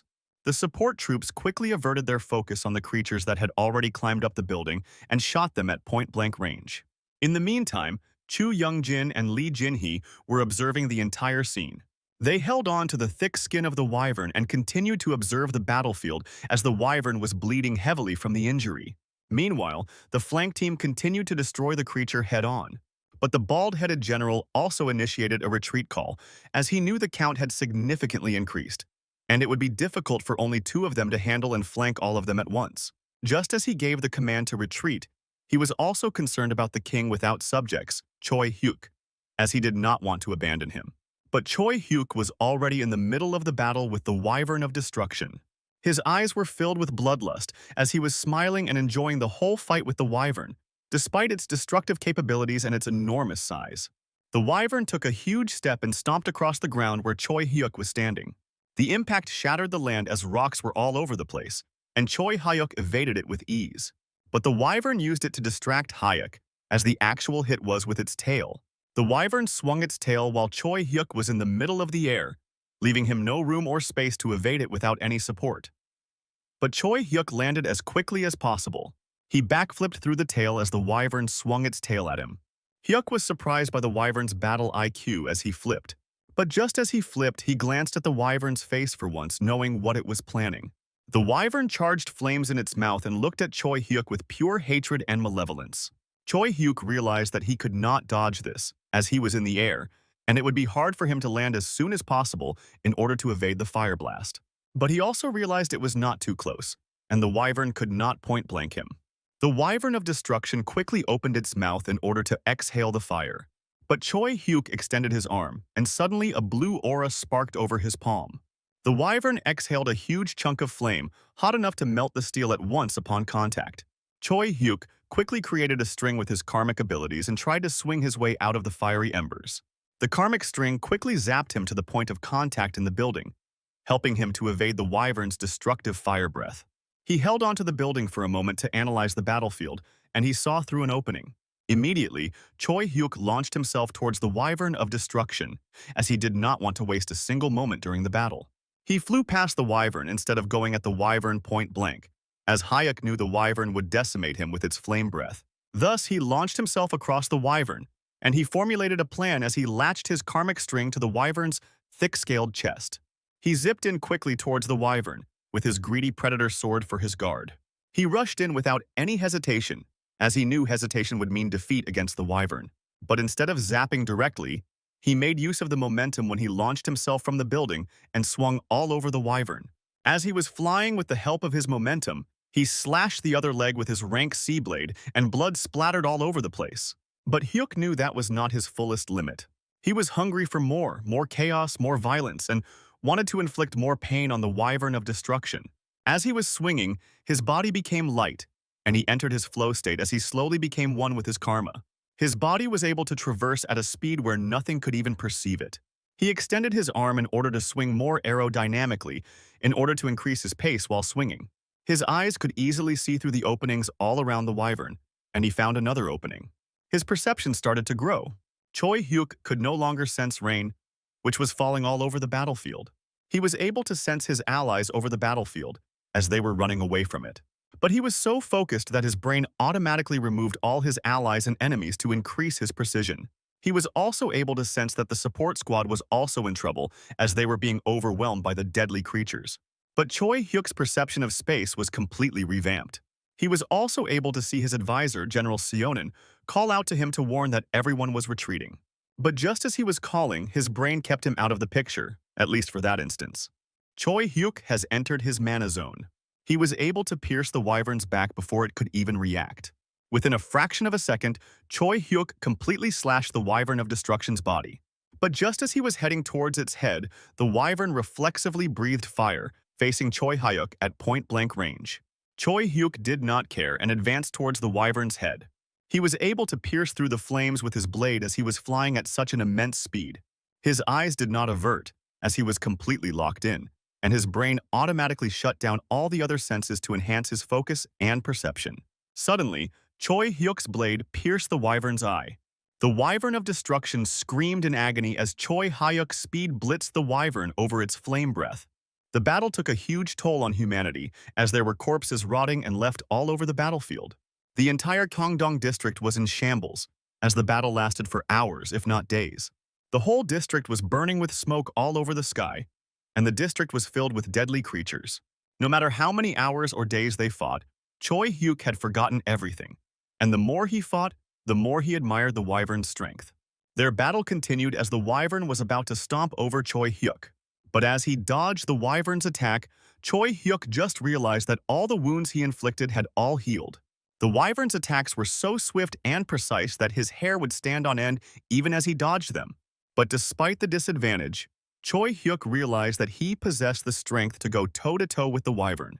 A fierce joy wrapped his body, as both the wyvern of destruction and the king without the subjects were having the best times of their lives. Choi Hyuk quickly went overboard with his karmic string and swung across the wyvern's arm. Within a moment, he was able to scratch the wyvern's tough skin with ease.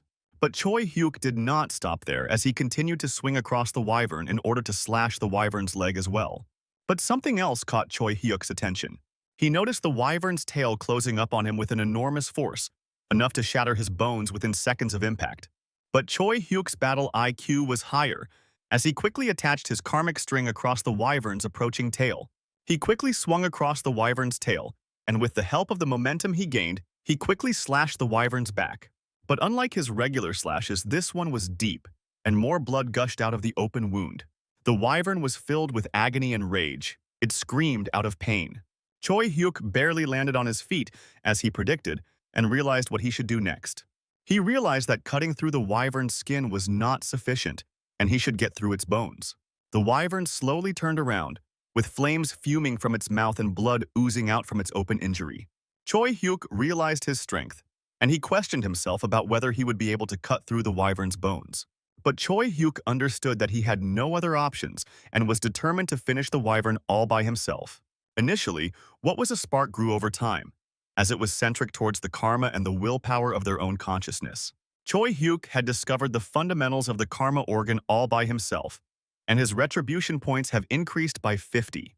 His body was covered with a maelstrom of karma, and the wyvern wasted no time and rushed in to stop Choi Hyuk. But just as the foot landed on the ground, Choi Hyuk zapped out of his place, almost like disintegrating into atoms within an instant.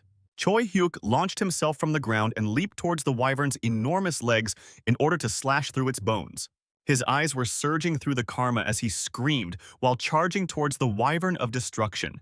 Choi Hyuk's power barrier broke as he wielded his greedy predator blade with one hand. He flew past the wyvern in almost no time as he slashed through the wyvern's legs by wielding it with a single hand. The wyvern could not even comprehend what was going on as it stopped fuming its flames over its mouth. The wyvern's legs were completely sliced off along its bones and muscles, as it was a clean cut by Choi Hyuk. The wyvern could not believe what just happened, as it was impossible for any mortal to sever its limbs with any sort of sword. Choi Hyuk's slice made the wyvern lose its balance as it continued to fall on the ground, and it was screaming in pain. The ground beneath the wyvern crumbled into pieces as it fell to the ground. The wyvern fell forward because of the imbalance and tried to balance itself by holding the ground with its hands. But just as the wyvern was brought to its knees, Choi Hyuk was in the sky, as he leaped through the air in order to behead the wyvern and put an end to the long-lasting battle. Choi Hyuk concentrated all of his powers and abilities on that one single strike as he continued to descend with his greedy predator blade over his head. Despite its thick skin, Choi Hyuk was now confident that he could sever the wyvern, as he was able to slice its limbs across the wyvern's bones. The wyvern knew what was coming, and it was completely powerless to react to anything. But Choi Hyuk knew exactly what he was doing, and he was about to put an end to that massacre. Suddenly, the sky cleared out of the dark, gloomy clouds, and the sun shone bright upon the Gyeongdong district. The rain stopped, but the damage and the destruction that were due to the war remained the same. But apart from sunlight, a bright light was shining across the tallest building of the Gyeongdong district. Choi Hyuk beheaded the wyvern of destruction with his powerful slash. Blood splattered all over the street as the wyvern died within an instant, as Choi Hyuk's blade sliced through the wyvern. This marked an unbelievable achievement of Choi Hyuk as he defeated the wyvern all by himself. Choi Hyuk saw the golden message across his view as he was granted 200 retribution points and was granted 100 free karma points, and he had finally obtained all 3 qualifications to be a sovereign and was granted a sovereign trait. Choi Hyuk continued to read through the message, as he understood that the sovereign was originally a position for those who command a massive army and lead a nation, and it was the most difficult trial. Choi Hyuk realized that he was able to accept an unlimited number of followers, and he had obtained the qualifications to be the representative of humans. He also received a reward for the corpse of the Wyvern of Destruction. The Flaming Winged Tribe's Karma Heart discipline had been passed down to him. But after reading all that, Choi Hyuk went to his knees as he was processing everything. He laughed, extending his arms over the horizon, as he finally overcame his limits and won the impossible battle all by himself, even when everyone retreated. Choi Hyuk finally let out a victory scream as he marked his victory over the long-lasting battle. He left his sword on the ground and realized that he was far stronger than the Wyvern of Destruction. Choi Hyuk wanted to boast, and only then did he look at his surroundings. But what he saw left him speechless as he continued to observe the whole battlefield while being near the Wyvern's corpse. He saw that the city was in shambles, and buildings were burning bright as he realized there were no signs of life around him. He noticed that all of the foot soldiers were ripped into pieces, and some were even impaled on the battlefield. Choi Hyuk continued to walk over the battlefield as he inspected if there was anyone else alive. He was calling out his friends Lee Jin-hee and Baek Sonin, and as he was walking down the path, he noticed something. He realized that everyone was so weak, and they all had died during the battle with those deadly creatures. But just as he was thinking, Choi Hyuk heard a coughing noise beside him, and he quickly turned around to take a look at the person. He saw a hand crawling out of the wyvern's corpse as it was completely filled with a pool of blood. Lee Jin-hee crawled out of the thick hide of the wyvern's corpse as he was coughing hard. She was completely covered by the wyvern's blood as she climbed atop the corpse of the wyvern. Choi Hyuk did not know how to react, as he was completely stunned by the random appearance of Lee Jin-hee from the wyvern's corpse. Just as he was observing Lee Jin-hee, who was covered in blood, Baek Seonin crawled out of the debris and told Hyuk that he had hidden in the middle of the fight because he got a bad feeling about it. Choi Hyuk was relieved to see his friends once again. But apart from these two, Chu Young-jin was also struggling to get out of the wyvern's huge corpse, as he was stuck in between. Choi Hyuk and Baek Seonin lifted the corpse so Chu Young-jin could get out of the crawl space, and Lee Jin-hee pulled him out. Worried about his health, Baek Seonin asked Chu Young-jin if he was doing all right, while Jin-hee thought he had died already. But something else caught Choi Hyuk's attention. He smiled as he witnessed the scene. He noticed that the wyvern's body started to disintegrate into ashes as he realized he had won the battle against the Wyvern of Destruction. A news flash in the real world addressed the mysterious appearance of a transparent curtain throughout Seoul. As the news flashed all over the media, people were discussing that people came out of the Kangdong district after all the struggles. Some enthusiastic public even looked up for their pictures, realizing they were all savage-looking and were so brutal. They realized that the survivors were all suited up in armor, and they all had swords in their hands. The public had also realized that people came out from the Seongbuk district and the Mapo district as well, and everyone was wondering what might have happened inside. They were also wondering if the missing military personnel would ever come back, to which they were uncertain. But some were not worried about the chaos that was unraveling and just hoped it would end as soon as possible since no one was able to do anything, and the world was becoming a mess. Meanwhile, a pop-up message showed up in front of Lee Jin-hee, displaying that after a 3-day break, their mission would begin. But Lee Jin-hee was frustrated about the fact that they had to return. While Jin-hee was frustrated about it, Baek Sonin realized that there might be some reason for granting them their powers. But Choi Hyuk remained silent. He glanced over the buildings, which were totally fine and devoid of destruction. He noticed that the roads and the automobiles were working fine. He observed that the humanity outside the barrier remained as usual, as they were not worried about the people who were inside. Choi Hyuk even noticed that the mobile phone services were working totally fine, and the city remained as usual. They were not bothered by any creatures, were not forced to kill in order to survive, and did not bother to ask what was going on as well.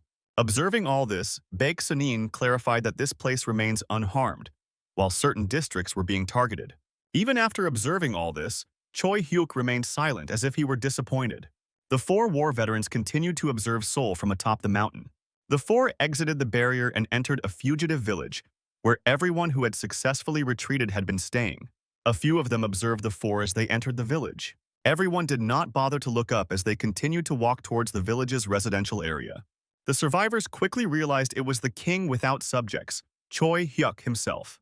They continued to walk past the survivors, as they thought he had died due to the fierce battle with the Wyvern of Destruction. Choi Hyuk glanced sideways in order to check on the survivors. But all those who had retreated were shocked to see Choi Hyuk entering the village after clearing out the creatures and the Wyvern of Destruction all by himself. Meanwhile, a commotion arose over the fugitive village camp over the rations they had. A big man was trying to assert dominance over the supplier who came to deliver the supplies to them. He held the old man firmly by his shirt and continued to yell at him as he asked how much longer he was going to tell him to wait at the fugitive camp. As he was trying to assert dominance over the old man, a hand reached out to him by his shoulders from behind, interrupting his argument with the old man. It was Baek Sonin who stopped the commotion. But the big man was still upset, and just at that moment he observed Chi Hyuk passing over Baek Seonin. He gave a death stare to the big man and instilled fear in the big man just by a single glance. The big man was terrified to see such a cold stare from Choi Hyuk. But Choi Hyuk did not stop, as he was just glancing over the commotion, and he walked past them, while the big man felt intimidated just by his presence. They immediately stopped the commotion and walked away, while Baek Sonin wondered where all the policemen or soldiers had vanished to, and Choi Hyuk replied that they might be on their own mission. Choi Hyuk realized that Young Minji's words might actually be right. But just as he mentioned her name, his eyes sank. He remained silent right after mentioning her name. It was Chu Youngjin who told Choi Hyuk that Young Minji might have been killed. But when Chu Youngjin talked about Minji, Choi Hyuk felt his mind go blank. Despite seeing all his fellow soldiers' corpses all over the battlefield, he was indifferent about the deaths of others, and he did not really feel sad. Just as he continued to walk, he saw a small insect crawl in his way. Despite knowing that something huge was approaching, it did not move away and stood still. Choi Hyuk did not stop, and he stamped over the insect as he realized his indifference was because he did not think of others as his equals, which was why their deaths never heavily impacted Choi Hyuk emotionally. He continued to march on his way as he did not bother to look down upon what was beneath him. He even noticed the annihilation of the Suicide Squad, and it sent ripples in Choi Hyuk's heart. But he was more dispirited than sad, and everyone was so weak, loneliness. Apart from everyone else's demise, Young Minji's death was different. It was because Choi Hyuk had accepted her as his equal, both personally and on the battlefield. It was not because she was good at fighting, but because she had a strong mental fortitude and a strong will as a person, which Choi Hyuk admired the most. Young Minji was able to see things that Choi Hyuk could not see, and was able to move people in ways he could not.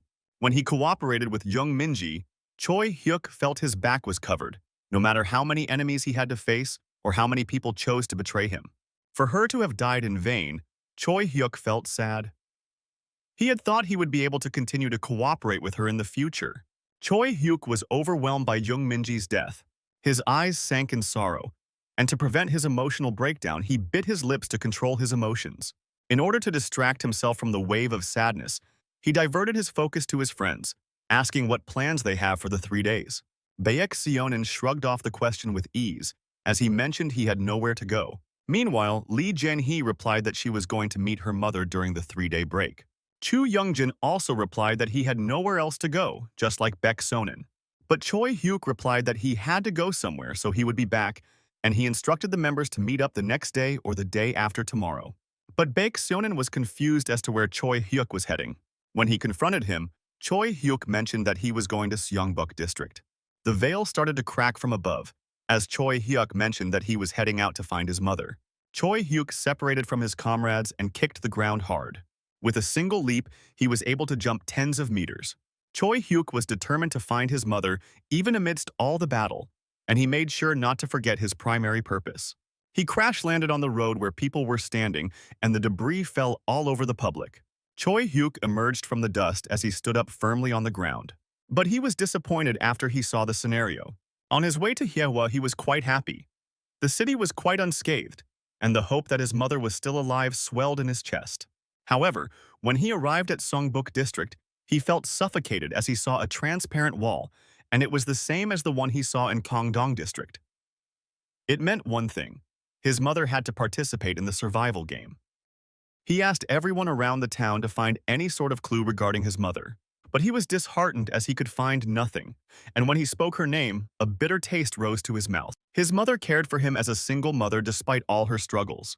This was why Choi Hyuk used his mother's last name instead of his father's without anyone's knowledge. He could not lose his mother, as she was his only family. But just as he was worried about his mother, he heard someone call his mother's name, Choi Mi-yeon. A middle-aged woman was speaking with Choi Hyuk, as she was able to identify the features of her mother, being in her mid-40s, but she addressed his mother as the saintess. Choi Hyuk was completely stunned, as he did not understand the meaning behind his mother's nickname. A ring of rebirth had appeared in Choi Mi-yeon's office. A middle-aged man was standing atop the ring, as he was planning to end everything as soon as possible. He called out for the office's assistant manager, Kang. He declared his next opponent, as the assistant manager Kang was scared of his lie, and he knew what happened to the previous people who fought. The challenger stood firm in the ring, as he knew it was an easy battle for him to win. Meanwhile, the assistant manager of the office, Kang, stood completely unaware that he was the next challenger. He was suddenly pulled in by that unknown force which loomed over the ring, pulling all the contenders into the ring. The assistant manager, Kang, was worried about the situation he might end up in, and he tried to plead with Kyung-soo, the challenger. But Kyung-soo did not care, as he just wanted to finish him as soon as possible and leave the room. Just as the force was pulling Kang inside the room, a lady stepped up to protect Kang from his misery. The lady stepped up into the ring and took the place of Kang and challenged Kyung-soo for the battle in the Ring of Rebirth. But he was shocked to see the woman stepping up for Kang, and she was also the chief designer of the firm. Choi Mi-yeon stepped up to stop the massacre from breaking out. She warned Kyung-soo and told him not to do it as it would destroy the human with him. But Kyung-soo said that he wanted to get down. There was nothing he could do in order to live and survive, and assistant manager Kang would not have anything to say even if he beat him to death. He pointed his fingers towards Choi Mi-yeon and instructed her to get down from the ring, but the Ring of Rebirth did not allow it, as two people had already stepped inside the ring. This shocked Kyung-soo, as he could not process what just happened. He realized she could not go down, as the ring did not allow her or him to leave. A memory flashed before his eyes, where the assistant manager, Kang, would always screw Kyung-soo for his work. But the chief designer, Choi Mi-yeon, was always kind towards him and showed more hospitality for him.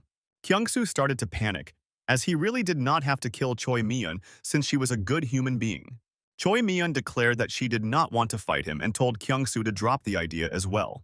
But Kyung-soo did not know what else he could do, since the Ring of Rebirth says whoever kills their challenger would leave the room and survive. Every other colleague stood and observed, as they all did not know what else to do, and they were panicking as they realized they had no other options other than to fight the opponent of their choice. But Choi Mi-yeon did not back down, as Kyung-soo yelled at her and asked if she wanted all of them to just die. But Choi Mi-yeon replied affirmatively to whatever Kyung-soo was saying. She said she was willing to let others die in order for them to survive.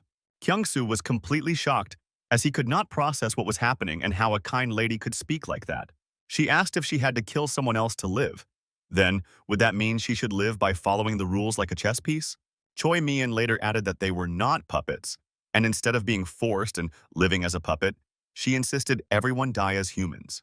Kyung-soo let out a deep sigh, but he was frustrated about her empathy, as it would not help the situation any better, and it would only mean the worst for him and the rest of them. He had had enough, and he charged towards Choi Mi-yeon with a rock-hard fist clenched over his back as he did not want to die.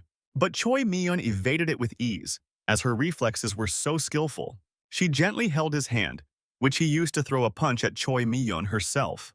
She quickly locked her arm over his hand, all within milliseconds. She effortlessly took Kyung-soo down, as she threw him without breaking a sweat and completely made use of his momentum against him. Kyung-soo slammed hard on the ground as he fell face first, which shook his brain for once. But he gained consciousness within moments and realized he was put in a tough situation. Choi Mi-yeon took ground control over him as she lay over his body. She hugged him tight and held him firmly in order to keep him out of her reach and strangle his body so he could not fight.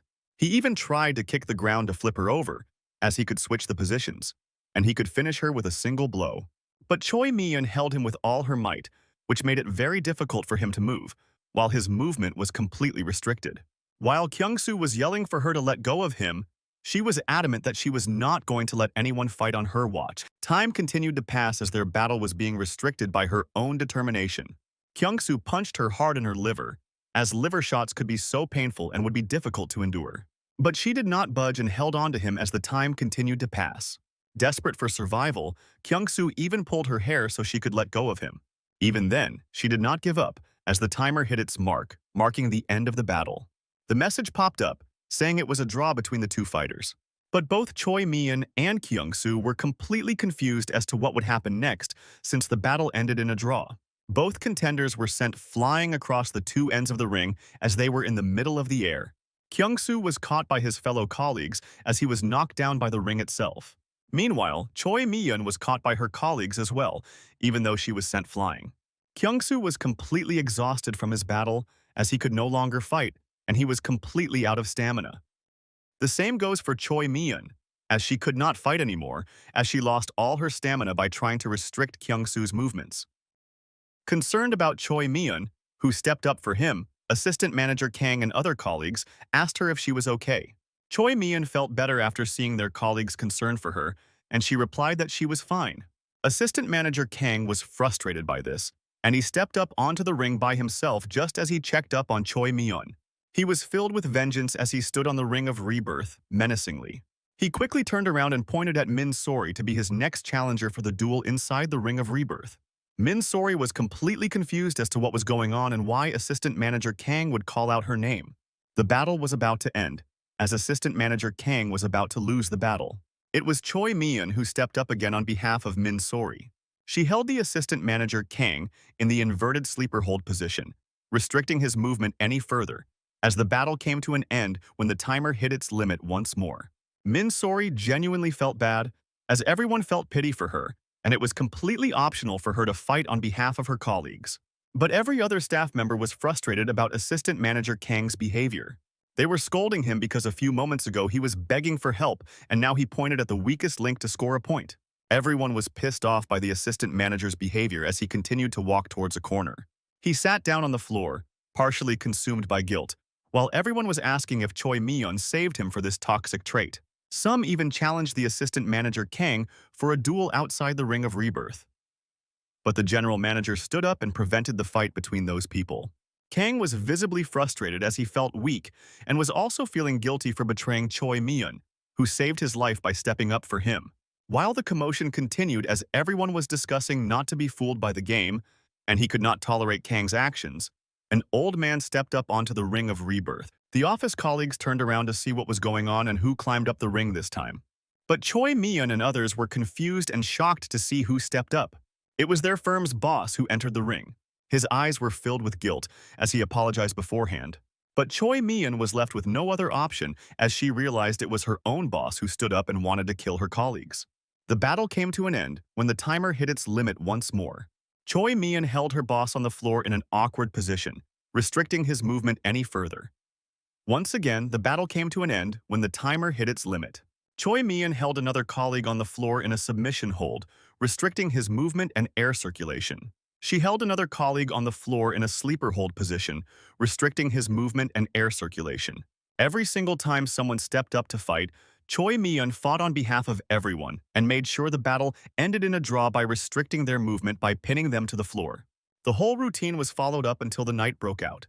The entire office ran out of supplies as everyone got tired and none of them exited the room by killing. Everyone remained silent as they continued to observe the same routine again. It was Choi Mi-yeon who stood up on behalf of her weak colleagues, and she held her ground even when she was elbowed hard in the head. But she did not back down as the opponent was confused about her intentions. Choi Mi-yeon was completely exhausted as she took all the beatings from every single one of them, trying to defend everyone like a guardian. Her eyes fell blank as she saw a remnant of an old memory flash in her brain. She was not able to get over her memory of being tortured by her father, as she fell victim to domestic violence when she was a kid. Her father held her by her hair as she begged his father to stop, risking her life while trying to stop her father. But later, she realized it was a trait that Choi Hyuk, her offspring, might have gotten from her. The ring sent both Choi Mi-yeon and her opponent flying towards the other end of the ring as the timer hit its limit. The whole routine continued to the next morning as the dawn broke, while the district remained empty. Since it was morning already, the sparrows started to chirp over their office. The room was filled with silence and emptiness, even when the sun shone bright upon the office's window. The boss and the other colleagues were completely silent as they fell asleep. Meanwhile, the weak colleagues embraced each other and fell asleep soundly as they realized no matter who picked them for a fight, Choi Mi-yeon, their chief designer, would step up for them. Meanwhile, Choi Mi-yeon was completely tired and exhausted after she successfully defended everyone in the office by drawing the battle. Choi Mi-yeon was struggling to breathe as she saw a new message pop up right in front of her. The message displayed that no more time was left, and a hidden rule had appeared. The system automatically calculated the karma of every single one whom she had fought against in order to draw their battle. It was also calculated for all those who did not fight, since Choi Mi-yeon stood up for them. All the karma from her office colleagues gushed in towards Choi Mi-yeon as she was completely clueless as to what was happening. Tears flowed through her eyes as she was declared the final victor. Her body was surging with karma, and she illuminated the place as karma entered her bloodstream. She was granted a guardian trait for her actions. But there was a gravestone mentioning that the guardian Choi Mi-yeon was sleeping beneath the ground after saving the entire Seongbuk district. Choi Mi-yeon had passed away. Choi Hyuk was completely overwhelmed by the death of her mother, as one of the healers mentioned that the fact that she lived through the deaths of others always weighed on her mind. His eyes went totally blank, as he was not able to process his mother's death. It was a huge monster, which almost looked equivalent to Satan itself, spawned over the Seongbuk district on day 30 and caused malice and destruction all around the place. The guardian mage, Choi Mi-yeon, stood up against the horrifying creature. She unleashed a huge maelstrom of ice upon the creature, which breathed fire upon the city. She cast an enormous spell across the creature, using all of her karma. Her body literally disintegrated into golden dust particles as she continued to cast that spell over the creature. The creature was frozen in the hard ice, which no amount of fire could melt through. The assistant healer even mentioned that she saved a lot of people on her last day. But Choi Hyuk broke down. He could not bear the news of his mother having passed away. He punched the ground vigorously as he mourned for his mother. He hugged his mother's grave as he cried his heart out. The assistant healer could not do anything, as it was totally valid for Choi Hyuk to mourn for his only loved ones. But Choi Hyuk had only one thought running over his mind. Why did his mother have to die, and these weaklings didn't? His feelings for his mother rushed to his mind as he realized that his mother's life was worth far more than $100 million to the other survivors. But just like in the scenario, if everyone had joined forces and worked together, his mom might have survived. But just like his comrades, everyone was betrayed by each other and stood no chance against the deadly creatures. Suddenly, Chu Youngjin's words rang through his head as he mentioned that if the main army had not retreated, then the Suicide Squad would not have been annihilated. Along with Suicide Squad, Young Minji would not have been annihilated. His focus was averted to all those who had run away during the battle, which cost them their precious lives. He primarily focused on the Slave King and Kirim, who betrayed Minji. Choi Hyuk's rage was burning through his eyes as he was filled with vengeance. It was the same all around the earth. 5% of the global population experienced the game of death, and among them, only a fraction survived. There was a difference between how those who experienced the game of death and those who did not view the world. If one side had experienced hell for the past month, the other side had not. In their world, there was great cell phone reception, and no ring suddenly appeared in their schools or offices. Only the military and police had disappeared. They lived in a world full of common sense without the presence of karma or monsters. But it was obvious that the absence of the military and police left a huge hole in the judicial system of the entire world. There were even sayings that violence was the foundation of countries. Within specific regions, there was no way to create a country without being the strongest, or at least one of the strongest. People followed a country's order because it had the power to forcefully penalize them. A torn flag or a broken showcase glass could be seen everywhere. That was why the disappearance of the most fundamental foundations of creating a country, the police and military, left an enormous impact. However, the world did not suddenly become lawless like in Mad Max or Fist of the North Star. Even though the chaos was breaking out across the country, the criminals would always face justice. The civilians took the initiative to handle justice on behalf of the police officers who were around the world. All those who took responsibilities were normal people who never stood out. However, the ones who preserved this world were these very people, as they wished for basic order as soon as possible. While there were ruffians who wanted to wreak havoc, it was not easy against so many of them. The civilians were all occupied with the unorthodox weapons, such as a metal baseball bat, a spiked baton, etc. Even when the balance was about to fall off the chart, it never lost its center.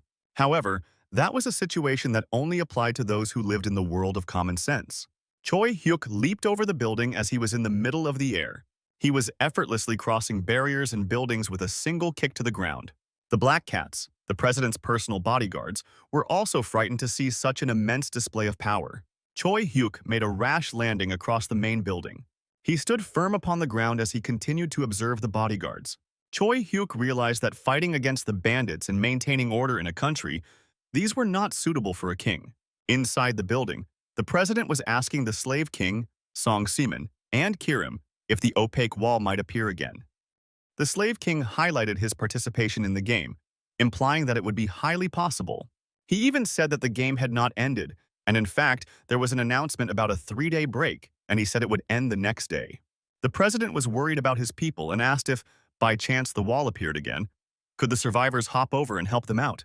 But to that, the slave king replied that it was impossible, and they were not able to re-enter once they came out.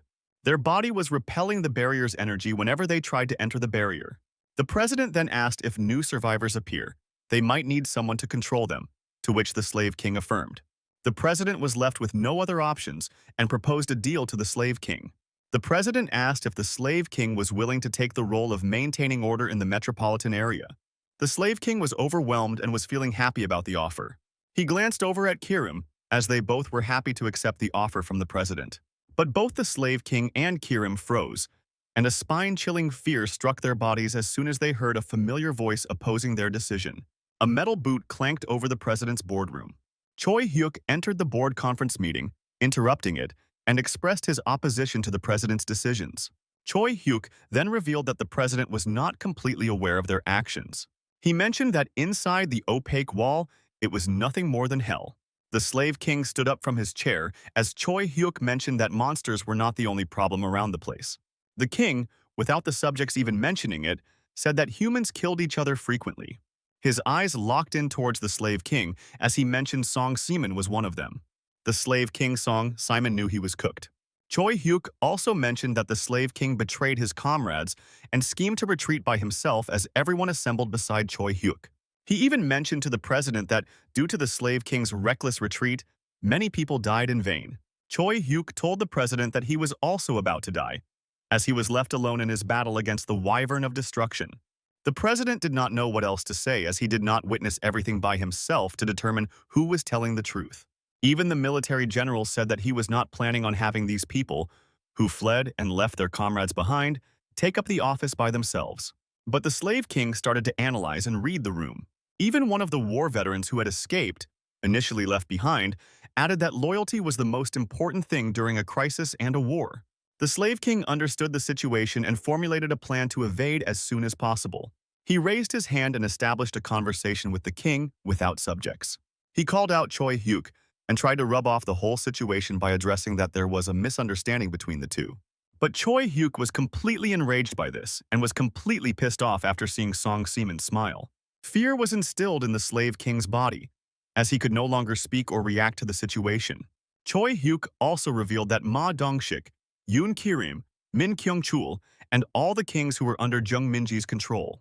Aside from the reason to finish her off, Choi Hyuk was enraged as they needed to take responsibility for the deaths of the Suicide Squad. He called out the slave king, Song Siman, to come out and deal with it their way as Choi Hyuk was about to draw his sword. It was a bright day, as the wind breezed soothingly as sun shone brightly upon the president's office. But chaos broke out inside the president's office, even though the exterior looked peaceful and calm. Song Simin was completely shaken, as he made an open threat to him right in front of the president himself.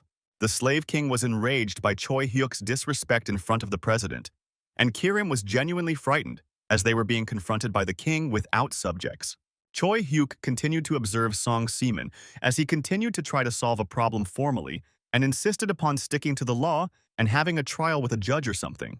But the king, without subjects, was caught by a single word while Song Siman was explaining. Choi Hyuk was caught by the word law. He could not contain it anymore. Choi Hyuk laughed hysterically as the slave king, Song Simin, mentioned the word law. The Korean flag, which was hoisted right outside the president's office, lost its value among the survivors who made it out of the mysterious dome. The president was shocked by the way they treated the nation. He was completely powerless, as he could not do anything about it, and it changed the whole mood of the place. The other kings were in a state of confusion until now. Once they had escaped hell, a world that looked completely unscathed was revealed right in front of them. Different from inside, where they were kings, the outside still had a functioning society and even a president. Their attitudes reflexively changed back to the ones from before the slaughter game. They felt embarrassed to come forward, and they felt like they needed to respect the existing order and power. Those feelings were all blown away with Choi Hyuk's laughter. The law, the slave king Song Simon mentioned, Choi Hyuk found it very amusing.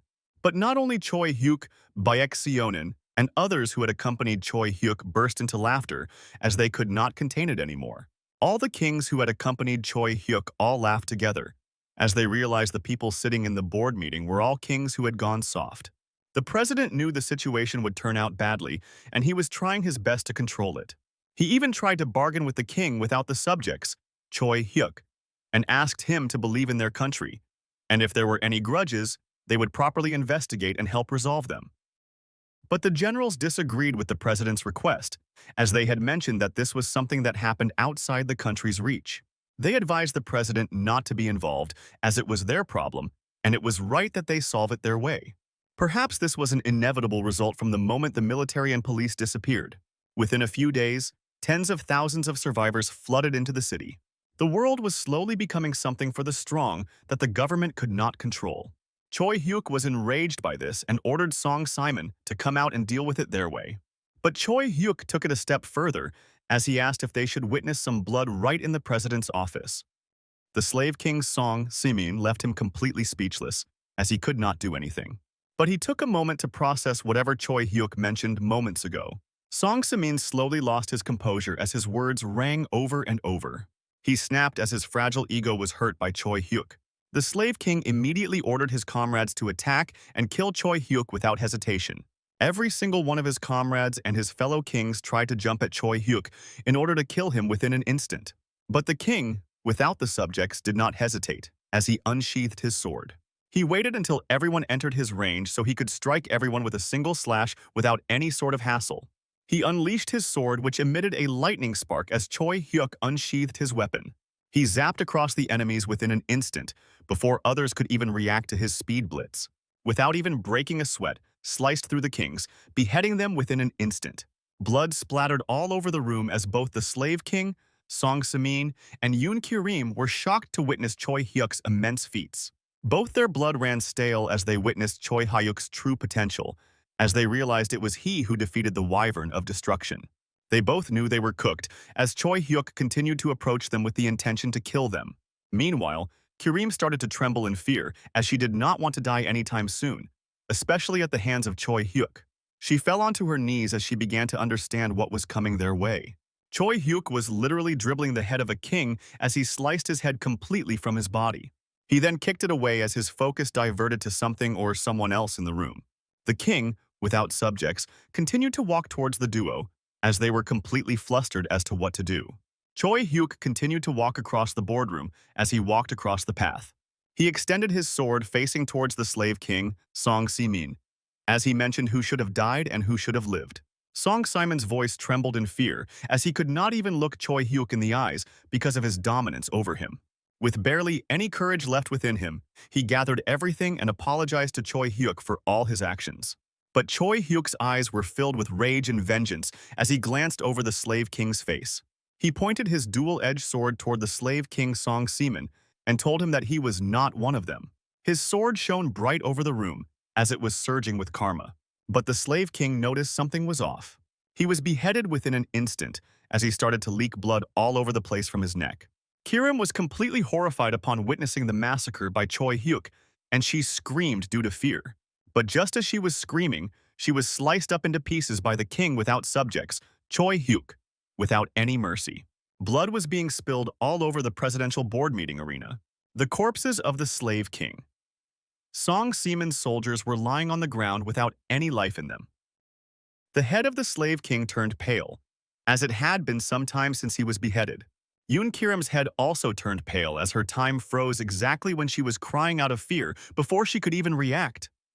The president and the other kings in the courtroom were completely stunned, as they could not believe what they had witnessed. The president was completely shaken after seeing the chaos that spiraled moments ago. But after slicing the traitors, Choi Hyuk apologized for causing trouble and asked forgiveness for his impoliteness. The whole crew exited the board meeting room as he expected the president to understand their situation as well. After some time, Choi Hyuk turned the tap as he continued to bathe. She turned on the water and sat over the tub as he was trying to relax after all the commotion and chaos. The president treated the kings as VIPs and even provided them with accommodations. He thought that even if he was not able to control the survivors, he could at least cooperate with them. His thoughts started to clear up one by one as he tried to relax his mind, despite all the killings and the sacrifices he had made. Choi Hyuk popped open a can of soda to quench his thirst. While he continued to enjoy his drink, he stood over the balcony window and observed the whole city of Seoul in his white robe. Initially, his mind was empty as he was just focused on enjoying his drink and enjoying the view. But he started to zone out within moments. Choi Hyuk was mesmerized by the lights of the city, and something else caught his attention. It was the intricate designs of all those infrastructures all around him that reminded him of one of his remnants from his past. Choi Hyuk and his mother, Choi Mi-yeon, were discussing something under the thin light from a study lamp. The young Choi Hyuk was intrigued by his mother's profession, as he asked her what a design was. His mother was very affectionate towards him, and she patted his head as she was about to explain. He told Choi Hyuk that a design was something that brings out more compassion in the world. She even took him to the park and instructed him to close his eyes and commanded him to inhale and exhale at her own pace, and she asked him to focus on everything that was happening all over his surroundings. The young Choi Hyuk inhaled as per her request. The king, without subjects, exhaled as per his mother's instructions. He continued to observe everything in his surroundings. He focused on the tire screeches, which were due to traffic in the lane. He was able to hear the tap-dripping noise across his room after he tried to focus on his surroundings. The night moon was as bright as the sun, while the entire city remained silent, and the wind was gushing so smoothly. Choi Hyuk was tired after all his restless motion, and he fell asleep within moments. He crashed on his bed, but he was woken up by a nightmare.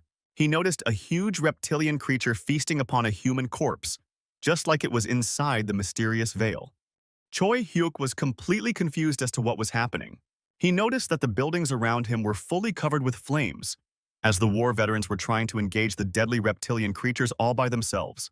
But the warriors were a lot fiercer, as they went toe-to-toe against all deadly creatures. Suddenly, out of nowhere, a memory of his own past gleamed in his body. He imagined how young Minji might have slipped and died in the process. But the way she slipped was not physical, but rather it was psychological. Young Minji's death was heavily psychological because it was not a naturally selected death by her skill difference or anything, but rather it was because of her comrades letting her down. The amount of hopelessness she might have felt while she was passing away crossed his mind often. But just like the crazy knight young Minji, he thought his mother's death might have been due to the same reason, because of betrayal. Choi Hyuk was visibly upset as soon as he realized what might have happened to his mother. While he was standing right beside his glass window, he was touching the glass for his posture. But as soon as he felt an insurmountable rage consume his body, just the smallest force from his fingertips cracked the entire glass pane. Choi Hyuk was upset, and he broke the glass completely just by closing his fingers within the glass pane. The king, without the subject, was still filled with rage and was consumed by vengeance. He killed the slave king Song Simon, who was responsible for the overall confusion that arose amidst the battle against the Wyvern of Destruction. But driven by revenge, he even sliced up Yoon Kirim, who backstabbed Jung Minji and initiated the whole betrayal act. But Choi Hyuk understood that this was not the end. His rage and vengeance were redirected towards the one who worked outside the system to create the Ring of Rebirth and initiated the whole chain of killing among humans. Then, his rage and vengeance were redirected towards the one who worked out of the system to create a whole system of kings and their followers, and implanted the whole idea of betrayal among humans. His focus was averted towards the creators of the game, who created all these deadly monsters that invaded the planet and showed no remorse. He was determined to kill the person who created the Wyvern of Destruction, which killed almost every one of his friends. But Choi Hyuk realized he had not even seen their shadows and had not even found a single name as his clue in order to kill them on sight. But he realized there had been a single hint, hidden in plain sight within him. He recalled that message, which he read after slaying the Wyvern of Destruction. His first clue was the Flaming Wing tribe's Karma Heart discipline, which had been passed down to him for slaying the wyvern. It was his reward for slaying the enormous beast, and he realized he did not receive any items other than that one discipline. Choi Hyuk was wondering if that training method was so valuable. But along with that, the part that intrigued him was the connection between the Flaming Wing tribe and the creators of the game. After some time, Choi Hyuk fell asleep as the clock timer read 4:49 a.m. But as soon as the clock hit 4:50 a.m., an alarm popped up with a small pop-up message. Choi Hyuk was sleeping soundly by hugging his pillow tightly, and he woke up to this strange phenomenon. He woke up and realized it was the system providing him with a message. The message displayed that he had only 10 minutes before transfer and told him to arm himself. Choi Hyuk wore his clothes as he readied himself for the upcoming event, as displayed in his message. We wore his newly upgraded Mountain Orc's leather armor for its versatility and its efficient protection. Then, the king, without subjects, wore his warrior boots for their mobility and for the protection they offer. Later, he sheathed his greedy predator blade into his belt. The dawn broke the sky as sunlight fell upon the horizon. Choi Hyuk tried to calm his mind, and for his last act, he inhaled with all his might. He held his breath for some time and he exhaled all his stress, worries, and everything. Only 1 minute was remaining for the clock to hit 5 in the morning, and meanwhile, Choi Hyuk tried to be calm and composed and prepared his mentality to face any sort of opponent he might face as soon as he steps into the next situation. The timer finally hit 5 o'clock. A message popped up as it was displaying about a transfer. Choi Hyuk was mentally prepared to face anything that lies beyond the veil. But within moments, his body wiggled, and he started to distort space and time all around him. He was streamlined somewhere within the fabric of space and time as he was confused about what was going on. Choi Hyuk was pulled in by a vortex that appeared across the space-time continuum. He finally landed, but since the course was too nauseous, he coughed badly and almost puked because of the rough zapping. Choi Hyuk could not feel his sense of balance as it was a very rough ride which sent him to his knees. But Choi Hyuk tried to gather all of his senses on the track as he realized something was wrong. He was teleported into a dome with scales around its wall and a concrete floor beneath them. Just as he was analyzing his atmosphere, he heard someone else cough right beside him. He noticed that there were other people who got teleported into the same place, as everyone felt nauseous and giddy due to the instant warping of the space-time continuum. But unlike Choi Hyuk, many suffered heavy nausea. Some felt a sharp sense of pain over their heads as Choi Hyuk tried to stand up and analyze what was going on. The king, without subjects, glanced at everyone, and just as he was observing, he sensed something. He noticed that something was wrong with the place where they got teleported. Choi Hyuk tried to calm his mind and tried to focus on his hearing in order to realize what was going on. He noticed that he was able to hear commotion right above him, over the concrete scaled walls. Choi Hyuk sensed that the commotion was something that was similar to that of a battlefield, and sensed there was a battle going on right above them. Just as he was observing, the scales opened from above as he tried to figure out what was about to happen in the place. Choi Hyuk continued to observe the scales, and he was too stunned to speak or react after he witnessed a scene. He noticed that the sky was a purplish-blue color, with snowflakes all over the sky. A giant orc with its teeth protruding over its lips was observing Choi Hyuk from the opening above. Choi Hyuk was shocked to witness the orc. The orc quickly landed over the concrete floor, as it was almost 4 times the size of Choi Hyuk. The orc landed perfectly, but the floor cracked all over the place as soon as it landed. Choi Hyuk and others were genuinely confused about the sudden appearance of the orc, as no one was prepared for the arrival of a monster without any notice. The orc showed no expression except a sense of slight disgust over its face as it stared back at the humans who were teleported to that place moments ago. It was so immensely strong, and it was a battle-hardened orc, as its physique was completely ripped, while it was also well-equipped with a shoulder plate and a gauntlet as well.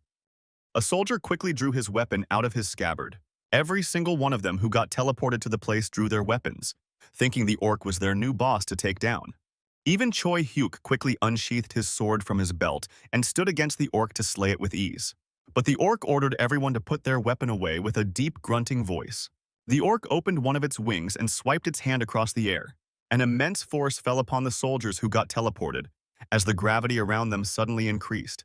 The G-force, which was used to calculate the gravity over the atmosphere, spiked so hard that people could not even lift their weapons as they became so heavy. The war veterans found it hard to even stand on their feet, as they dropped their weapons on the ground. Some kneeled down due to the immense pressure they felt upon their shoulders, as the gravity increased more as time passed. Some even fell completely on the ground, as they were not able to withstand the pressure anymore. Some tried to defy the odds by standing firm, and they even tried to lift their weapons to show that no control would be established over them. But despite the heavy gravity, the king without subjects stood still, with his weapon still in his hand. He did not fall nor drop his weapon to the ground, as he was ready to face the orc despite the heavy gravity. But since Choi Hyuk was resisting it, it was draining his stamina at a faster rate. The orc noticed Choi Hyuk's immense physical prowess and his determination. The orc greeted Choi Hyuk and every other person who was aboard. The orc introduced himself as Carrick, the great warrior of the steel battleship, and he was from the proud race of giant orcs. Carrick then mentioned that they had no time and congratulated everyone for passing the recruit training. He then mentioned that all the 39 members who were assembled in the place and awakened as sovereigns at the end had gathered to represent the human race. Choi Hyuk understood that they were not simple words, and the meaning of his words was sent into their heads. The sovereigns were able to learn that kings were, in fact, only trainees and were the preliminary stages of becoming a sovereign from Carrick's explanation. The only ones who had awakened as sovereigns in the whole world were these 39 people who were gathered here. Simultaneously, an invitation was sent out to those who lacked the qualifications to execute dimensional teleportation. Preliminary sovereigns. It was very probable that they had received the same message. People were shocked as they realized everything and what would happen in the distant future. It was all with respect to a single message. If you properly complete your mission, you will truly earn the position of a sovereign. However, Carrick told the representatives not to feel anything special about being chosen as representatives of the human race. Choi Hyuk was still trying to process as he was listening to Carrick, but a particular sentence caught Choi Hyuk off guard. Carrick mentioned all those representatives of the human race were only consumables and nothing more. Carrick told the representatives not to feel anything special about being chosen as representatives of the human race. Choi Hyuk was still trying to process as he was listening to Carrick, but a particular sentence caught Choi Hyuk off guard. Carrick mentioned all those representatives of the human race just received a consumables judgment and nothing more because they were very weak. But Carrick did not stop, as he had to address the main issue. He addressed the sovereign of balance, Ruckhart. He called out for the sovereign of paradise, Camilla, and Carrick addressed Freeman. The giant orc mentioned that due to some interesting cases, they all had received a deferred judgment. Carrick later mentioned that they have been granted a 5-year grace period. He also mentioned that during that time they had to provide a satisfying result. If not, Carrick warned them that they all would be fated to become consumables. Carrick mentioned they had only 2 missions to carry out during the 5-year grace period. Choi Hyuk was continuing to resist the gravity attack by Carrick, as Carrick told them to get stronger and to colonize. But he still did not falter, as Carrick told them to carry out the mission to the utmost of their abilities and get stronger. He then told the representatives to give thanks to the exalted wings who granted them land to colonize, as it was their last chance. But Choi Hyuk was sent flying as the wing opened towards him, and Carrick mentioned not being the slightest bit negligent.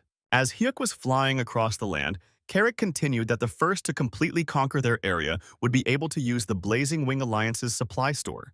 Carrick mentioned that this was a privilege of the sovereign representatives of the human race. Choi Hyuk woke up again, as he could not process what just happened. He fell on his bed as he continued to hold his sword firmly to defend himself. Choi Hyuk could not believe what just happened, as he was still trying to process everything.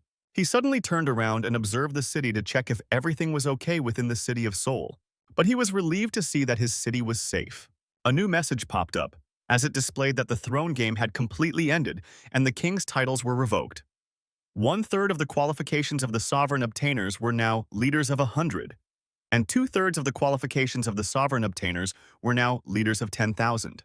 In the meantime, a report arrived before breakfast. It was said that there was a portal leading to a land in Yeouido Park. The president asked Choi Hyuk if he was planning to explore the land. The former king, without subjects, Choi Hyuk, mentioned that he would have to, after considering Carrick's tone. The president then requested him to provide him with some information if he explored it completely and told him he would do all he could to support him. He extended his arm as he tried to make friendly contact with Choi Hyuk. Choi Hyuk also shook his hands as he affirmed his support request. Meanwhile, Baek Seonin asked Choi Hyuk if the mission was starting the next day, to which Choi Hyuk affirmed. He then mentioned that they would have to wait until the next day to understand exactly what was going on. But both their attention was caught as soon as they saw someone unexpected.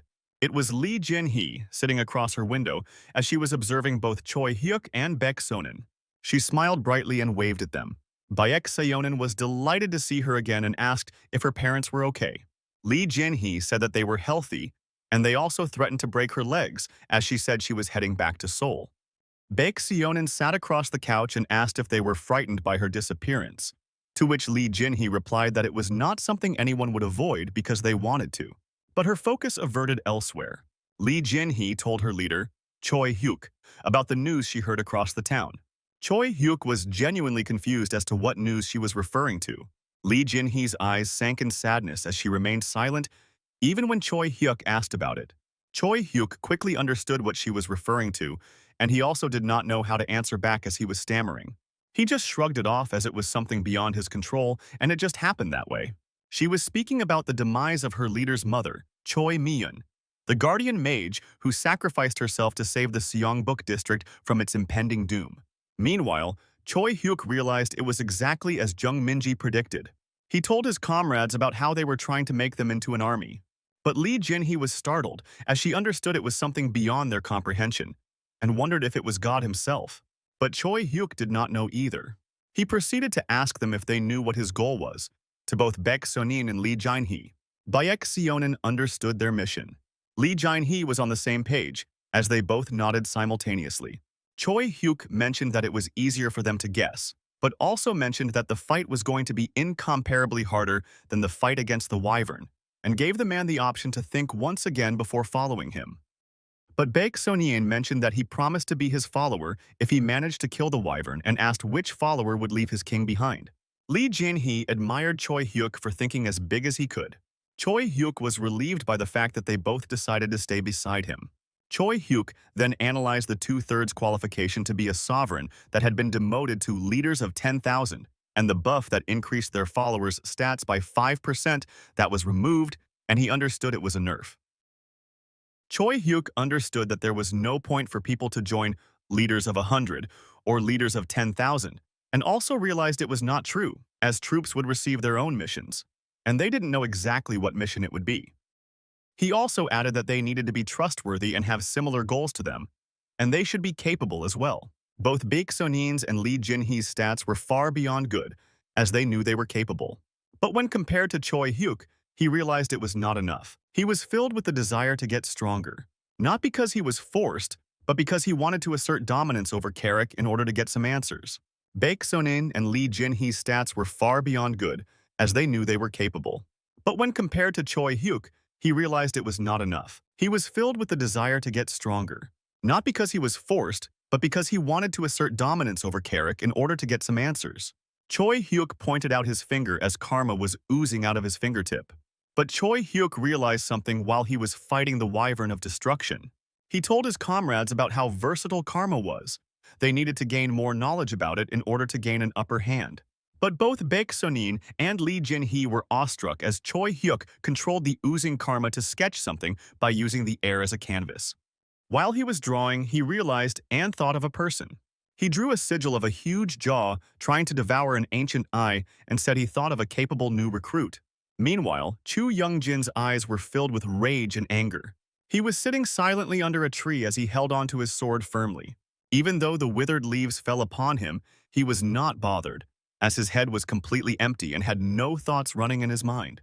While he was sitting, a metal boot stepped behind Chu Young-jin. Chu Young-jin was confused about the strange appearance and turned around to check who it was. But it was Choi Hyuk, who held a stick in his hand as he approached Chu Young-jin, while he was visibly confused as to what was happening. The trees rustled as the wind was calm and soothing. Both Choi Hyuk and Chu Young-jin remained silent as the wind continued to blow across them. But the first thing Choi Hyuk asked as soon as he approached Chu Young-jin was if he wanted to take revenge. But Chu Young-jin was silent, as he was trying to process Choi Hyuk's words. Chu Young-jin was tired after mourning for her loved ones, and without any proper lead he was just confused as to how he should take revenge. Choi Hyuk held the stick like he was holding a pencil. With that stick, he started to annotate something on the ground right next to Chu Young-jin. Chu Young-jin was tired, and his eyes and his mind were empty as he did not know what else to do next. But he averted his attention towards the annotation. Instead of reading the whole message, he just read a part of the message. Just the sight alone enraged Chu Young-jin, as his eyes were filled with determination to finish that person. Choi Hyuk disclosed that he has a lead regarding his annotation. He then told Chu Young-jin that no matter how long it would take, he would definitely succeed. Chu Young-jin quickly woke up and stared at Choi Hyuk as he held his straight sword firm. His eyes were filled with rage and anger as he wanted to finish the person who created the game and who killed his girlfriend. But Choi Hyuk glanced at his eyes with a blank expression. Both stood still for some time as Chu Young-jin was trying to process Choi Hyuk's offer. The former king, without subjects, noted that it was the ones who created the entire game. After some time, it was nighttime, with only a few lights turned on over the apartment. Meanwhile, Lee Jin-hee was explaining that there was something much more important. Confused by Jin-hee's concern, he asked if it was karma training. But Lee Jin-hee replied that it was not that either. Baek Sunin was also confused by her words, as Chu Young-jin stood concerned. Lee Jin-hee got upset over him, as even he had forgotten about it, as they had discussed it earlier. Lee Jin-hee yelled at everyone, telling them that they had to do it no matter what. Choi Hyuk and Baek Sunin were all silent, as Lee Jin-hee yelled that they were going to have a funeral to honor the dead people. Meanwhile, post-traumatic stress disorder struck every survivor, as by the third day, the camp's atmosphere became a mess, and people did not even try to talk to others and did not even bother to comfort each other.